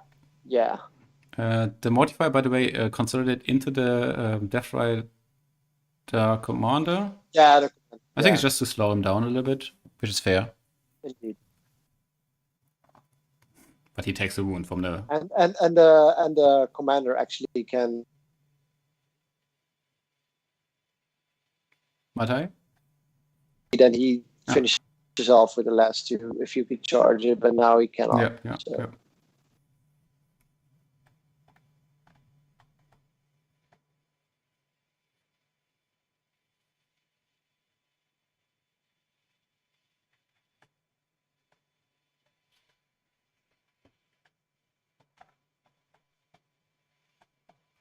Marv, your clock is running. Oh. Yeah, wait. Okay, I'm back. Okay. Something happened. I don't know why. Kalvin was asking whether he forgot to move the Repentia, but he actually didn't. He maybe he thought he might kill them and then move on to the objective, but he placed them so high in the end that he couldn't with Consolidate get into the objective. So now it's only one unit here. And yeah, and we have two units on this objective. Okay. All right. So end of turn 2. Is looking very good for the sisters at the moment for what happened. I did not see this coming, to be fair. I feel like from the scoreboard it doesn't show yet, but we have to keep in mind it's minimized losses and where we stand. That's basically going in favor of the sisters. This will be added in the end. Right now, he'll probably lose the 3 units you need for minimized losses to go to 10. Mm-hmm. And while we stand is the Repentia, no, not the Repentia, the Retributors, and then the Immolate. So it'll never. I don't think it'll happen. Maybe he's going to shoot at the Triumph. Can he reach the Triumph with the Hive Guard? Yeah, he can. Yeah, and of course he has the Acolytes coming in later. Yeah. I'm within 3. Yep, stealing the objective. Oh, nice. Yeah, that could be that, but that also means no double shooting. No, but he can actually take both of the objectives. I think, yeah, but do you see now, right? We had here in the top, this unit was not necessary to be like it got killed from the Repentia now, and I mean, of course, the Repentia could have stayed here, but I think in the later turns there would have been an opening for dropping without the CP. Yep. Oh yeah, you can actually do it because you can now get two triangles to make sure that you're in coherency. Very smart move. That's the 2 points worth definitely. You know what he's also going to do? He's going to scramble. He's going to scramble and steal 2 objectives. Steal 1 objective, and then after shooting, maybe the other one as well. Yeah, because he scrambled with in the deployment zone of him as well already. Yes. This was the squad here on the top that was killed by the Repentia, and in the first turn, yeah. I don't know, there's some random stuff in his deployment zone scrambled. Yeah, so he's just gonna give away. He spent 4. So to give some people some insight, he spent 4 points CP to use to get scramblers. Yeah, I also don't think it's necessary. I feel it's a bit. No, so that's the thing with scramblers. Sometimes you just have to invest a lot of time and effort to get that scramblers. I think in the end this is worth it though, because this also blocks the rest from moving forward a little bit. The question is though, is it like completely worth it? Because there's it takes away the damage output he has, right? Yeah, he's losing a lot of output, and there's still some Repentia coming in from Deep Strike or from reserves. So he's got how many 6s does he have for the Miracle Dice? He has 5 6s. Also, Kalvin can't really complain about his Miracle Dice. Look at this. Yeah. Look at this. He hasn't rolled 1-1 yet. He hasn't rolled one. No, he has rolled 1, and he used it for his moral check. Yeah, well, so which was also good. Golden. I think I'm going to put the players a bit on the screen so we can see them. As you said, Marv is going into his focus mode again. He really needs to see what he can do to not lose this game. It has been going very well for Kalvin in this last turn. He took out a huge chunk of the army of the Hive Mind.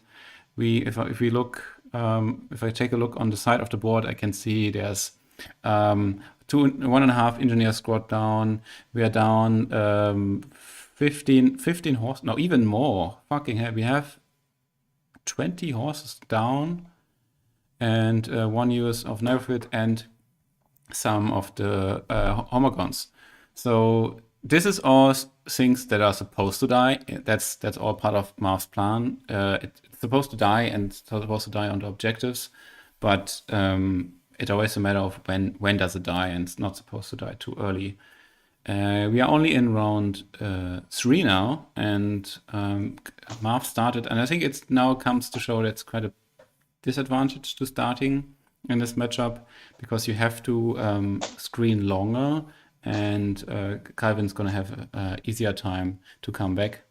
Kalvin's getting some zips off his, what's this thing called in English?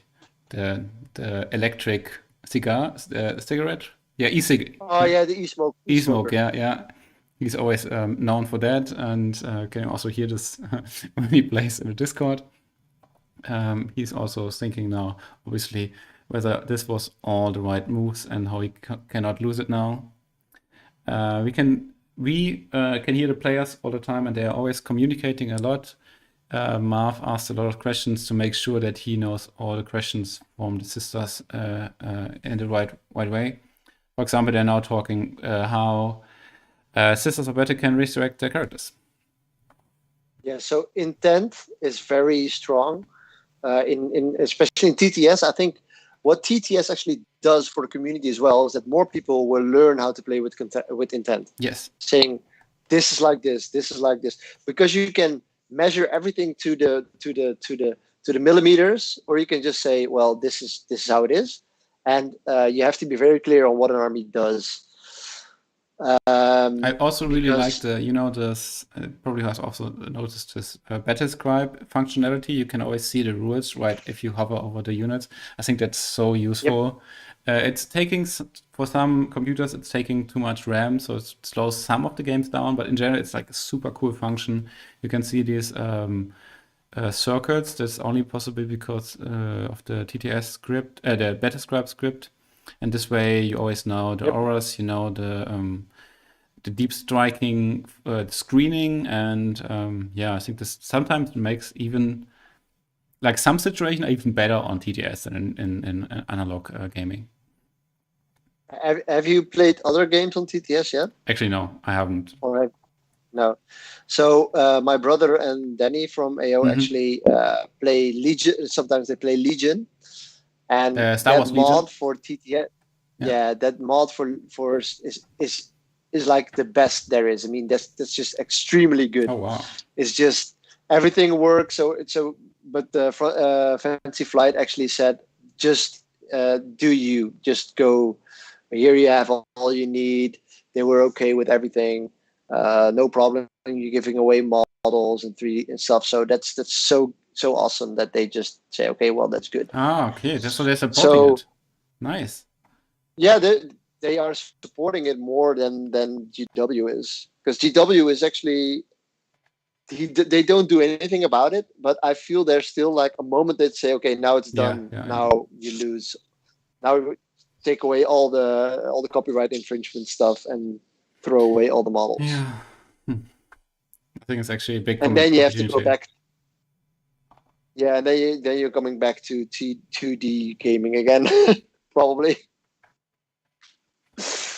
So sad. That stuff like that needs to happen. I wish they. I mean, I think the tabletop simulator is here to stay, and I understand some people, if they have the opportunity, they rather play analog, and even now they don't get don't feel comfortable, even if that's the only way to play.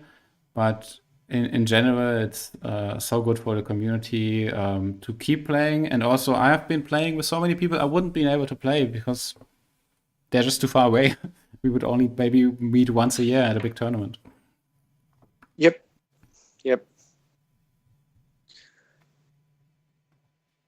You had the question about the old edition rules, and yeah, currently I have been only thinking about like what stuff we can also get rid of, because I want Warhammer to be faster. I was always a defender of more old style Warhammer. Every time there was a change, I was like, I don't want the change. Like when they said, okay, you can just measure or check line of sight from any part of the model, I was like, what? No, don't you want to have the angles for the shooting from vehicles and all this cool stuff you can do? Oh yeah. But that was so that's so realistic. Yeah, so realistic. And I remember I was playing Necrons in 7th edition a lot, and then you would take the annihilation barges, and then they have these angles, and you can just like, okay, I'm gonna see your characters, and I can only shoot the characters because he's only in the angle, so I can shoot at the characters, even though there's like 20 gaunt or something in front. And this was all cool stuff, but nowadays I think, oh, no. I don't want to be checking angles. Yeah, indeed. It's so easy to give you that extra, I don't know, it gives you, if you can play a TTS game in 3 hours, that actually means that the game is quickening in a very good way. Yeah. So we at Alliance Open we are thinking about making games 2 hours 45 minutes, because if you just don't play quick enough, you're not supposed to. We're not going to do it probably. Well, 2 hours 45 is a little bit too less, but especially not the first game of a tournament, because you have to set up your army and stuff. But if you know you have 2:45, you're gonna like step on the gas a little bit. If you're like, I have 3 hours, it's good. Like even ETC, like WTC games, with pairing, it's 3 hours 50 minutes with pairing. So you only have 3 hours for a WTC game, which is usually takes even longer than, because it's more about tactics and do I want to hold points? Do I want to get more points? Do I have to do Hail Mary stuff and everything? So even the WTC, which normally was 4 hours for each game, they say, okay, we're going down so we can play more games, have more fun, and I actually think that's a good thing. Yeah. I'm also always a fan of the simplification. Nowadays, I'm a fan. I was always very anti, but I can see all the, the opportunities for more gameplays in other areas, not checking line of sight, but just saying, okay, yeah, this thing can see this because I just see his tail, or can see from my tail, that's enough. And then we can think about strategies, like real strategies, like position on the tabletop, thinking about the secondaries, thinking about which stratagem to use. and managing your CP. I think that's there's enough to I don't know, differentiate a good player from the okay player. Yeah, and the same. Yeah, the same with unmodified rolls. Just say okay, unmodified 6s. Yes. To hit unmodified wound rolls of 6, and that's just way better than it was before, because you like AdMac currently has the old codex syndrome, which has well, you get all the rules, but you get all the extra shots and extra hits and everything, but it's all modifiable. Yeah. And when they straighten it all over the board, same with Storm, saying you get a 6 when you roll a 6, you get an extra hit, but it's all modified. So then it would be even better. Of course, it would be even better though, but it also gives you I don't know. It's better to do that in that way. Yeah. I hope they keep doing that. Keep pushing that. Yeah. By the way, he's actually changing like the Congo line right now. Yeah, because this is end of the phase, end of the movement phase. Marv just did it to check, and now he's decided after, like, I guess, reading the board state, it's more important to take this objective away by just placing more models on it.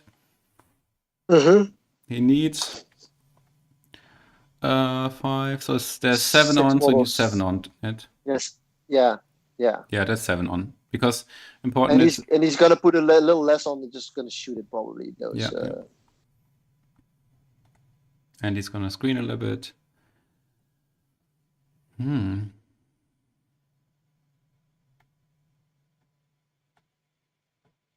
Yep.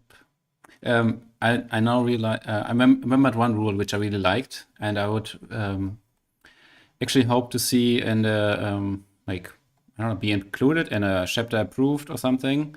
And that is in 6th edition, there was a restriction on charging in the first turn, depending on whether you go first or second. So there were many armies who could make a scout move, just like nowadays. And you couldn't charge when you have first turn. So it means when you did a scout. Yeah, move. Actually, exactly. Even when you get second turn. I mean, you could still charge if you had first turn, but the I don't know. The scouts could not actually. So exactly. I actually played Ravenwing during that, and the Ravenwing actually can all use like the scout or the outflank or whatever, and say, okay, if you do that, you cannot charge. Exactly. Yes, and you could. I think they were in general very. I don't know if there was even any army that had units that could do a first turn charge when it's going first, because just there was not. And maybe with Quicken you could, but just generally things were slower. And I like the game as being fast now, but I would like to have like this way of, okay, if you have the first turn, maybe you cannot do that jump, or you cannot do double move, or something like this. To like the extreme, the blood angel shit you have right now. Okay, I'm gonna move 34 inches with 2 units and just gonna smash the shit out of you with Thunder Hammers. So extreme. Yeah, I think it's a very annoying rule, or like how the rules are. This is annoying to me because it makes the first turn so important and then changes the game so much whether you're first turn or not. There's actually a Storm, I guess, the power. Should be on. He actually filled it because he rolled a 3. Oh, okay. So yeah, we're in the shooting phase, and I will try to talk about refer what they're shooting at now. So the Hive Guard starts shooting.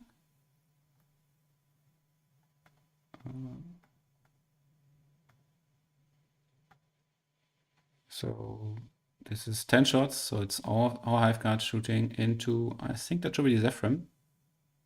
Yeah. So this is for the Zephyr die. Because they have a 3 up and -2, it's 5 up safe. Yeah, so 4 already die. I think this was the Exocrine shooting at them, actually. No, this was the Hive Guard, because it has 10 shots. They have 10 shots. Oh, yeah, okay, yeah.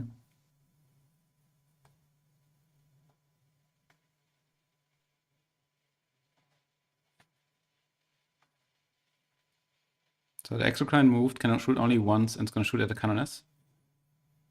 Oh yeah, okay. Yeah, smart.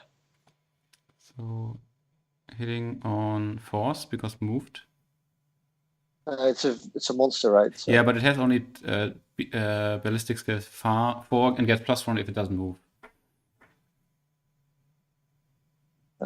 yeah, so 4 wounds for the canoness. Yeah. So now we can see again the wonder of the miracle dice, which. Oh god. Oh god. I think I would have. Yeah, it's okay. By the way, I mean, I think I would have gone for the mortifier and then charged the rock saws into the canoness. Yeah, could have been a better target because they have more volume But and they also have the claws. Yeah, and then when you charge something else, you don't have to think about being interrupted in the fight phase. Yeah. Okay, so exocrine does nothing. Let's see what the second hive gun's gonna do. And that's gonna be pretty much the last shooting of Marv because he has no CP to double shoot. Yep. 3 hive guards shooting the Zephyr Superior.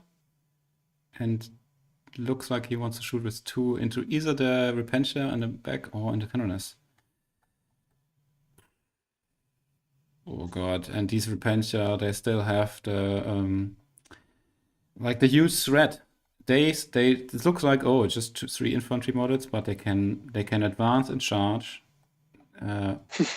Kalvin has enough 6s to move how far again? 24 inches with this. Oh yeah, so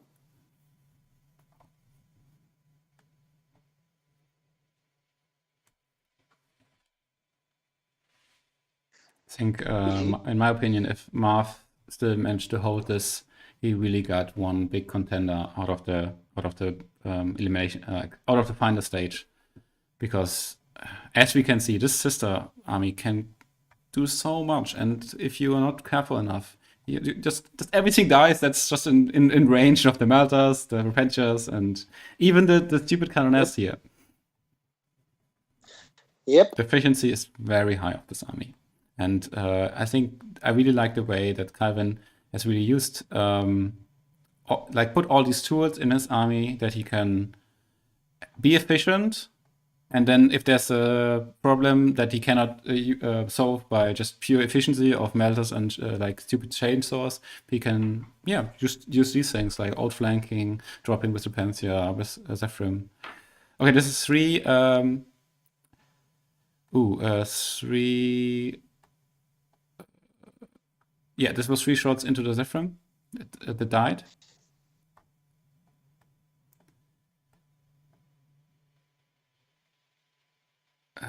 Rolling 1, so all hit. Oh god. Oh well, it's just 1/1. Yeah, the Zephyr. Psychics. 1 Repentia. Sorry. Oh god, Marv. Oh.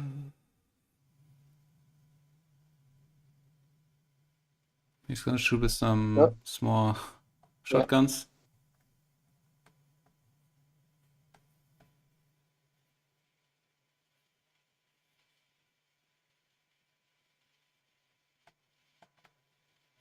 The shotguns do nothing. Well, that's not a surprise. So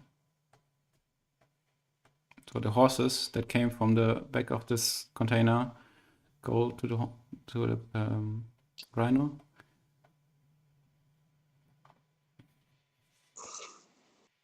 Yep.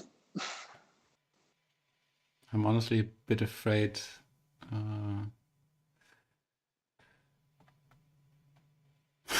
I think the stupid sister's gonna really next turn just disembark and take both units of Hive Guard and be happy.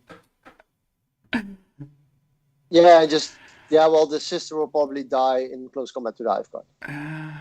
They have. Oh yeah, they It's a have. 3-up. Well, yeah, it doesn't have any AP. It doesn't have any. Yeah. But then what the Neurotrope will simply go, okay, I'm going to smite you. Ah yes. And then Okay. he's Okay. going to Okay. deny, Yeah. of Sorry. course. Yes. And of course he's going to deny. Yeah. Maybe he just denies the smite.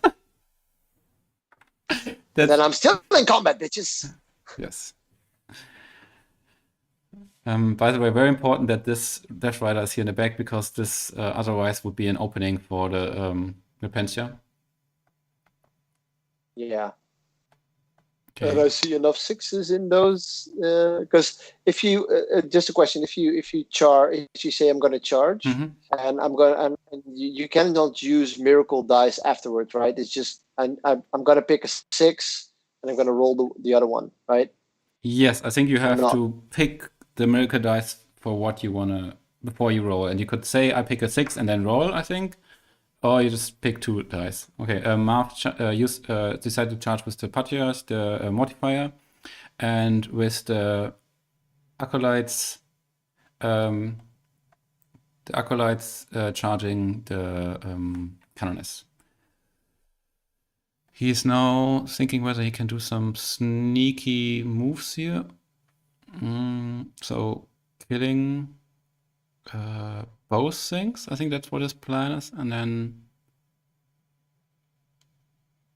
I'm a bit afraid that the Patria is going to die to the Mortifier.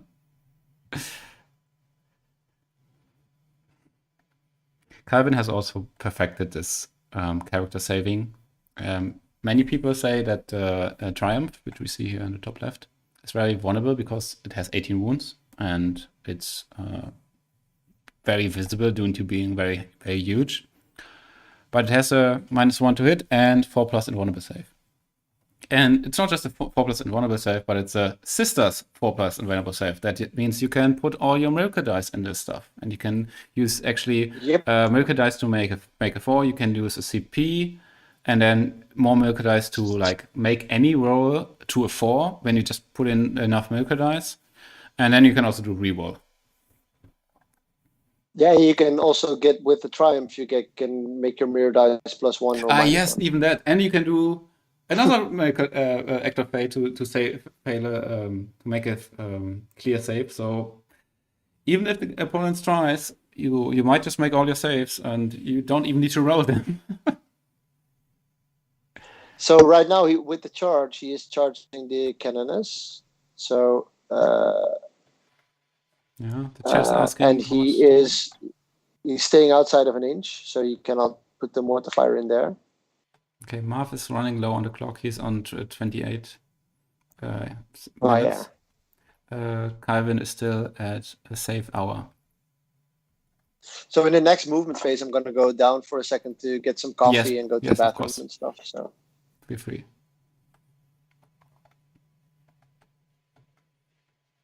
So what do you think so far of the commentating this way? Was it different than yesterday because of the more activity in the game, or? Oh yeah, actually this is much more interactive now. And yesterday we saw Hiveguard shooting Gretchens, and now really things are going down quickly. And actually the turn where the orcs really committed was actually the turn just one turn later. The turn had resigned. Oh yeah, okay, yeah. Well, that's the win-loss system in the bracket system in the end. So okay, I'm going to lose. Okay, I'm going to give up. Yeah. Which is fine because I get it if you don't want to completely play out a game in a quarter. Yeah, it was not necessary. They could talk it through, which was the most obvious thing because we need some score. Yeah, and that's true. So all the scores are still going into the ITC, like into the ITC score to give some data, or we are part of this Tactical Turtles TTS league. So we are gonna submit the results there, and yeah, it's gonna be very complicated to make a finest placing because we have all these different stages, but we're gonna somehow put these results in. So the people can get points for this league.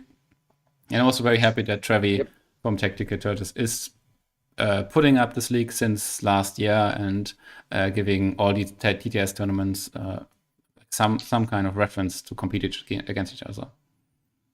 Okay. Well, awesome. I mean, it's and he invites then I think the top 16 for also like an invitational. I think it's like a double elimination round tournament or something. Oh no, he has a group stage too, but it's just like 16 players and doesn't take that long.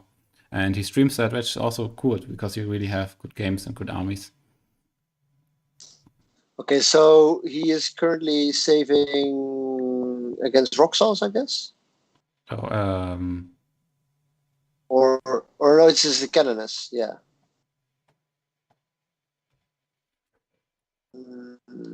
Or was this guys, against remember to I change don't the know where clock. we are.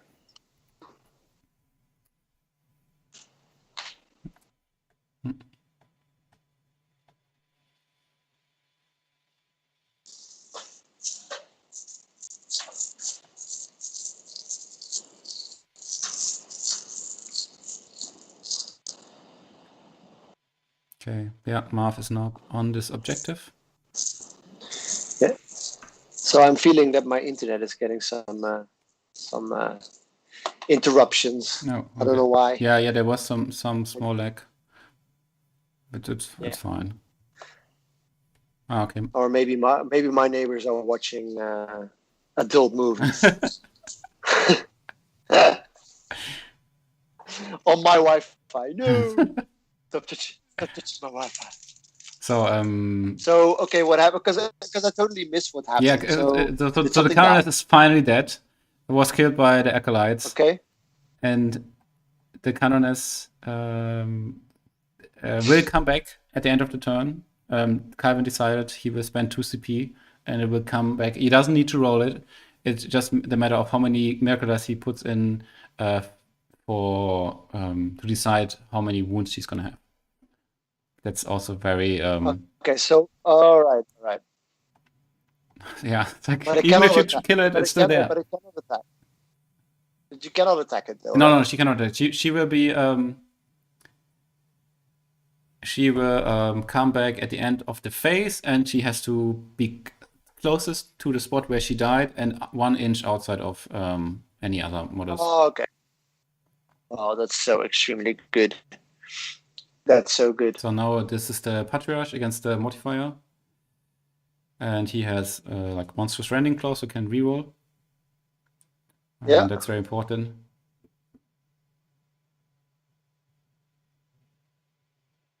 And there's AP a lot. Yeah. Right. So will he explode?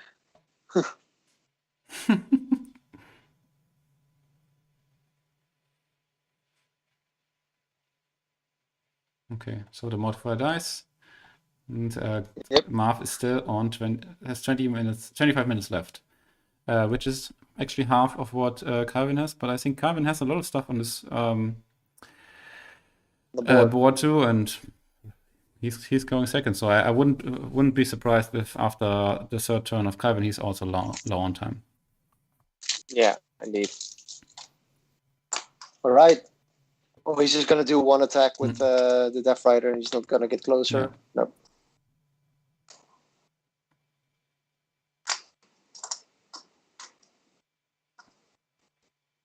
Yeah, there we see Canoness is back on track. Yep.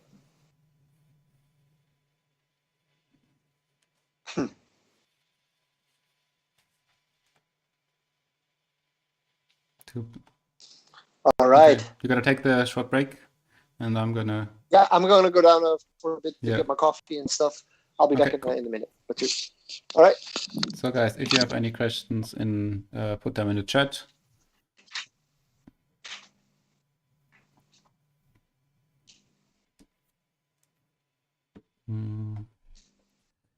Yes.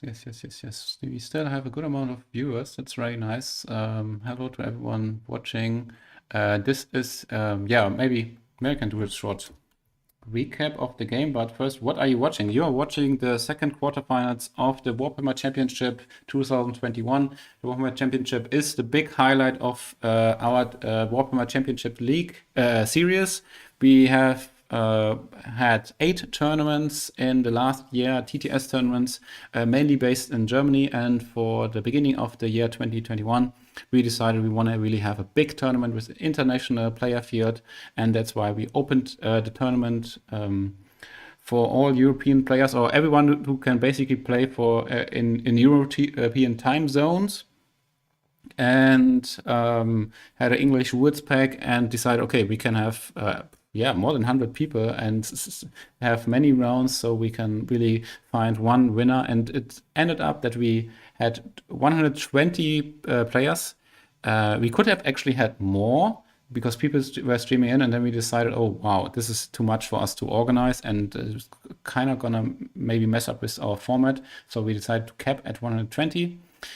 So in the beginning of January, we started with 120 players. Each of them was paired into or was placed into a group of 4 other players. And I'm gonna put this on the stream, by the way. So this is the format here, just for a second, why players are gonna think about it.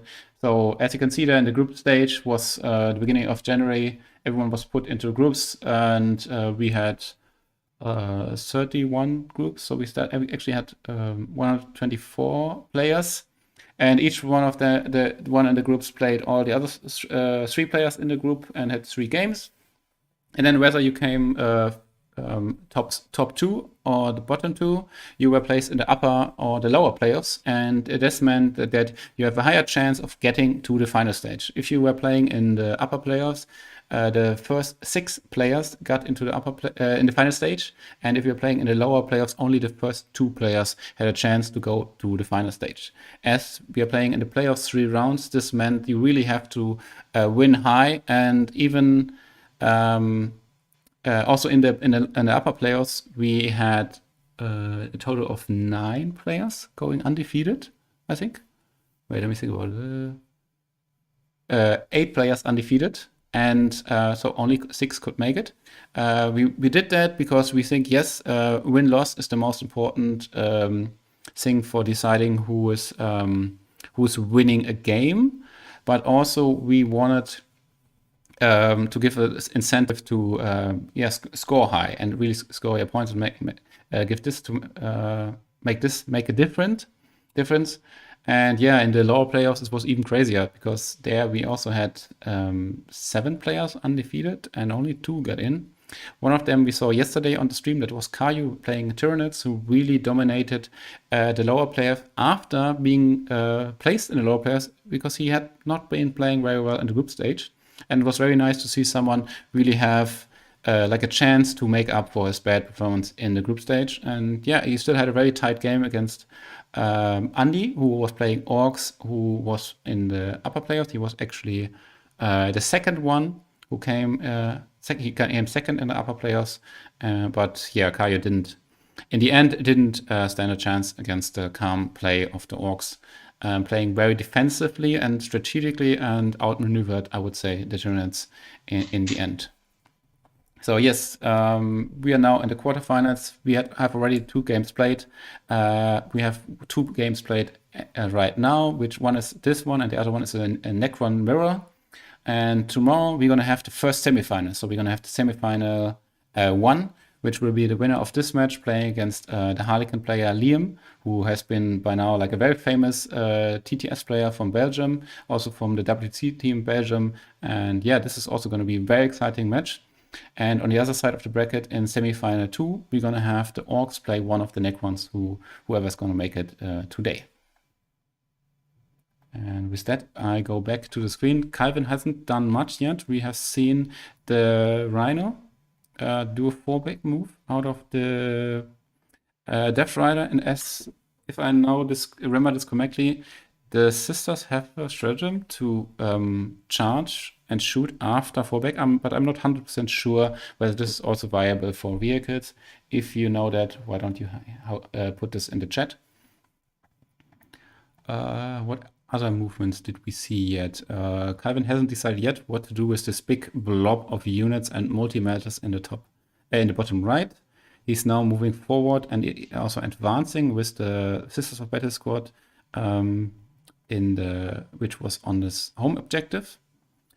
And we have seen no other movement yet. So as you can see, the movement's always a bit boring in the beginning. yeah, so we wait for that. I'm also waiting for Martijn to come back to have a conversation with me. If you want, you can kind of have a conversation with me through the chat and ask some questions. Until then, I'm gonna put on the freaky camera again, put the 2 players, because Marvin is back. Marvin is drinking a cafe latte out of the fridge to keep his concentration up, and we can see Kalvin is also very focused on making his moves.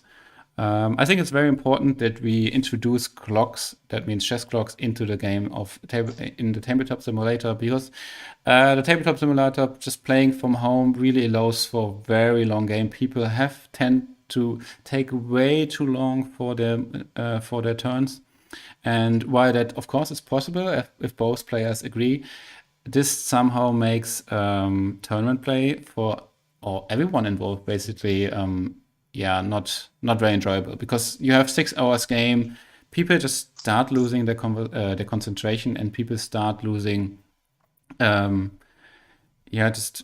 don't know, the game starts losing its appeal. Like, no one want to watch 6-hour games, and no one want to watch like even the result of this kind of game, because it's just doesn't feel that much like a analog 40k game, which we are used to. And here with the WARPhammer Championship, or in general with the WARPhammer tournaments, we really want to try to keep the games or the games in the tournament as closely to the analog games as possible. So we will now also introduce chess clocks for all our top tables, or at least for the top cuts.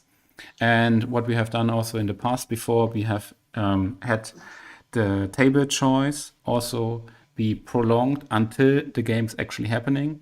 Because in the beginning, we were really using the advantages of the tabletop simulator. We can say, oh, we have just one map and everyone's going to play on the same map, and we're going to say, okay, round 3, we're going to play this map. But what happens, players have like 1 week to prepare for their match, and then they go home and they practice this match 3 times. And yeah, this is too different from analog tournament play. And maybe even if we don't care about different or not, it somehow takes away this like rapid decision making you have to make as a 40k player, which I think is very important to differentiate the different players from each other and the different skill levels. I'm back, by the way. Cool. Yeah. Welcome back. Nice. Yeah, I was talking a bit about the TTS format we are playing in and repeating what I already said. Yeah, maybe if you didn't turn it in the beginning yet, I'm Fred from BreakingHeads. I have been casting lots of games here on the BreakingHeads channel. The BreakingHeads is mainly German focused, but as we have done for this tournament, we wanted to make it an international thing. We want to attract international players, and as we have really attracted them, and they came, we called and they came, and we also want to cast some of the games in English, which we are doing today. And I'm very happy to be joined by Martijn from Alliance Open. Thank you, you're still with me. I know these games drag on sometimes. Well, it's not a problem. We have been talking a lot about very different aspects of the game. So that actually, we have been talking about this game. We have been talking about other stuff as well. So that actually makes it still being part of the community, right? I would have done exactly the same with you if we would have been in a booth streaming a game at a live event. Yes, so yes. The only thing is that we're apart and we're looking at a screen instead of to a normal game. That's true, yes. So we're just making the most out of it, right? Yeah. And I think that with the way it's going right now, this is the best we can muster at the moment. To be honest, I even even in December we hosted some show matches, because we usually have a big invitational from the German league in its December-November time, where we pick the 8 best players from the league, and we always try to make this like the highlight somehow, at least from a, I don't know, I would say like from a spectator point of view, because of course the highlight is always like the biggest tournament, and this has been the Baltic Cup Kiel a lot of times, and also I think the Alliance Open, Hanseatic Alliance Open in Bremen has become like the second highlight, or also one of the big highlight, because it's also a huge tournament. But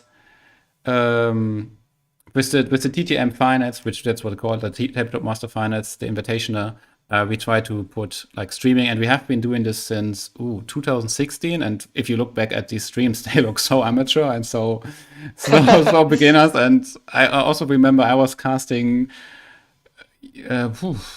2015 or 14. I don't really remember anymore, but this was in Kiel basically. And I remember we were just having like some random laptop there, and we couldn't hear the players. This was very weird. And nowadays with the TTS, I can see, wow, we can do so many things very easy, because it's just everything is digitalized already. And I actually like that. That's cool. And things like OBS and it works. Like the era we're living in now, it's built for streaming. If you know what I mean. Yes, exactly. Yeah. So there's a lot of programs that works very, very well and everything else. So I think we are in a golden age when it comes to stuff like this, and that everything like this is possible, and that we can like connect communities that have never been connected. Yes, exactly. Yes. And I mean, I would never even considered doing this 3 years ago when we started Alliance Open. Like talking with someone in Germany about a game that's being played online. Like, well, I didn't know this existed. Why the hell would I do that? Yeah. So I really think that the way Warhammer has progressed in the last years, also with the release of 8th edition, which was like the perfect follow-up for the Abomination that was 7th. I think if 7th was still good, like a good game, then 8th would not be such a hit. You know what I mean? So so it all like falls into place, right? Inari 7th edition was like a huge marketing strategy coup. Yeah, let's just destroy the game and then bring it back to something good. I hope they don't do this with 8th. Wait, we're in 9th edition. 9th edition. Yeah. They kind of did it a little bit with the Spaceman Codex. The second Spaceman Codex of 8th edition kind of broke the game for a little bit, and I think they managed to tone it down. And at the end of 8th edition, Spaceman wasn't the S+++ class or tier, which everyone like didn't want to play. I think people could adapt. And if we look at the placings right now, and we have only one Space Marine player, we have a Harlequin player, we have 2 Necrons, we have a Sisters, we have a Tyranid player, we have a Tyranid mixed Genestealer Cult, what's this called, and Astrometarum player, and we have an Orc player. That's actually all right. I think the diversity is there. Of course, we are missing the chaos people. That's very sad. But well, there are some armies that actually could take the top spots, but they have to be kind of lucky with the draws. And also they need to have the best players. Paladin there.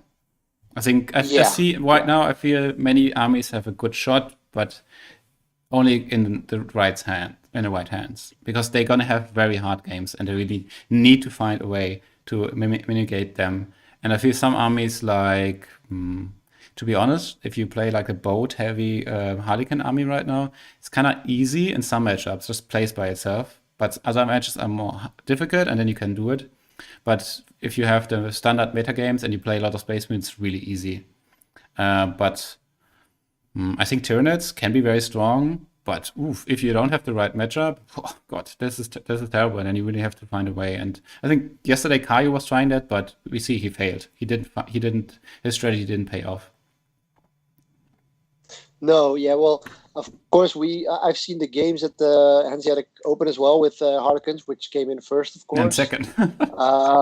And second, that actually shows you that when you have an older codex which negates rules that were not negated, like they can fall back and charge, fall back and shoot, and everything, and they the only downside I have is that flip belts is not that good as fly at the moment, but that's just it. They can still do everything when they get out of combat, and that's extremely good. Yeah, they're very mobile, and also the interaction of transports, how you can interact with them. Like in the past, you could shoot. No, could you? It would be. I think it was easier to block sometimes transport, and so on. Now it's very difficult. Yep. We should focus a little bit on the movement phase because I haven't.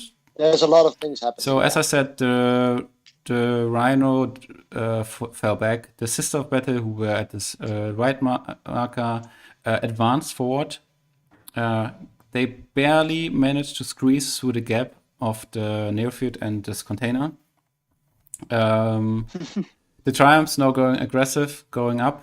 The Repentia came from their strategic reserves, and they're going to have a charge on the Acolytes. And oh my god, I think it's so strong. There's still so many sixes on the side of the Miracle Dices, and yep, yeah, because he can do the charge with and the Triumph and the Repentia. But well, yeah, and then the only thing that's happening is Hive Guard and Exocrine shooting, and that's it. Soon everything is going to be dead except for the Hive Guard and Exocrine. And then, funny enough, that still does so much shit in the game. Yeah, it's basically 15 points. Yeah, because there has only been, how many raise the banner points did he have? 2.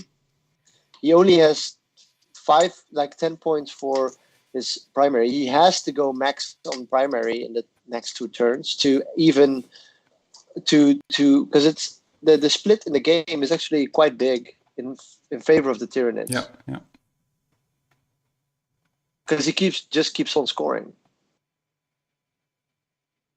Let's say, okay, let's just skip ahead. So he's going to get 10 points for while we send him to fight anyway, because he will probably not lose. He will maybe lose 1 unit of Hive Guards in the end in 2 turns, maybe, or a unit or the Exocrine or whatever, something maybe, and then he will get engage. He's going to get maybe 1 more turn, so he's going to go to 10. And he already got Scramblers. So he's going to get 30 points. And he's going to get 10. 1 times more 10 points, I guess. I'm going to get calculated. And then another 10. Then a 5. So 35 plus 30 is 65 plus. So I think the Tyranids, my prediction is 75 points for Tyranids at the moment. 70. And then Sisters will go 15, so that's 40. Then 10. I'm always bad at calculating this because I have no patience for that. Sisters. I'm gonna call it that the Sisters really have to Hail Mary at the moment to even get close to winning this game. Actually, I think they can. It's gonna be really, really tough. Yeah. It's really gonna come down to the end. I think I can see right now Marv barely winning, or I think it's gonna be quite close. Marv should start thinking about his move now because he only has 25 minutes left, and it's gonna be very valuable whether Marv's gonna be able to stay on these objectives or not, because these horses are just gonna die. There's like 11 melters here. No, 9 melter guns here. This thing is just these acolytes are just gonna die. Yeah, they're gonna get destroyed by Repentia. I think Marv. I feel like Marv moved out one. No, I don't know. I think the move in the first turn was still somehow legit because he denied the banners, and as the chat was asking how much points that would be coming for the banners. So right now non-banners new banners have been placed because Marv still put some units on it. So we have this banner in the back, basically scoring our game. So we're gonna get 5 points for this one. Now at turn 4, Kalvin is probably going to be able to put banners down on the other ones. So that means he's gonna get 2 points at the beginning of turn 5. And then if he holds them, he gets 2 more points. So that means he's gonna make 9 points for banners right now. We're looking at 5 points for banners. It could make more if at the end of the turn 5 of Marv, there are no models on these 2 objectives, because I think Kalvin should have some infantry range to just plant a banner at the end of turn, like in the beginning of turn 5, or at the end of his movement turn in turn 5, and then get a point for that. I actually think sometimes banners can be quite a good end game objective. But yeah, you really have to clear off all the things, because there cannot be even a single enemy model on the objective. Otherwise, you cannot place the banners. No, indeed.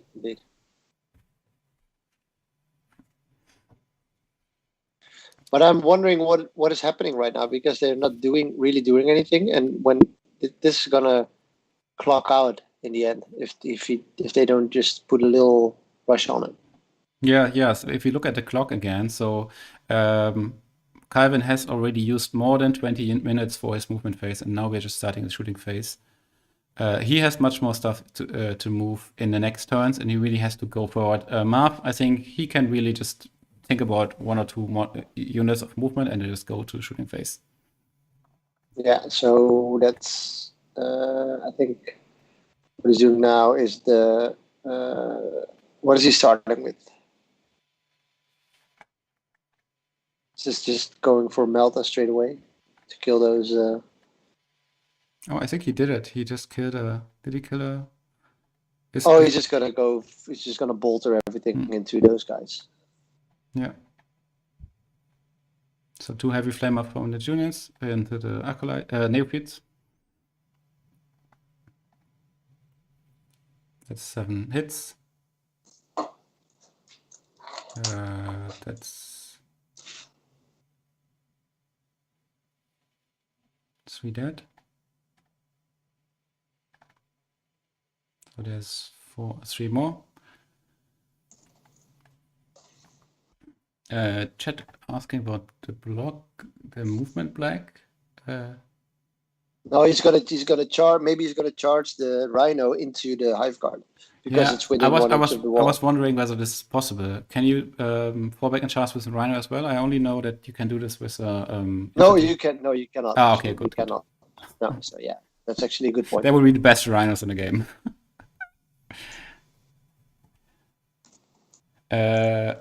Yes, chat is asking whether you can use micro dice on the Rhino. Yes, you can, because the Rhino is an Adeptus Reader unit. It has the active fight rule, so that actually is used very often to save like the last wound with the 6-up invulnerable save against the Melta. It sees them play quite often. Yep, and what you also have is that you can take Hunter Killer missiles on your Rhino. Yeah. And he's going to say, oh, I have to do something. I know that I have AP -3, so I'm going to destroy that thing. He has 2 wounds remaining. Okay, let's go.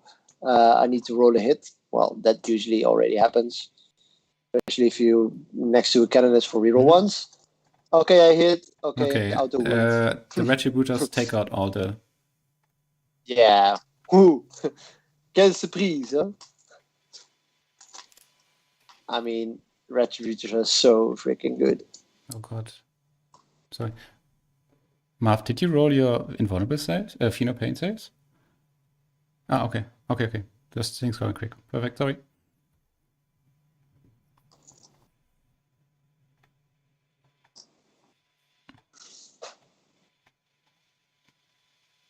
So the heavy bolter shooting the last neophytes.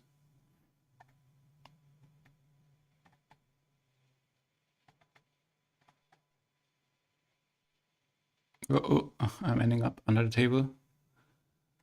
Yep. So this side is cleared of any 4-armed Emperor models very soon. Yep.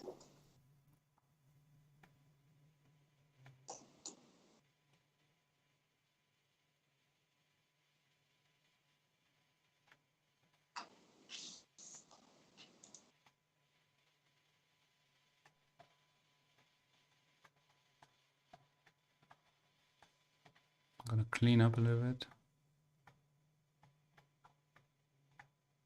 So Cannon is gonna shoot a pistol into the acolytes. Oh, he decides to not shoot his pistol because he doesn't want to break his charge. He doesn't want to kill. Because Marv could have his just charge. taken this one and had destroyed his charge. But you know what? There's still sixes in the Mercantile region, so Yeah, well, 12 is enough. if you don't have to use the Miracle Light, Yeah. right? So Yeah, it's always nice to not use the sixes. You can keep them for something later. Because I was thinking the threat on the Hive Guard is not there yet, but you just need to be in 24 inches to make this charge. Because that's what the charge range of an average infantry model from Sisters is if you have 3 sixes laying there. it's not even average. Yeah. It's just it's the average. Oh, because you always. Did he take the? Yeah, he took the 2 sixes on the Repentia. So we're done with the shooting phase. Yeah.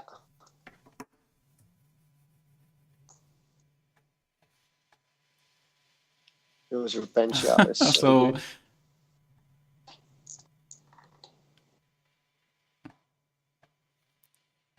So the Triumph can, of course, give himself the ability to take a second active phase. So he takes a 6, and there was a 2, and the 2 was turned into a 3 because he also, or the Triumph can put.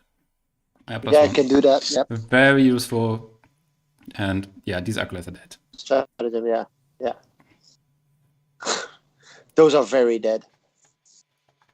The only question I think now is whether he will be able to snag off this objective. I think he won't be able to. So that's still going to be 10 points for Marv. Yep. Well, he can actually charge the cannoness. Oh, where's the cannoness? Right? Oh, yeah. Oh, it's already charged here. Or did? Oh, It's already in there. So, yeah. The problem with the cannon is he needed to charge into the engineers, and then because the cannoness only has 1 wound remaining, right? So he could. Oh, he cannot move around it. No, so that's. Yeah, I think it should have only have 2, but maybe he put CP Miracle Dice into her. Yeah.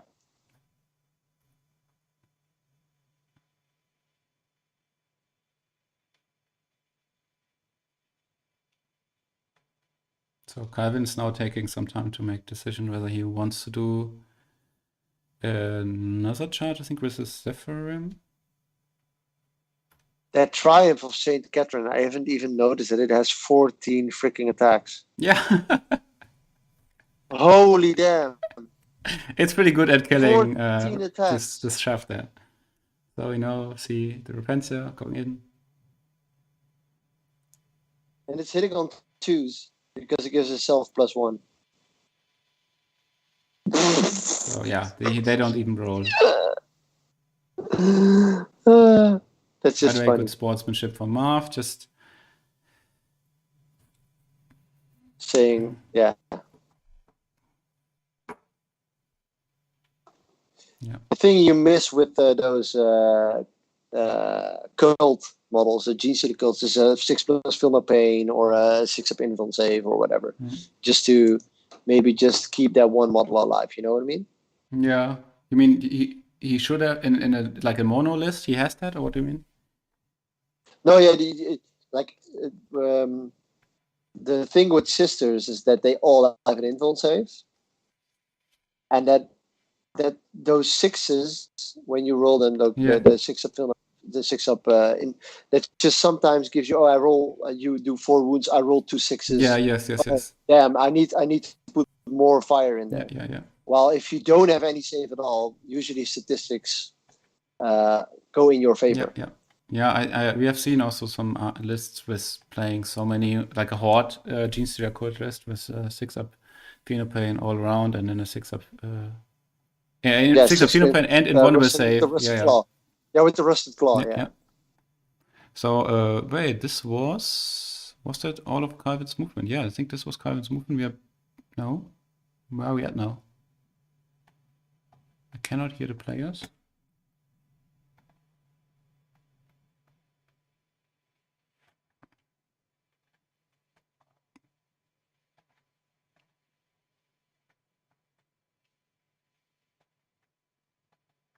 Ah, wait.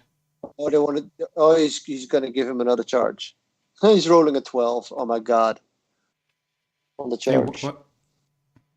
Yeah, he forgot. So he wanted to charge there, probably, and he forgot to roll it. So he said, well, "That's great sportsmanship there." Wow, to say it's okay. That's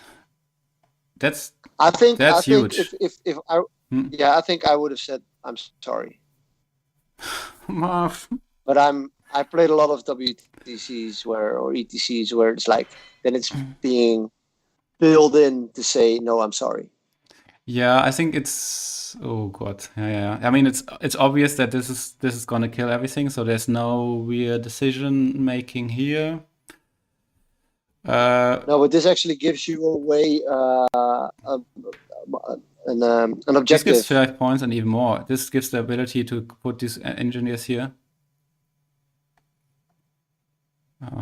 Well, I think I would have actually now heroically intervened with the thing, and then with the Death Squadron guy, and then it's not too good, but he has few attacks to maybe even take 2 or 3 down. But I don't see him attacking, so maybe this is something different. Do they have a strat or something that they can use? Because I don't see what's happening. Yeah, actually, Neil is very right. So actually, the WTC they encourage everyone to give takebacks and play by intent. Not maybe I wouldn't call it takebacks because takebacks bad word, but to do things that are in some way obvious and was implied by the movement and don't change the course of the later actions. And this is a case where it's doesn't change the outcome. Like it's not Kalvin didn't have any proper information for making this charge because it's very clear that the Repentia were going to kill this thing, and he also could he even used the Miracle Dice to do this. At the same time, to be honest, we're playing a clocked game, and this is the final stage, so mistakes are doomed to happen. I think I would have if he said I'm going to charge over there, then I think you would have allowed it. If he did not do that, I think it's of course I cannot hear what they're saying. But maybe also they were talking about this already, and I think Kalvin probably what's the right word? Verbalized his intent, but I think because that's what I think is the most important thing, and playing by intent can have some downsides because yes, you can say, oh, it has you have the intent, but you have to verbalize it. No one can see can see into your head. No one can read your thoughts, and even if you place the models there, yes, in 9 inches, it's you have to say, I want to charge here later because maybe you don't want to. Maybe you didn't want to do it after, don't want to do it anymore, and so on. After all, then it's okay. But if you say I'm putting these models here to probably charge you later, and then if you choose not to do that, you can say, well, I wasn't going to do it anyway. So that's actually very right. It also is true. What Neil actually says. He says saying that WTC has conditioned you to not let the small things like that slide. Well, there's a thing you say there that's true for the most part, but I have had some games where people do not let it slide with me, so it's not that the WTC conditioned me to do that. There are certain players just yeah, and and that's it's not why even Niels bad. here. It wasn't That's even bad sport. It wasn't even bad yeah, sportsmanship. and It was just that they said, well, yeah, this is the top of the top, so you have to just if you forget it, I won't allow it. And then I mean, there's also great value that, in being hard to yourself, so you learn and don't make these yeah, mistakes again. And I think one big element of competitive 40k is just being able to concentrate and do all these things and think of all these things you need to do. And of course, in the back seat, we can here say, oh yeah, it's obvious you need to make this charge and that. But if you're really in it, you have to control the whole table. You have to be like visualize in your mind what's going to happen at the end of the turn when you didn't move yet, when you didn't shoot yet, when you didn't make the charge moves and like pile in, consolidate, blah blah blah. And I think that's the task. And if you can do that, and if you verbalize it and tell your opponent, yeah, I'm gonna do this, then yeah, I think it's very bad sportsman to deny that later. It's actually very bad because that's true. And it wasn't only ETC where that happened. To give you, like Fred, I'm just going to ask you, if you have a game where you are like being sportsmanlike and not whine about every half an inch or something else that came in short or whatever, and he's playing by intent and it's not really clear and everything, and then and you let it all slide, you just go, okay, it's fine, and then at the end of the game, there's something happened where there's like millimeters apart, and you say, "Well, of course I was going to be on the objective. Of course I was going to be not in terrain." And he's going to say, "Well, you did it anyway," and well, blah blah blah blah, blah. And he's going to call you on it and say, "Well, I'm not going to give you this one." I had it on the WTC, but I had it at other tournaments as well, where someone was playing like that, and then I really called him out on it. I'm just going to say. Dude, I've been doing this all day long. I'm giving you extra inches as you give me half an inch, and now you're gonna whine about it in the end. That's not sportsmanlike, right? Yeah, I'm actually personally, I'm very picky about like a millimeter. If you want to make a charge and it's 6.1, I would never give you the 5-inch charge, but it would be a 6-inch charge because that's just what matters, and that's why every time I start moving a model which I on a charge which later before I move any models of that unit, I measure the minimum distance and say, okay, this is the minimum distance, and I'm gonna move it in the straightest line possible, like in just like even if we cannot do this in practice because of I don't know quantum mechanics, but in the theory it's gonna be just straight line and it's gonna be this charge, and then put some dice there, or like in this TTS I always like to write a lot on the table, and then that's gonna be it, and it's gonna be super easy. And I try to verbalize it. But if we are later, we have to do some measurements. I think it's good to be like close here because movement and placing really matters. But it shouldn't matter, as you said, if it's like 1 millimeter in front of the objective, and it's just your background objective, and it's obvious that you want to be on the objective and not on the objective. Yeah. So Neil's actually asking if you wanted to elaborate on what he said. He said, "Do you want an essay, or shall I dial into the call to let you know what I did as a player at the last real life event to my opponent that did just that?" And he said, "Too long, didn't read. Too long, didn't read." I searched and told him, "Well, I wasn't going to table you, but if you're going to be like that, and then tabled him." Well, yeah. To give you my example, Neil, that was against France at the WTC or at the ETC 2 years ago in Zagreb, and we were playing a very cool game. It was an awesome game, and it came down to a Tau Skyray, moving forward, and he claimed that he could shoot with his smart missile systems into my guy, which held the relic. And of course, we know if you hold the relic, you get a major boost in 7th edition. So. And the whole game, he says, well, this is not enough inches, or this is so. And every time where there was a debate, he says, let's roll a dice. Like if you roll a 4-up, it's good. If you roll less, it's not good. Okay. So he did that every time. And then when the last shooting, that was literally the last shooting possible. And if I held the relic, if he didn't die, I would win the game. And he moved it forward. And I said, well, that's more than 14 inches or whatever. you cannot shoot your smart missile systems. And in the end, my sorcerer survived, but he was going to be an ass about it. And I said, well, guy, we can discuss about this all day long, but I gave you a lot of benefits of the doubt and you gave me nothing. So I'm going to take this one. I'm just going to take this. I'm going to give myself the benefit of the doubt and say, you are not within range. And that's why intent is so important, that you will never have those situations. So, but it felt bad. It felt really bad to do that. I think it's even a proper soft skill every tournament player should have to make a game so that both players don't feel they didn't deserve what they do and the other didn't do something they didn't deserve or something, you know? And this is every time you go to the table, you have to kind of I wouldn't say negotiate, because it's not a trade. It's more like you have to figure out the other person, get to know the other person. What do they think? Do they want to have it really tight? Do they not care about it?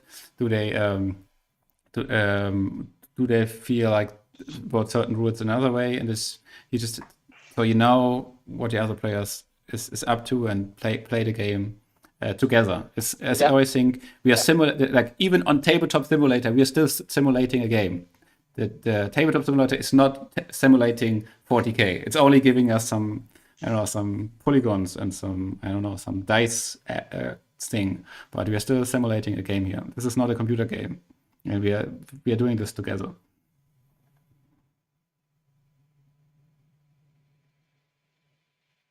Okay, but sorry, this discussion we should maybe we can we're going to focus on the game. We should focus on the game because this is actually super tight now. So Marv is still ahead in the points. He's way ahead in the primaries. He has a solid 20-point lead right now, but Kalvin is sitting on 1, 2, 3, 4, 5 objectives, and it's going to be very hard for Kalvin to get him off these objectives. Marv's also running low on his time. He has only 15 minutes left on the clock. Kalvin being at 25 behind him. So these last rounds really matters now to think ahead, think quick. And we can see that Marvin is moving his. So let's recap what has happened already. There's not many units left for Marvin. He moved his Patriarch. He can charge everything he wants. I'm not really sure what he wants to charge, because he neither can kill 8 Repentia nor the Triumph. So Marv really has to take the moment to think about this.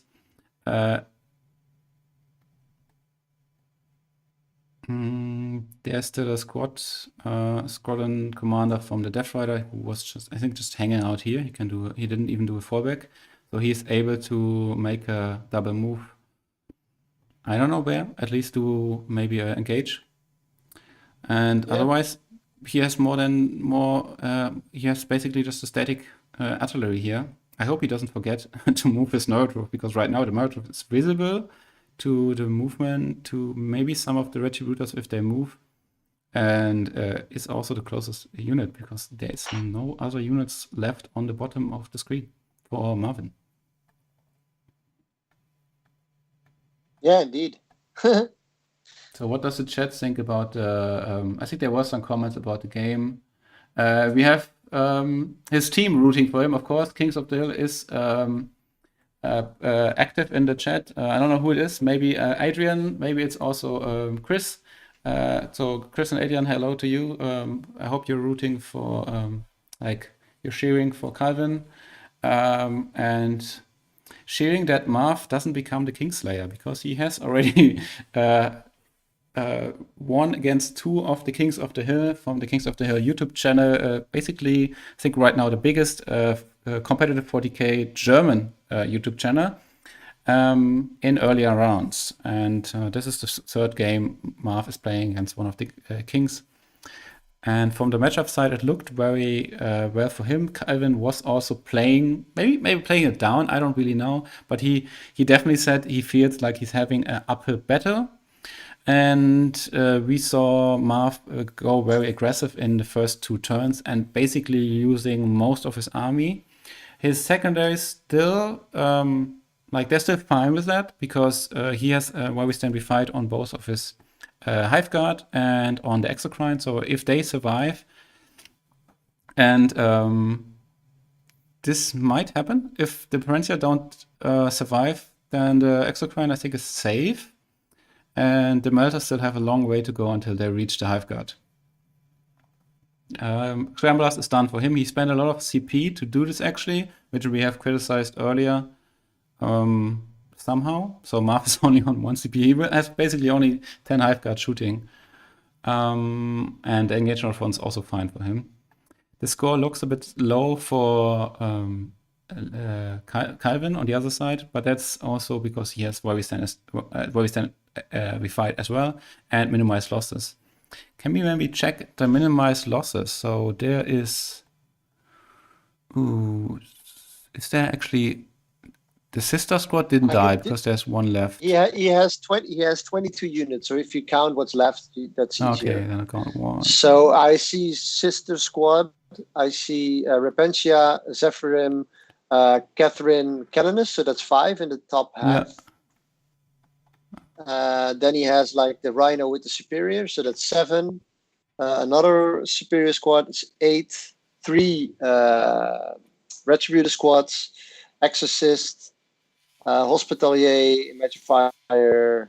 So he has more than 14 units left. So he still has 10 points. So 10 for that, and the Triumph, the Exorcist, and one of the Retributor squad is the Where We Stand. I think it's this one. It's the one with the plasma. So this one here in the back, I think even is outside of 36-inch range of the Hive Guard, so they're also safe. So we are looking at 25 points for the secondary for Kalvin. So that because Saint Catherine is not gonna die. But it might die. Might die now. To what? To the Exocrine and how many? So the Miracle Die. How are they looking now? The Miracle Dies. The Miracles are fine. There's still 2 6s, 4 and 1s, which actually quite handy in like later turns because you can always save a unit from dying from morale. Yep.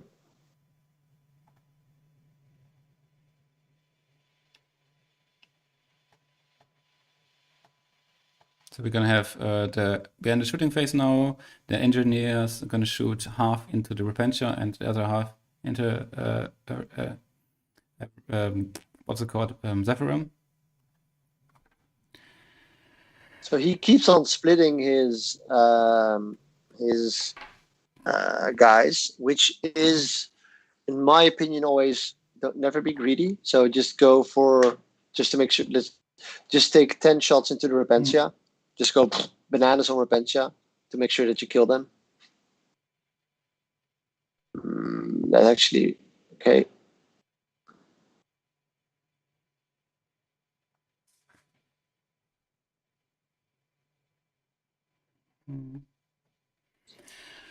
So that's a full unit of, or not? It's just 1 dice. Usually they can really put a lot of damage with the grenades. But somehow Marv decided he doesn't want to throw the grenades because to do that he needs to spend a CP. A CP, yeah. Okay, so this Exocrine shooting and the Zephyrim. Skill 2 Zephyrim. Yeah. 2 of the Hive Guard here into the Zephyrim and 3 into the Repentia. Oh yeah, we have also Michael from Kings of the. He's here supporting his teammate. He's also from Kings of the Hill. So the Repentia die, the Zephyrim die. 4 wounds for the Repentia from the first squad of the Hive Guard.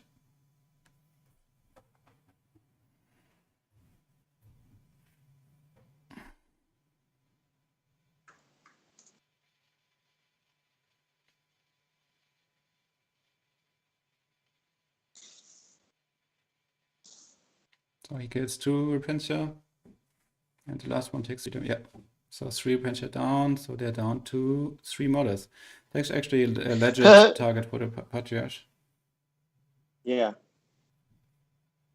And Patriarch is infantry as well, so. So now it's the second Hive Guard. Did he move the Nero? No, he by the didn't. way? Maybe he measured out. Yeah, see, Kalvin, no. Oh, I don't know what he's doing. Well, what it also, like... Well, we have only 7 minutes left for Marv, so he really has to hurry. Yeah. Does he know that, by the way? I think he so, does. The clock is just next to the dice.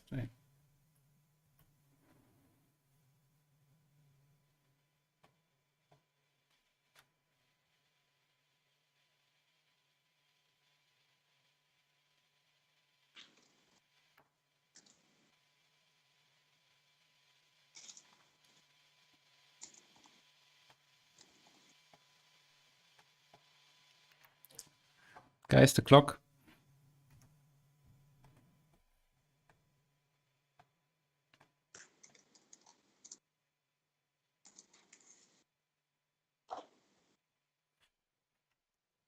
Marv's clock is still running.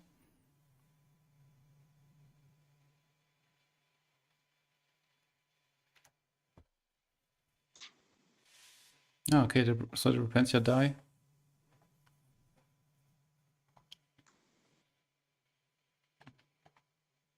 I'm not trying. So it's if you're really in the zone, you can sometimes forget the clock, and especially in the later rounds, this can matter a lot if, like, for some minutes it's running on the other person's, and then suddenly you get like this feeling, oh, maybe you should have had 1 or 2 minutes more or not, and this can really make a big impact.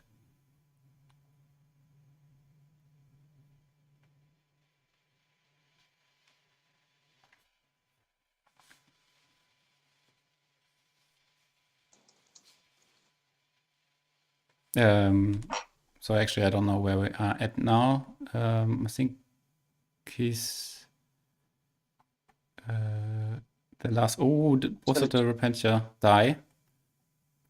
Yep. Oh, that's the yeah. And he's gonna make a charge. And Marv is checking whether he can make a charge at both, so he get the Canoness. Yeah, so kills the Canoness and then and still touch at St. Catherine's. I think he needs a 4. Barely rolls a 4. Barely rolls a 4, so he can get into 1 inch of both of them.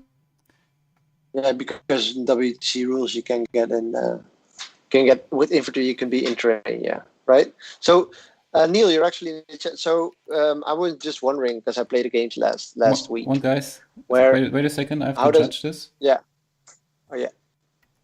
So how does this work to be in the wall? You can just. Is that okay? So we ruled that you can just be. Yeah. Wait, sorry guys. We have just a general rule. You can end charge moves in the wall. It doesn't matter. But you cannot pile in with an end. It's just. Oh. Und beide taggen. Oh, wait. Das geht nur, wenn du es nicht schaffst, so steht es im Ruling. Is this Mach a nochmal ruling? Stopp. Let's Yeah, check. Okay, please stop the clock. Haben wir. You have already done this. Okay, then let's check this ruling again. Because we are using the WCC FAQ, but of course it doesn't cover everything, especially doesn't cover how to resolve stuff in the DTS. Weil so wurde es geruled von dir gegen Demarcheron. Nein, der Demarcheron kann nicht in dem Level stehen. Nee, das meine ich nicht. Nicht Level. Das war gegen Zinch, Rubik Marines oder Terminatoren. Und da stand er in der Ruine und da hast du ihm aufgeklärt, er hätte in der Theorie mit der 12 sich da hinstellen können. Und wenn dieser Charge möglich gewesen wäre, weil es geht nur, wenn du keine andere Möglichkeit hast, dann darfst du dich in eine Ruine stellen. Nein, der kann nicht da war der Fall, dass er nicht im Level stehen darf. Aber er stand ja nicht in einem Level. Doch, der stand in dem Fall im Level. Da haben wir auch danach gesagt, dass er auf der linken Seite in der Wand stehen könnte. Ich guck mal kurz in den Yeah. Where the judge are here, the judge calls. So we have a judge call chat, and we pin all the judge calls there. Here it goes. So when charging, so we have a judge call here, charging into wards. Question, blah, blah, blah. How are these charges resolved? Answer, when charging an enemy unit with the infantry, beast, or swarm unit, or any other unit that allows you to ignore ruined walls when charging, any models of the charging unit may end their charge move inside the ruined wall. This only applies to charge moves. Whenever a model inside a ruined wall makes any other kind of move, it has to end this move outside of the ruined wall. Yeah. Ja, aber das So ist you das can, ist ja nur der Judge when you Call. pile in, you Aber es have gibt to ja noch end das WTC-Ruling, outside oder of the wall. ignorieren wir das? Mit dem in der Wand stehen bleiben. Was, Weil wenn wir das tun, dann okay. was meinst du jetzt? Im Welches? WTC-FAQ steht ja auch das Ruling drin. Well, a pile and a Wann es consolidate angewandt actually wird. doesn't count as a move, right? It's a letter. Sorry, I'm a bit confused because It's not a now, move. can you hear each other? Ja. Okay, good. Kalvin, warte, lass mich einfach einen Ja. CP-Reroll einsetzen. Nein, sorry. Nee, das guys, musst no. du ja nicht. Das ist ja Marv, no. Okay. Kalvin, I don't know what you're talking about with the WTC FAQ. The WTC FAQ says something about you should not block any charges. So that's why, but it doesn't say how it's going to be resolved. That's why we made a judge call and saying how it's going to be resolved.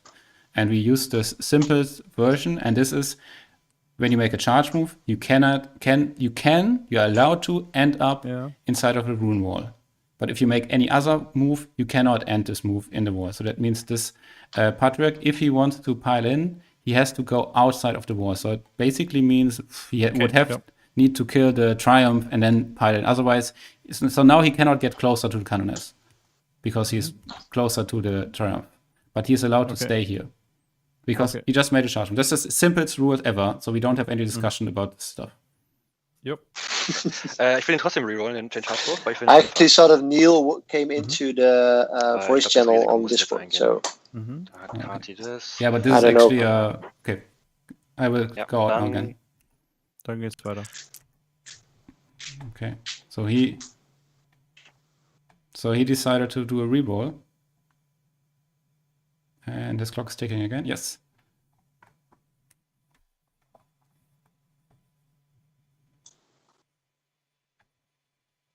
So Marv decided to use.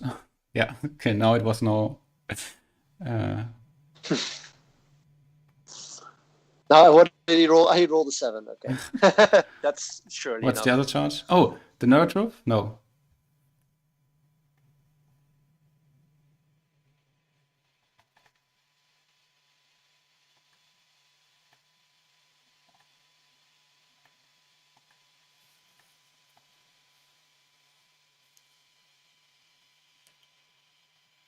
So yeah. By the way, thanks Neil for being ready to chime in. I think this was the best. I just take it because this was a proper ruling for our TTS tournament, because we have to figure out how we're going to resolve things when the WC FAQ says, oh, we don't want people blocking a wall, that but we have to figure out how it's gonna be resolved. Very important detail here. So Marv reward this charge rolls to get further away from the Triumph, so he can say he's in 1 inch with both of them, but closer to the Canoness, and then he uses his move to get closer to the Canoness, which he can do, is a legal pile-in, but he also gets away from the Triumph, which is okay because he doesn't have to get closer to a Triumph too. And now he got out of 1 inch, and that's a very very good, very advanced move, but you really have to incorporate to your close combat tactics, and by that, do crazy things like that. I'm just asking Neil now. So the pile-in and consolidate, it's just for me to fill this for me. So if you are in the wall and you want to pile in or consolidate, you cannot do that, right? That's how the wording is right now, or do I understand that wrong? This is basically the WARPhammer FAQ. I don't know until No, but I'm just asking Neil now as the Yeah, WC, because also they brought out. you use the simplified rule, right? I'm curious too. Did you also use this rule from us? And I'm happy if that's the case. So I'm just asking him now. He can just give his professional opinion. Being we had the round is finished. He has been here for. The round is finished for Marv. He made 2 more points for Engage because this Patriarch made it into this table quarter. Yep.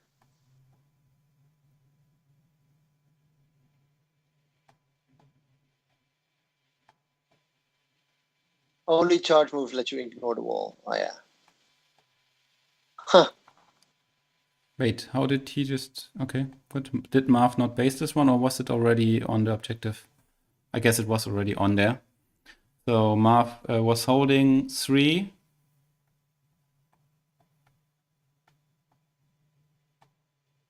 Yeah, he was holding... Kalvin was holding 3, and Marv was holding 2 and denying 1 here for the triumph.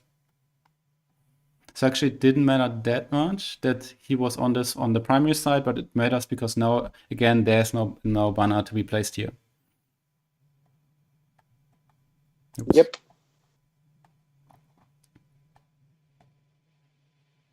But how is he holding more though? Is he getting 15? But yeah, he's holding 3 and. Oh yeah, of course, yeah. I was just I made a boo boo in my head. Yeah, I thought so first actually.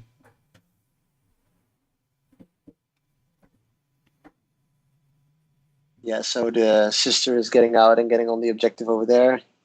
Easy. Getting a banner over there. Holy shit. This is a very quick turn.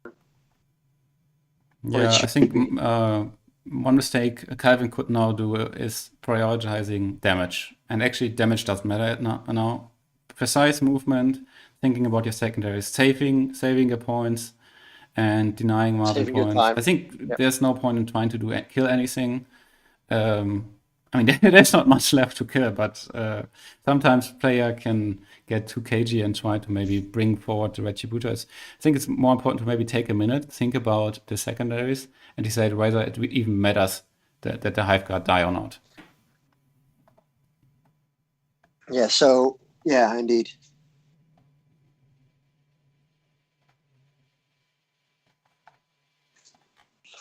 Sad thing, the Hive Guards are not objective secured, because then you could even do a... Because now he kind of screwed. Yeah. Yeah, and this is the Superior that stayed alive in the second turn and just making all the saves. Yep. The second turn was big, that he didn't have a damage output. Yeah. I think in the end, the Hive Guard, yes, can shoot indirect, and it's very... yeah, it puts a lot of fear in people. Effective. Yeah, but it's effective at killing like middle-ish tough stuff, if that's a word. Not the small stuff. Yeah, not like small stuff. one wound and an invulnerable save. No, that's not good. I think it's also not that great at killing Dark Angel Terminate with a 1+ save. The 4+2 wound. Yeah, and the 4+2 wound, and the 1+ is going to be into. The terrain does not matter, but yeah. And then -1 damage. Come on, no, that's not going to do anything. No, that actually happened last time I was playing against that one. He's like, okay, I'm not going to shoot at any of your Terminators. I'm just going to try and kill everything else. Your bikers, because the rest doesn't. You don't give a shit, and that is actually very true. I just don't feel it. So how is it looking time-wise? So Marvin has 3 minutes left on his clock, and Kalvin has 19. Okay.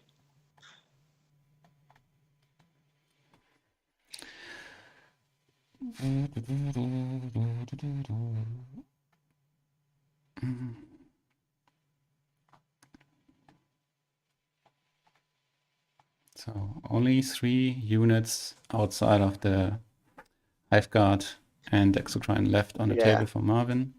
And this round and another round left for Kalvin to clear all this up. Yeah, this actually is going to be a biggie to, I think, what Marv, I think the focus should be on getting back his own objective and killing the Triumph, which is already going to be very hard to deny him the while we stand we fight for 5 points. And getting more kills for the what's it called? The holding your units. Because next turn, if he does it correctly, he can do 1, 2, 3 units.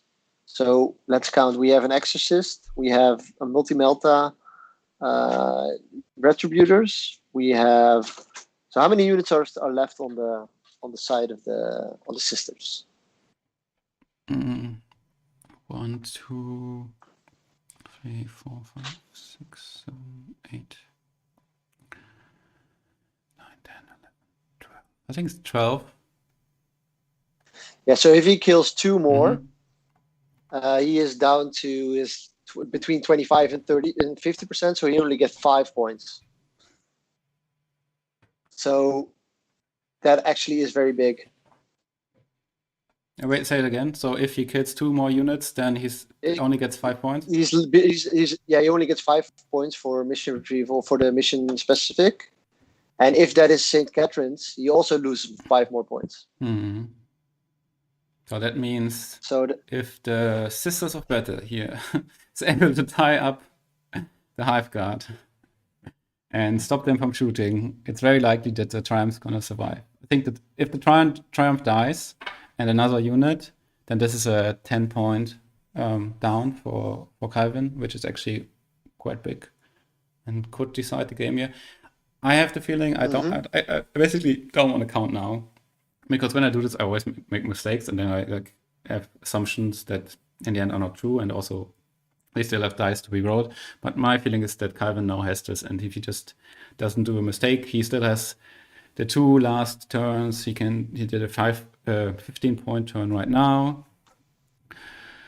And I think Kalvin, I think Marv really did a mistake with the Neurotroph here. The Neurotroph could have been on the other side of the Rhino and could have denied 5 points for the primary.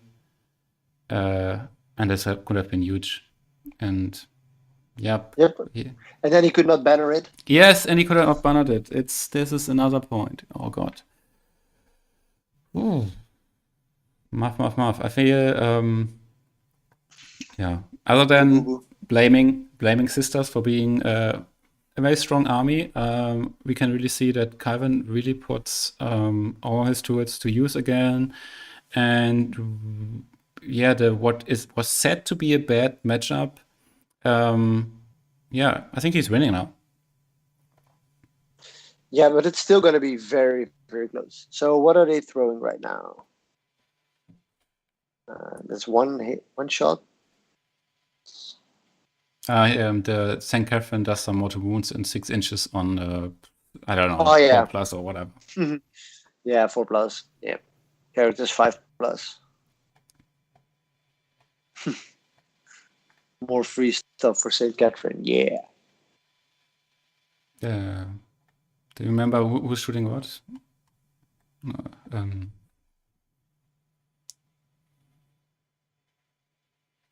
So, chat, what do you think? This is the last. We're at the end of round 4 now, and there's going to be only one more turn, one more battle round. What do you think is going to win? So, this was just the pistols, because all these little sisters who are on the Triumph, they all have pistol, and they just shot the engineers. Pew pew pew pew pew. The Exorcist is gonna shoot the Patriarch. Marvin, what are you doing? You could have turned him. See, that's why time matters. And if you play forever, Marvin might have turned this guy 3 more times, but he cannot do it because there's sometimes Exorcist. kills the Primarch. Yeah, the Patriarch. Yeah, I Patriarch. think this is a game.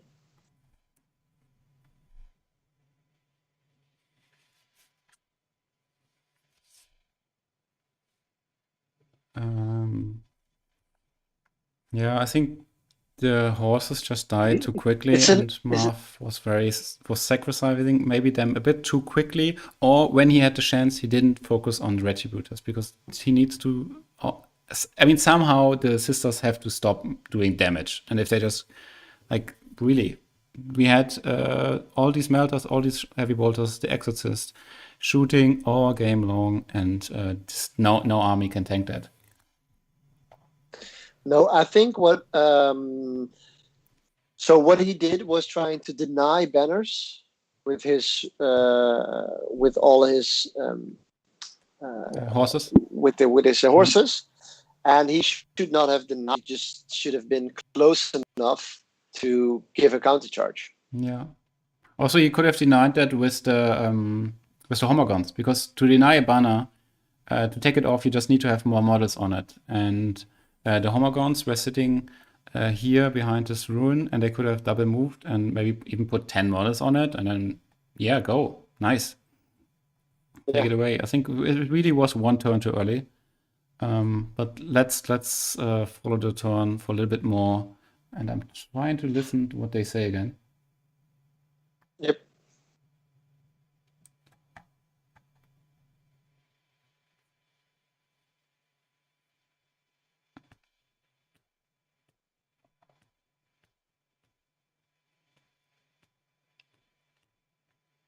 One damage to the Death Rider here on top. Mm-hmm. This is we're already close combat, so we're already at the end of the turn because there's nothing to shoot left. Nothing left to shoot. Nope. 6 saves, 4 pinfalls, 3 damage, And 2 damage. He's alive. No, he has 1. Oh, he's because he has only 5. It's yeah. And they all have the swords. Yep. Yeah. Hmm.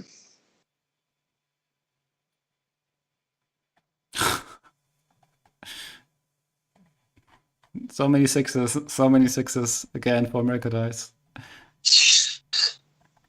Jesus. You can use them to save this round, to just use them all for invul saves, to just deny all the damage.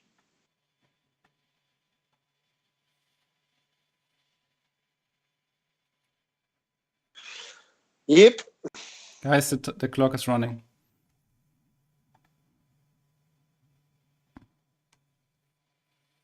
Yeah, you can just talk it out right now. Actually. Maybe, yeah. Yeah. Marv is just gonna think a little bit whether he has a chance.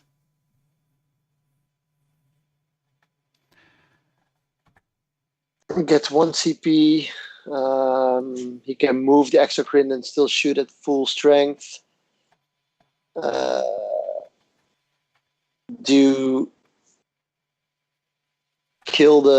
Try to kill Saint Catherine, which will probably not happen.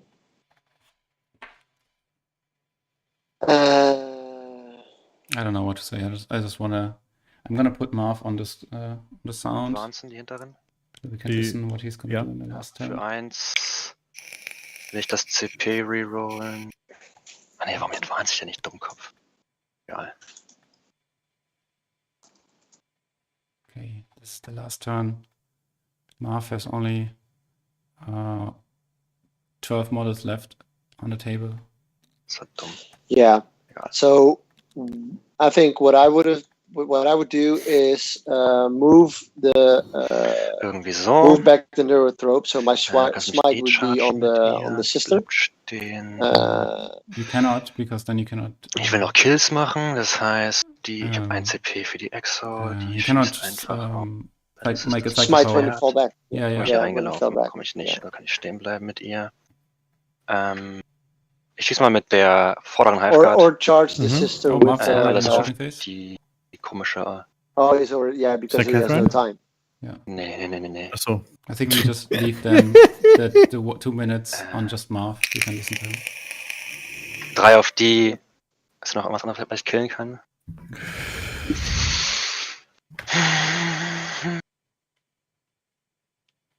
Drei auf die, 2 auf. Ach, alles auf die. Alles klar. Hauptsache noch. Ich weiß es nicht wie.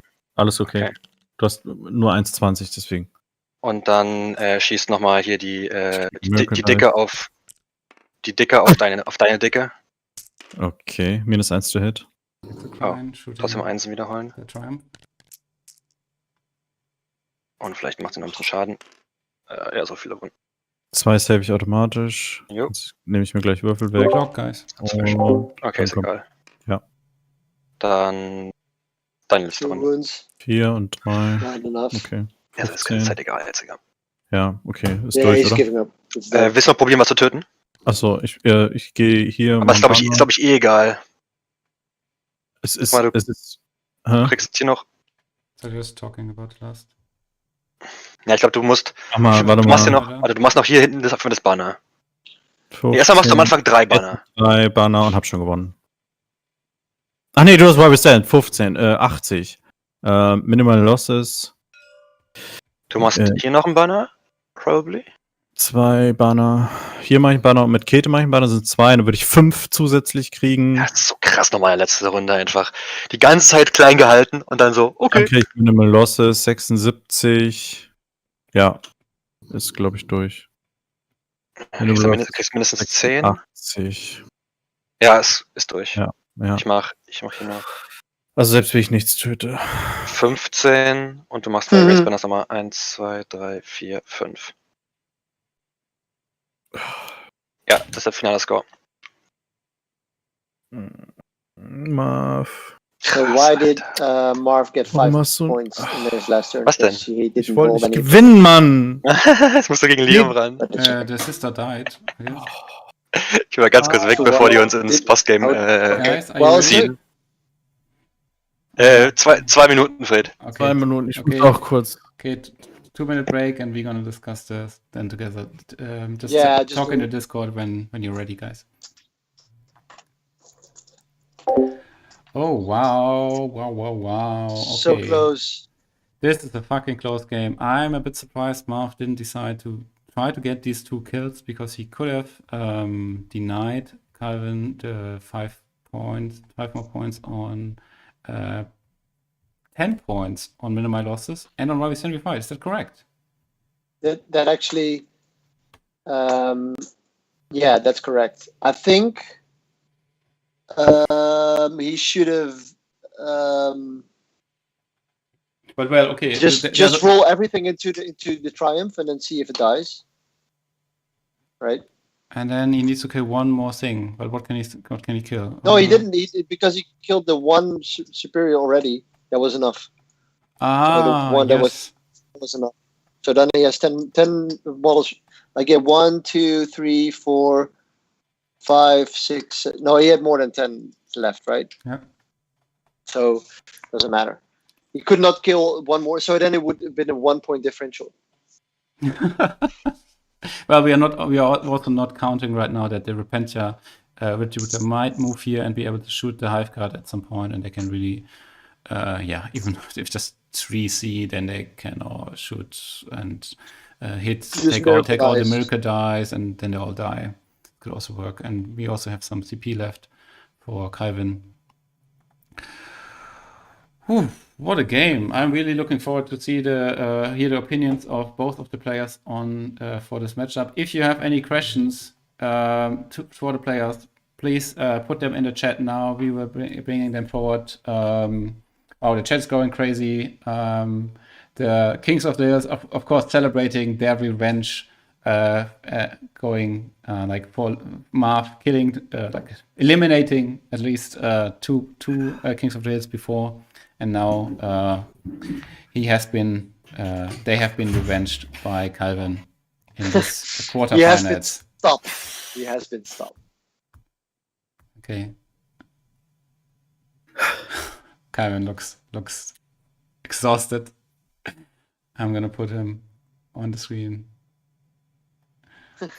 He's I think he's still thinking about it. And as he said in the beginning, he's not very happy. He didn't want to play Marv because he doesn't want any one of these two players lose. And now we're just waiting for Marv to join. He's putting his okay. Guys, can you hear me? Guys, can you do me a favor?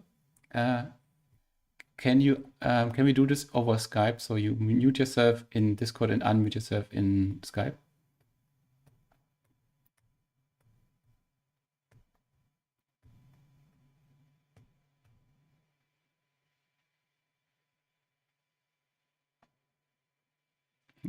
Kalvin is dying.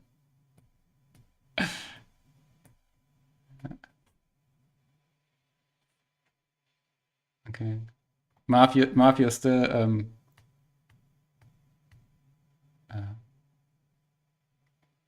now you hear me in this. Okay, perfect. And okay, let's go to the interview. Kalvin, can you hear us? Yes, can you mute yourself in Discord, please? Or I mute you. Okay. Mute each other, yeah. Okay, guys. Wow, what a game. Very, very, very close. We saw a very aggressive turn 1 and 2 by Marvin, keeping the sisters down, keeping the banners off all but one objective. We saw a very low score for Lim in the first turns, but we saw a big swing in the end, 2 times 15 points for Kalvin. Going back on the primaries as well, like the primaries looked not very good for you in the beginning, but you managed to score 25 points on your like very defensive secondaries, and then also even still making 11 points for Race to Banners, bringing you to a 6-point lead and winning this game. Congratulations, Kalvin, for winning the second quarterfinal and making it to semi. Thank you. Congratulations. Thank you very much. Thank you. Thank you, especially. This is the first thing I have to say. Thank you, Marv. This has been my best game with such a great opponent. He's actually the best opponent and will get my vote for, what do you call it? Shittiest player? Best sportsmanship, yes. Best sportsmanship. I think it's too late for that. Absolutely. Well, you got it anyway. Because I saw some matches of you, and yes, so best sportsmanship, definitely. I think it was an absolutely friendly game on both sides. I'm a bit more emotional, so sometimes I curse or something, or I hopefully Marv didn't wasn't annoyed by that when I forgot something that I was like shit. Yes, but first of all, Marv is the best. Yes, definitely, and he would have deserved the win evenly as well. Great. I'm going to chime in here just. Guys, if you have been playing in the WARPhammer Championship and you haven't voted for Best Sportsmanship yet, go into the results chat in the Discord, and there's a link for a Google form, and you can do that there. And everyone who has played Marv, go vote for Marv now. Well, I think I haven't even heard the game. I was just looking at it, and I could see that it was a very sportsmanlike game. So that if I can see it without even hearing you talk, that actually means something, in my opinion. That you can see that every movement was done very, very neat. The rolling was very quick. There was no discussion like did I do everything correct? So it was just awesome. It seemed really fluent. Yes. Perfect. And this is how Warhammer should be always. This was just, in the end, if I would have lost, I would have well, not the happiness emotion, but the relief emotion as well, having such a great game. And so this is how Warhammer should be all the time. It's nice. Great, absolutely great. Of course, it's always easier to say it when you win. I understand that as well. And I'm really humble saying that Marv was just a great opponent in that regard. Perfect. So Marv, how are you feeling right now? I'm tired, and I'm kind of not disappointed, but I'm in the end I gave everything to took all these objectives, and in the end it was like on my last turn, it's here banner, there banner, a banner, a banner, another banner. Give me 9 points. What? Yes. Yeah. You only But lost still- 4 points still on the it's- secondary while you were fighting for keeping those banners down. And in the end, he got 40 points on his primaries and 11 on banners. Yeah. So you did a lot to deny him those points, and in the end, he mostly was not got worth them. it. Yes. Mm, But Funny It was enough, a- you could have won. in the last turn. In turn 4, he could have won. He could have started with his Yeah, Psyker yeah. first, go into the marker, yes, denying me this, 15 primary, and the banner, staying in combat, and not start with the Canoness, because I wrote down up here in the corner 1 CP. That was the CP. If my warlord gets slain, I get my command points, and like in every second game, I forget it. I didn't knew that there is a 0 CP stratagem for D3 CP. And I was like, yeah, you have 1 CP, okay, so it doesn't matter where I start. So let's do this up here first. Ah. And then we were, come on, give me D3 CP, interrupt, base me. So what you meant was the situation with the Patriarch against the Triumph and the Canoness, right? Yes, and you yes, just set yes, charged the Rhino, but you didn't base anything, and then And base it because my plan was to move around 3 and then three on the objective. Mhm. And the Rhino was like this. Yeah, I was like this, and he could have gone through here. Yep, And yep. not to The marker, denying probably 2. The banner and 15. Yeah, 6 points. Yeah, so yeah. this is just a draw now. 6 points. Yeah. Yes. But on the other hand, if I had denied 6 points, it came down. It would come down to the secondaries we scored in the past 3 games, and it would still be Kalvin's win. So Yes, I could have then kill something else. Yeah, But- but If to deny you will always be fight. Yeah. So Yes. You yes. also in the end, it would not matter. Yeah, Yeah. Marv, you could have maybe, if we were calculating in the last turn, if you kill 2 units. Du hast ein Echo. Oh, sorry. Echo im Stream ist ein Sorry. Echo. Why did I click this shit? Okay, wait. Sorry guys for the echo. So should not be there anymore. Yeah, okay. We were calculating that you only needed 2 kills to bring Kalvin down to 5 points for minimized losses, and then we think just 2 more. yes, and we were thinking you kill the Triumph and something else, and then this would be a 10-point swing as well. I have no But chance in killing the don't- Triumph. I don't believe he can Yeah. kill the Yeah. Triumph. She's -1 to hit. This is what Yeah, you I always think say. that- That's why she's unkillable. Yeah. But yes, with No, these and with she's these got a miracle 4 dice, she's basically unkillable. unkillable. I understand. Yes. I think I should not have advanced them, just moved them back so they are beyond this line, so these girls cannot kill me. Yes. And I should have killed this single magnifier down here. I think she Yeah, because indeed. killing her, killing the other one, and yeah, never mind. I tried to count units, but I didn't manage to get all together. I was like 3 Repentious, 2 jump girls, 1 character, 1 more character, 1 Rhino. So I need 3 more kills, not 2. He had 22 units, so he needed to, and he had 12 remaining, right now, or did he already have 13 remaining? Because then maybe I miscounted. It could have been that I miscounted 1, because there 2, were 3. 1, 2, 3, 4, 5, 6, 7, 8, 9. He has 10, 11, 12 remaining right now. So 1 kill more. Yeah, indeed. yeah. So he needed 1. Yeah. So it's okay, but I mean, there was one turn 2, Marv. How did you feel after turn 2? You did a lot of shooting, which did not do any damage, because you committed to a lot of stuff. Yeah. And I was like, okay, if because the saves from Kalvin were actually pretty good then, and then he used his miracle dice pretty good, so he mitigated all the damage. And I think that was after turn 1. I was like, well, Marv is gonna get it if he keeps on getting the same output. and that actually swung it around to he could push you back while you were pushing at him all the time, and now he's like, okay, I can push you. Yes. And that's the swing. That was the swing turn for me. And then you see what happens after turn 2. It kind of shifts a little bit in his favor, because it was not looking good for. It was not looking good for you, Kalvin, didn't it? No, absolutely not. Marv, were you thinking you have, like, did you feel a lot of pressure to go forward and to really push? Yeah. Yes.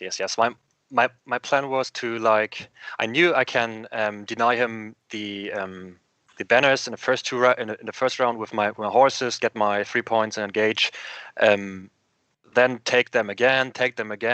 So I will never have to burn the banners, but I only need to have one single miniature with no obsec on the objective to deny his banners. But in the end, it That's wasn't why enough. I wanted to start, so I can push so many models onto the objective. I basically overload. I overload the objective so he can't shoot everything, and then he has to decide: does he want to clear the marker or does he want to go for St. Catherine? Because I wanted to push her just up the middle, and just running through the middle. That's what I wanted to deployed really aggressively. Yeah. I know. So Marv, just a question for you. Did you you chose deploy scramblers? Yes. I always feel like it's a trap. You burned 4 CP to get the deploy scramblers. Do you think? I burned 2. Just up here too. Yeah. Just the one over here. Yeah. The other 2 I kind of burned, but I took 2 objectives from him. Yes. I could easily do the scramblers with the engineers. Yeah, they were able to do it as well. Yeah, but also, do you think there was this move was smart as well? Marv, we were thinking that you were really putting. So my perspective was a bit that you feel very rushed, and you were putting these engineers in the top, acolytes in the top right, and you did nothing but scramblers. So this was just a 2. For 2 points, you get the scrambler, but nothing else. And we saw in the end you were running out of CP, and also later the deployment zone was not screened from Kalvin anymore. He could have done this maybe for a long time, but then he would not have all these models charging at you. And we see he's charging at you, and he's still not getting to you. So I was like, why was the rush? Did the time rush you? Did you think you have a good matchup and now you have to really press it? Why did you play so aggressive, even with the scrambler? It wasn't the time. I knew I needed scramblers back here. All of this part of the battlefield was screened by those 5 sisters and the exorcist, and he had like 3 or 2 free repentures, and if I hadn't dropped down here, they would stay here for the next turn.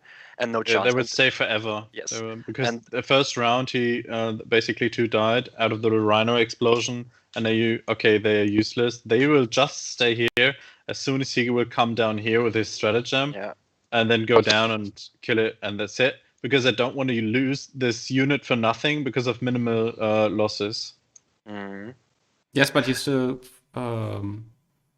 you had many other opportunities later to come in and deep strike there.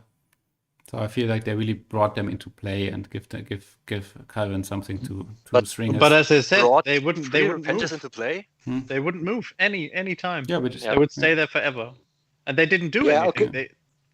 No. Now, well, they did. Of course, they did a lot of damage when they came in. What I wonder though, you chose deploy scramblers before the game started. Would you pick another one right now if you saw the game state as it is right now? Would you say maybe I would have raised the banners to keep because then you can still push, but you don't have to overcommit to get that 1 scramblers in the deployment zone of the opponent? The problem is he doesn't have infantry. Yeah, that's a problem. I think the best picks for me would be, and I thought of this plan, just playing scramblers and minimize losses, and while we stand, and just stay behind and let him come for me. So I have no pressure to engage all the time. I think I just got engaged for 10. Yeah, 10 is a little bit low. Because Yeah. I run out of steam in turn 3. I had nothing left. Nope. Multi-melters. Go I have some Yeah. questions from the chat for you guys. So first is maybe to both of you, but I think Kalvin could answer this the best. So Martin is asking if Kalvin would have started, would he have lost the game? Yeah, that's a question. I don't think so, because then I wouldn't. So what would change is that I wouldn't score 5 in my first round. I would score 10 probably, and in the end I wouldn't score 15. I would score 10 as well. So that would change. I don't know about the third round, but my banners would be up. So I would score, I think, banners in the same kind, because in the end, his reinforcements, my reinforcements didn't do anything basically. Oh, they did something, but they should have done something else. They should have killed something that is valuable, but I couldn't. And if I would go first, that would give me the opportunity to take this rhino, which is full of obsec, and push it onto here, and then push other stuff with characters and everything onto here. So then I've got a rhino full of obsec, and I can basically contest his marker. And I never had a chance to contest his markers. No way. Turn 4 was the earliest when St. Catherine in her Nike boots went up. And that's it. And even though I had one rhino with one obsec sister in here, so you see how hard it was coming second to get on his markers. Because I can deny his horse movement. I can just block and block down here, and then he can decide using his cavalry to wait or go through the middle, which is no good option because they should block as well, and then rely on his GSC force. And I can deal with the GSC force because basically I had so many stuff always in my backline that I knew whatever will die, but I can always counter it with melee or shooting. That was my basic plan. I knew I couldn't do anything against it, so just don't ignore it, but don't invest too much with it and concentrate on the front. All right. The chat would also like to know if Marv thinks that if he has gone second, like what would be your strategy, or would you like to have gone second? I think going second would be better for me. Probably because I had to screen one less round. Maybe it was a big mistake to run towards him in the first round. So he had 2 shooting phases to screen to clear my screens. Screening his third round was really hard for me. I nearly got it with this guy over here and one horse here, but it was. I had to think very long how to do this, and if I had one horse less, think the melter guys girls would have been here or here and shoot my my backline. Actually, because it was round 3, they would be up here because they were in reserve, and that's what I wanted to do, and they would easily kill 5, if not more.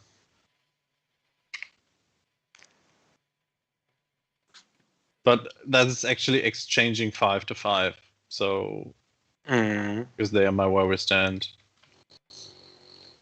Okay, guys. I think we leave this for the I'm sure we can all analyze this even more, and I'm sure you two will through the night. But probably, Kalvin, you should let this game go and focus more on your next game. Next game will be already tomorrow evening, live here on BreakingHeads. This will be the first semi-final on Sunday. And is there one question I can ask for Marv? Yeah, I wanted to. I really want to know one thing why he chose that. Yeah. That's the Keller Marv. What the hell did you do with that? Why was he doomed to die? What did he do, man? That was He it was did like nothing. bang, bang, bang, bang, bang. Oh, now I'm dead. Yeah. That was Yeah. like I'm. What was the thought behind it? I just wanted to know. Just what was the thought of dropping it in over there? I knew I don't need him to kill any characters, because if I kill something which is valuable for Kalvin, he will just get him. Yeah. Yes, get him back on the field. And so I was like, okay, I have 7 shots, strength 4, AP -1 or 2. This is pretty good against girls in Yep. with toughness 3 and just But you 5 just up sacrificed him. invul. He was out in the open. Yes.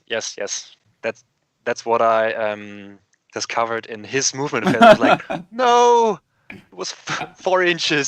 So it was an honest mistake. What did I do? Yeah. But in the end, it doesn't matter, because he killed all 10 horses and had shots left. Okay. Yeah, of course. I that's basically true. did. I had so much firepower down there. Yeah. It was So crazy. I just I was didn't just have the wondering what he angle. was doing there, Okay. like being a cowboy or whatever, Billy the Kid. Well, I probably should have waited with him to counter the what are they called? The 8 repenches. I think that he's pretty good against them with damage 2. Yep. Okay. yeah, and maybe you could have dropped it like in the upper part of the field because you were stronger over there. You could just left Yes. it down. Yeah. Okay, that was my question because I just really Yeah, wanted. this was a good question. Yeah, we were wondering what is quite some time. Yeah, tomorrow we're already gonna have the semifinals. Congratulations again, Calvin, for making it further. So tomorrow, Liam, who won already yesterday against the Salamanders with his Harlequins, is waiting for you. So it's gonna be Harlequins against Sisters of Battle on. Wait, let me check which map this is. And this is going to be semi-final 1. So this is basically the upper bracket of our elimination round. On the lower bracket of the elimination round, semi-final 2, that's going to happen on Monday. We're going to have the Orcs from Andy playing against the Necrons, but it's also going to be the Necrons from Mark. So Mark Lalle. The German Necron won against the Greek Necron in a very tight game, and I have the result here. Someone sent it to me very nicely. He won with 84 points to 74, so only a 10-point difference. So also very close game, just like this one, kind of mirrored from the secondaries. Yeah, and so there's going to be Orc versus Necrons on Monday, and already tomorrow, as I said, the semi-final 1 with Calvin playing against Harlequins. Just, I don't want to touch on it too much now, but Calvin, what are your feelings towards the game tomorrow? I have no idea. I don't even know what the mission is. It's Scorched Earth, by the way. Yeah, I just found it. Okay, then I probably will lose. Yeah. Just like you did today. Just like you did today.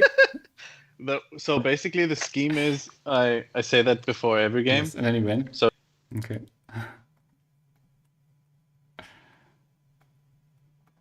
Okay. Yeah, I would. And you already said in the beginning that you would rather face the Orcs, so we will. I'm sure you're going to happily look at the Monday game, Orcs versus Necrons. I have no more questions, and I see everyone is exhausted, and I want to especially give Calvin some rest because it's only less than 24 hours until the next game of exhausting Tabletop Simulator 40K. I hope you guys had a great game. It was very fun to watch. You really gave us some great entertainment on a Saturday evening here. We had a lot of viewers all the time. It was about, I think we peaked at 60 at one point, but we were always at like a solid 50 all around. Yeah, great attention in this chat as well. I'm very happy this is working out. We are putting lots of effort here into the streams, and we are also going to be streaming the third place match and the grand final next weekend on Friday and on Saturday. So make sure to mark that. You can see here, you can really interact with the casters and also have some questions for the players before and after the game. I will thank again to Martijn for being with me from Alliance Open. It was a pleasure casting with you. Yeah, it was really good. Thank you for having me. It was a blast. Yeah, I hope to see you on a tournament again, or maybe on a stream or something. The German community is very connected to Alliance Open in the Dutch community. I'm very happy about that. And for my closing word, I want to thank Kalvin and Marv again for being with player camps and making awesome games and answering all these annoying questions for me. Thank you very much. And I think Kalvin, you want to have a last word? Shout out to everyone in the community. Shout out to Kings of the Hill. Woo! And thank you for casting. And thank you, Alliance Open, for being such a great partner in every level. And thanks for watching. Perfect. Great. So see you tomorrow, guys. Yep. Good night. You're very welcome. Have a good one. Bye. Bye.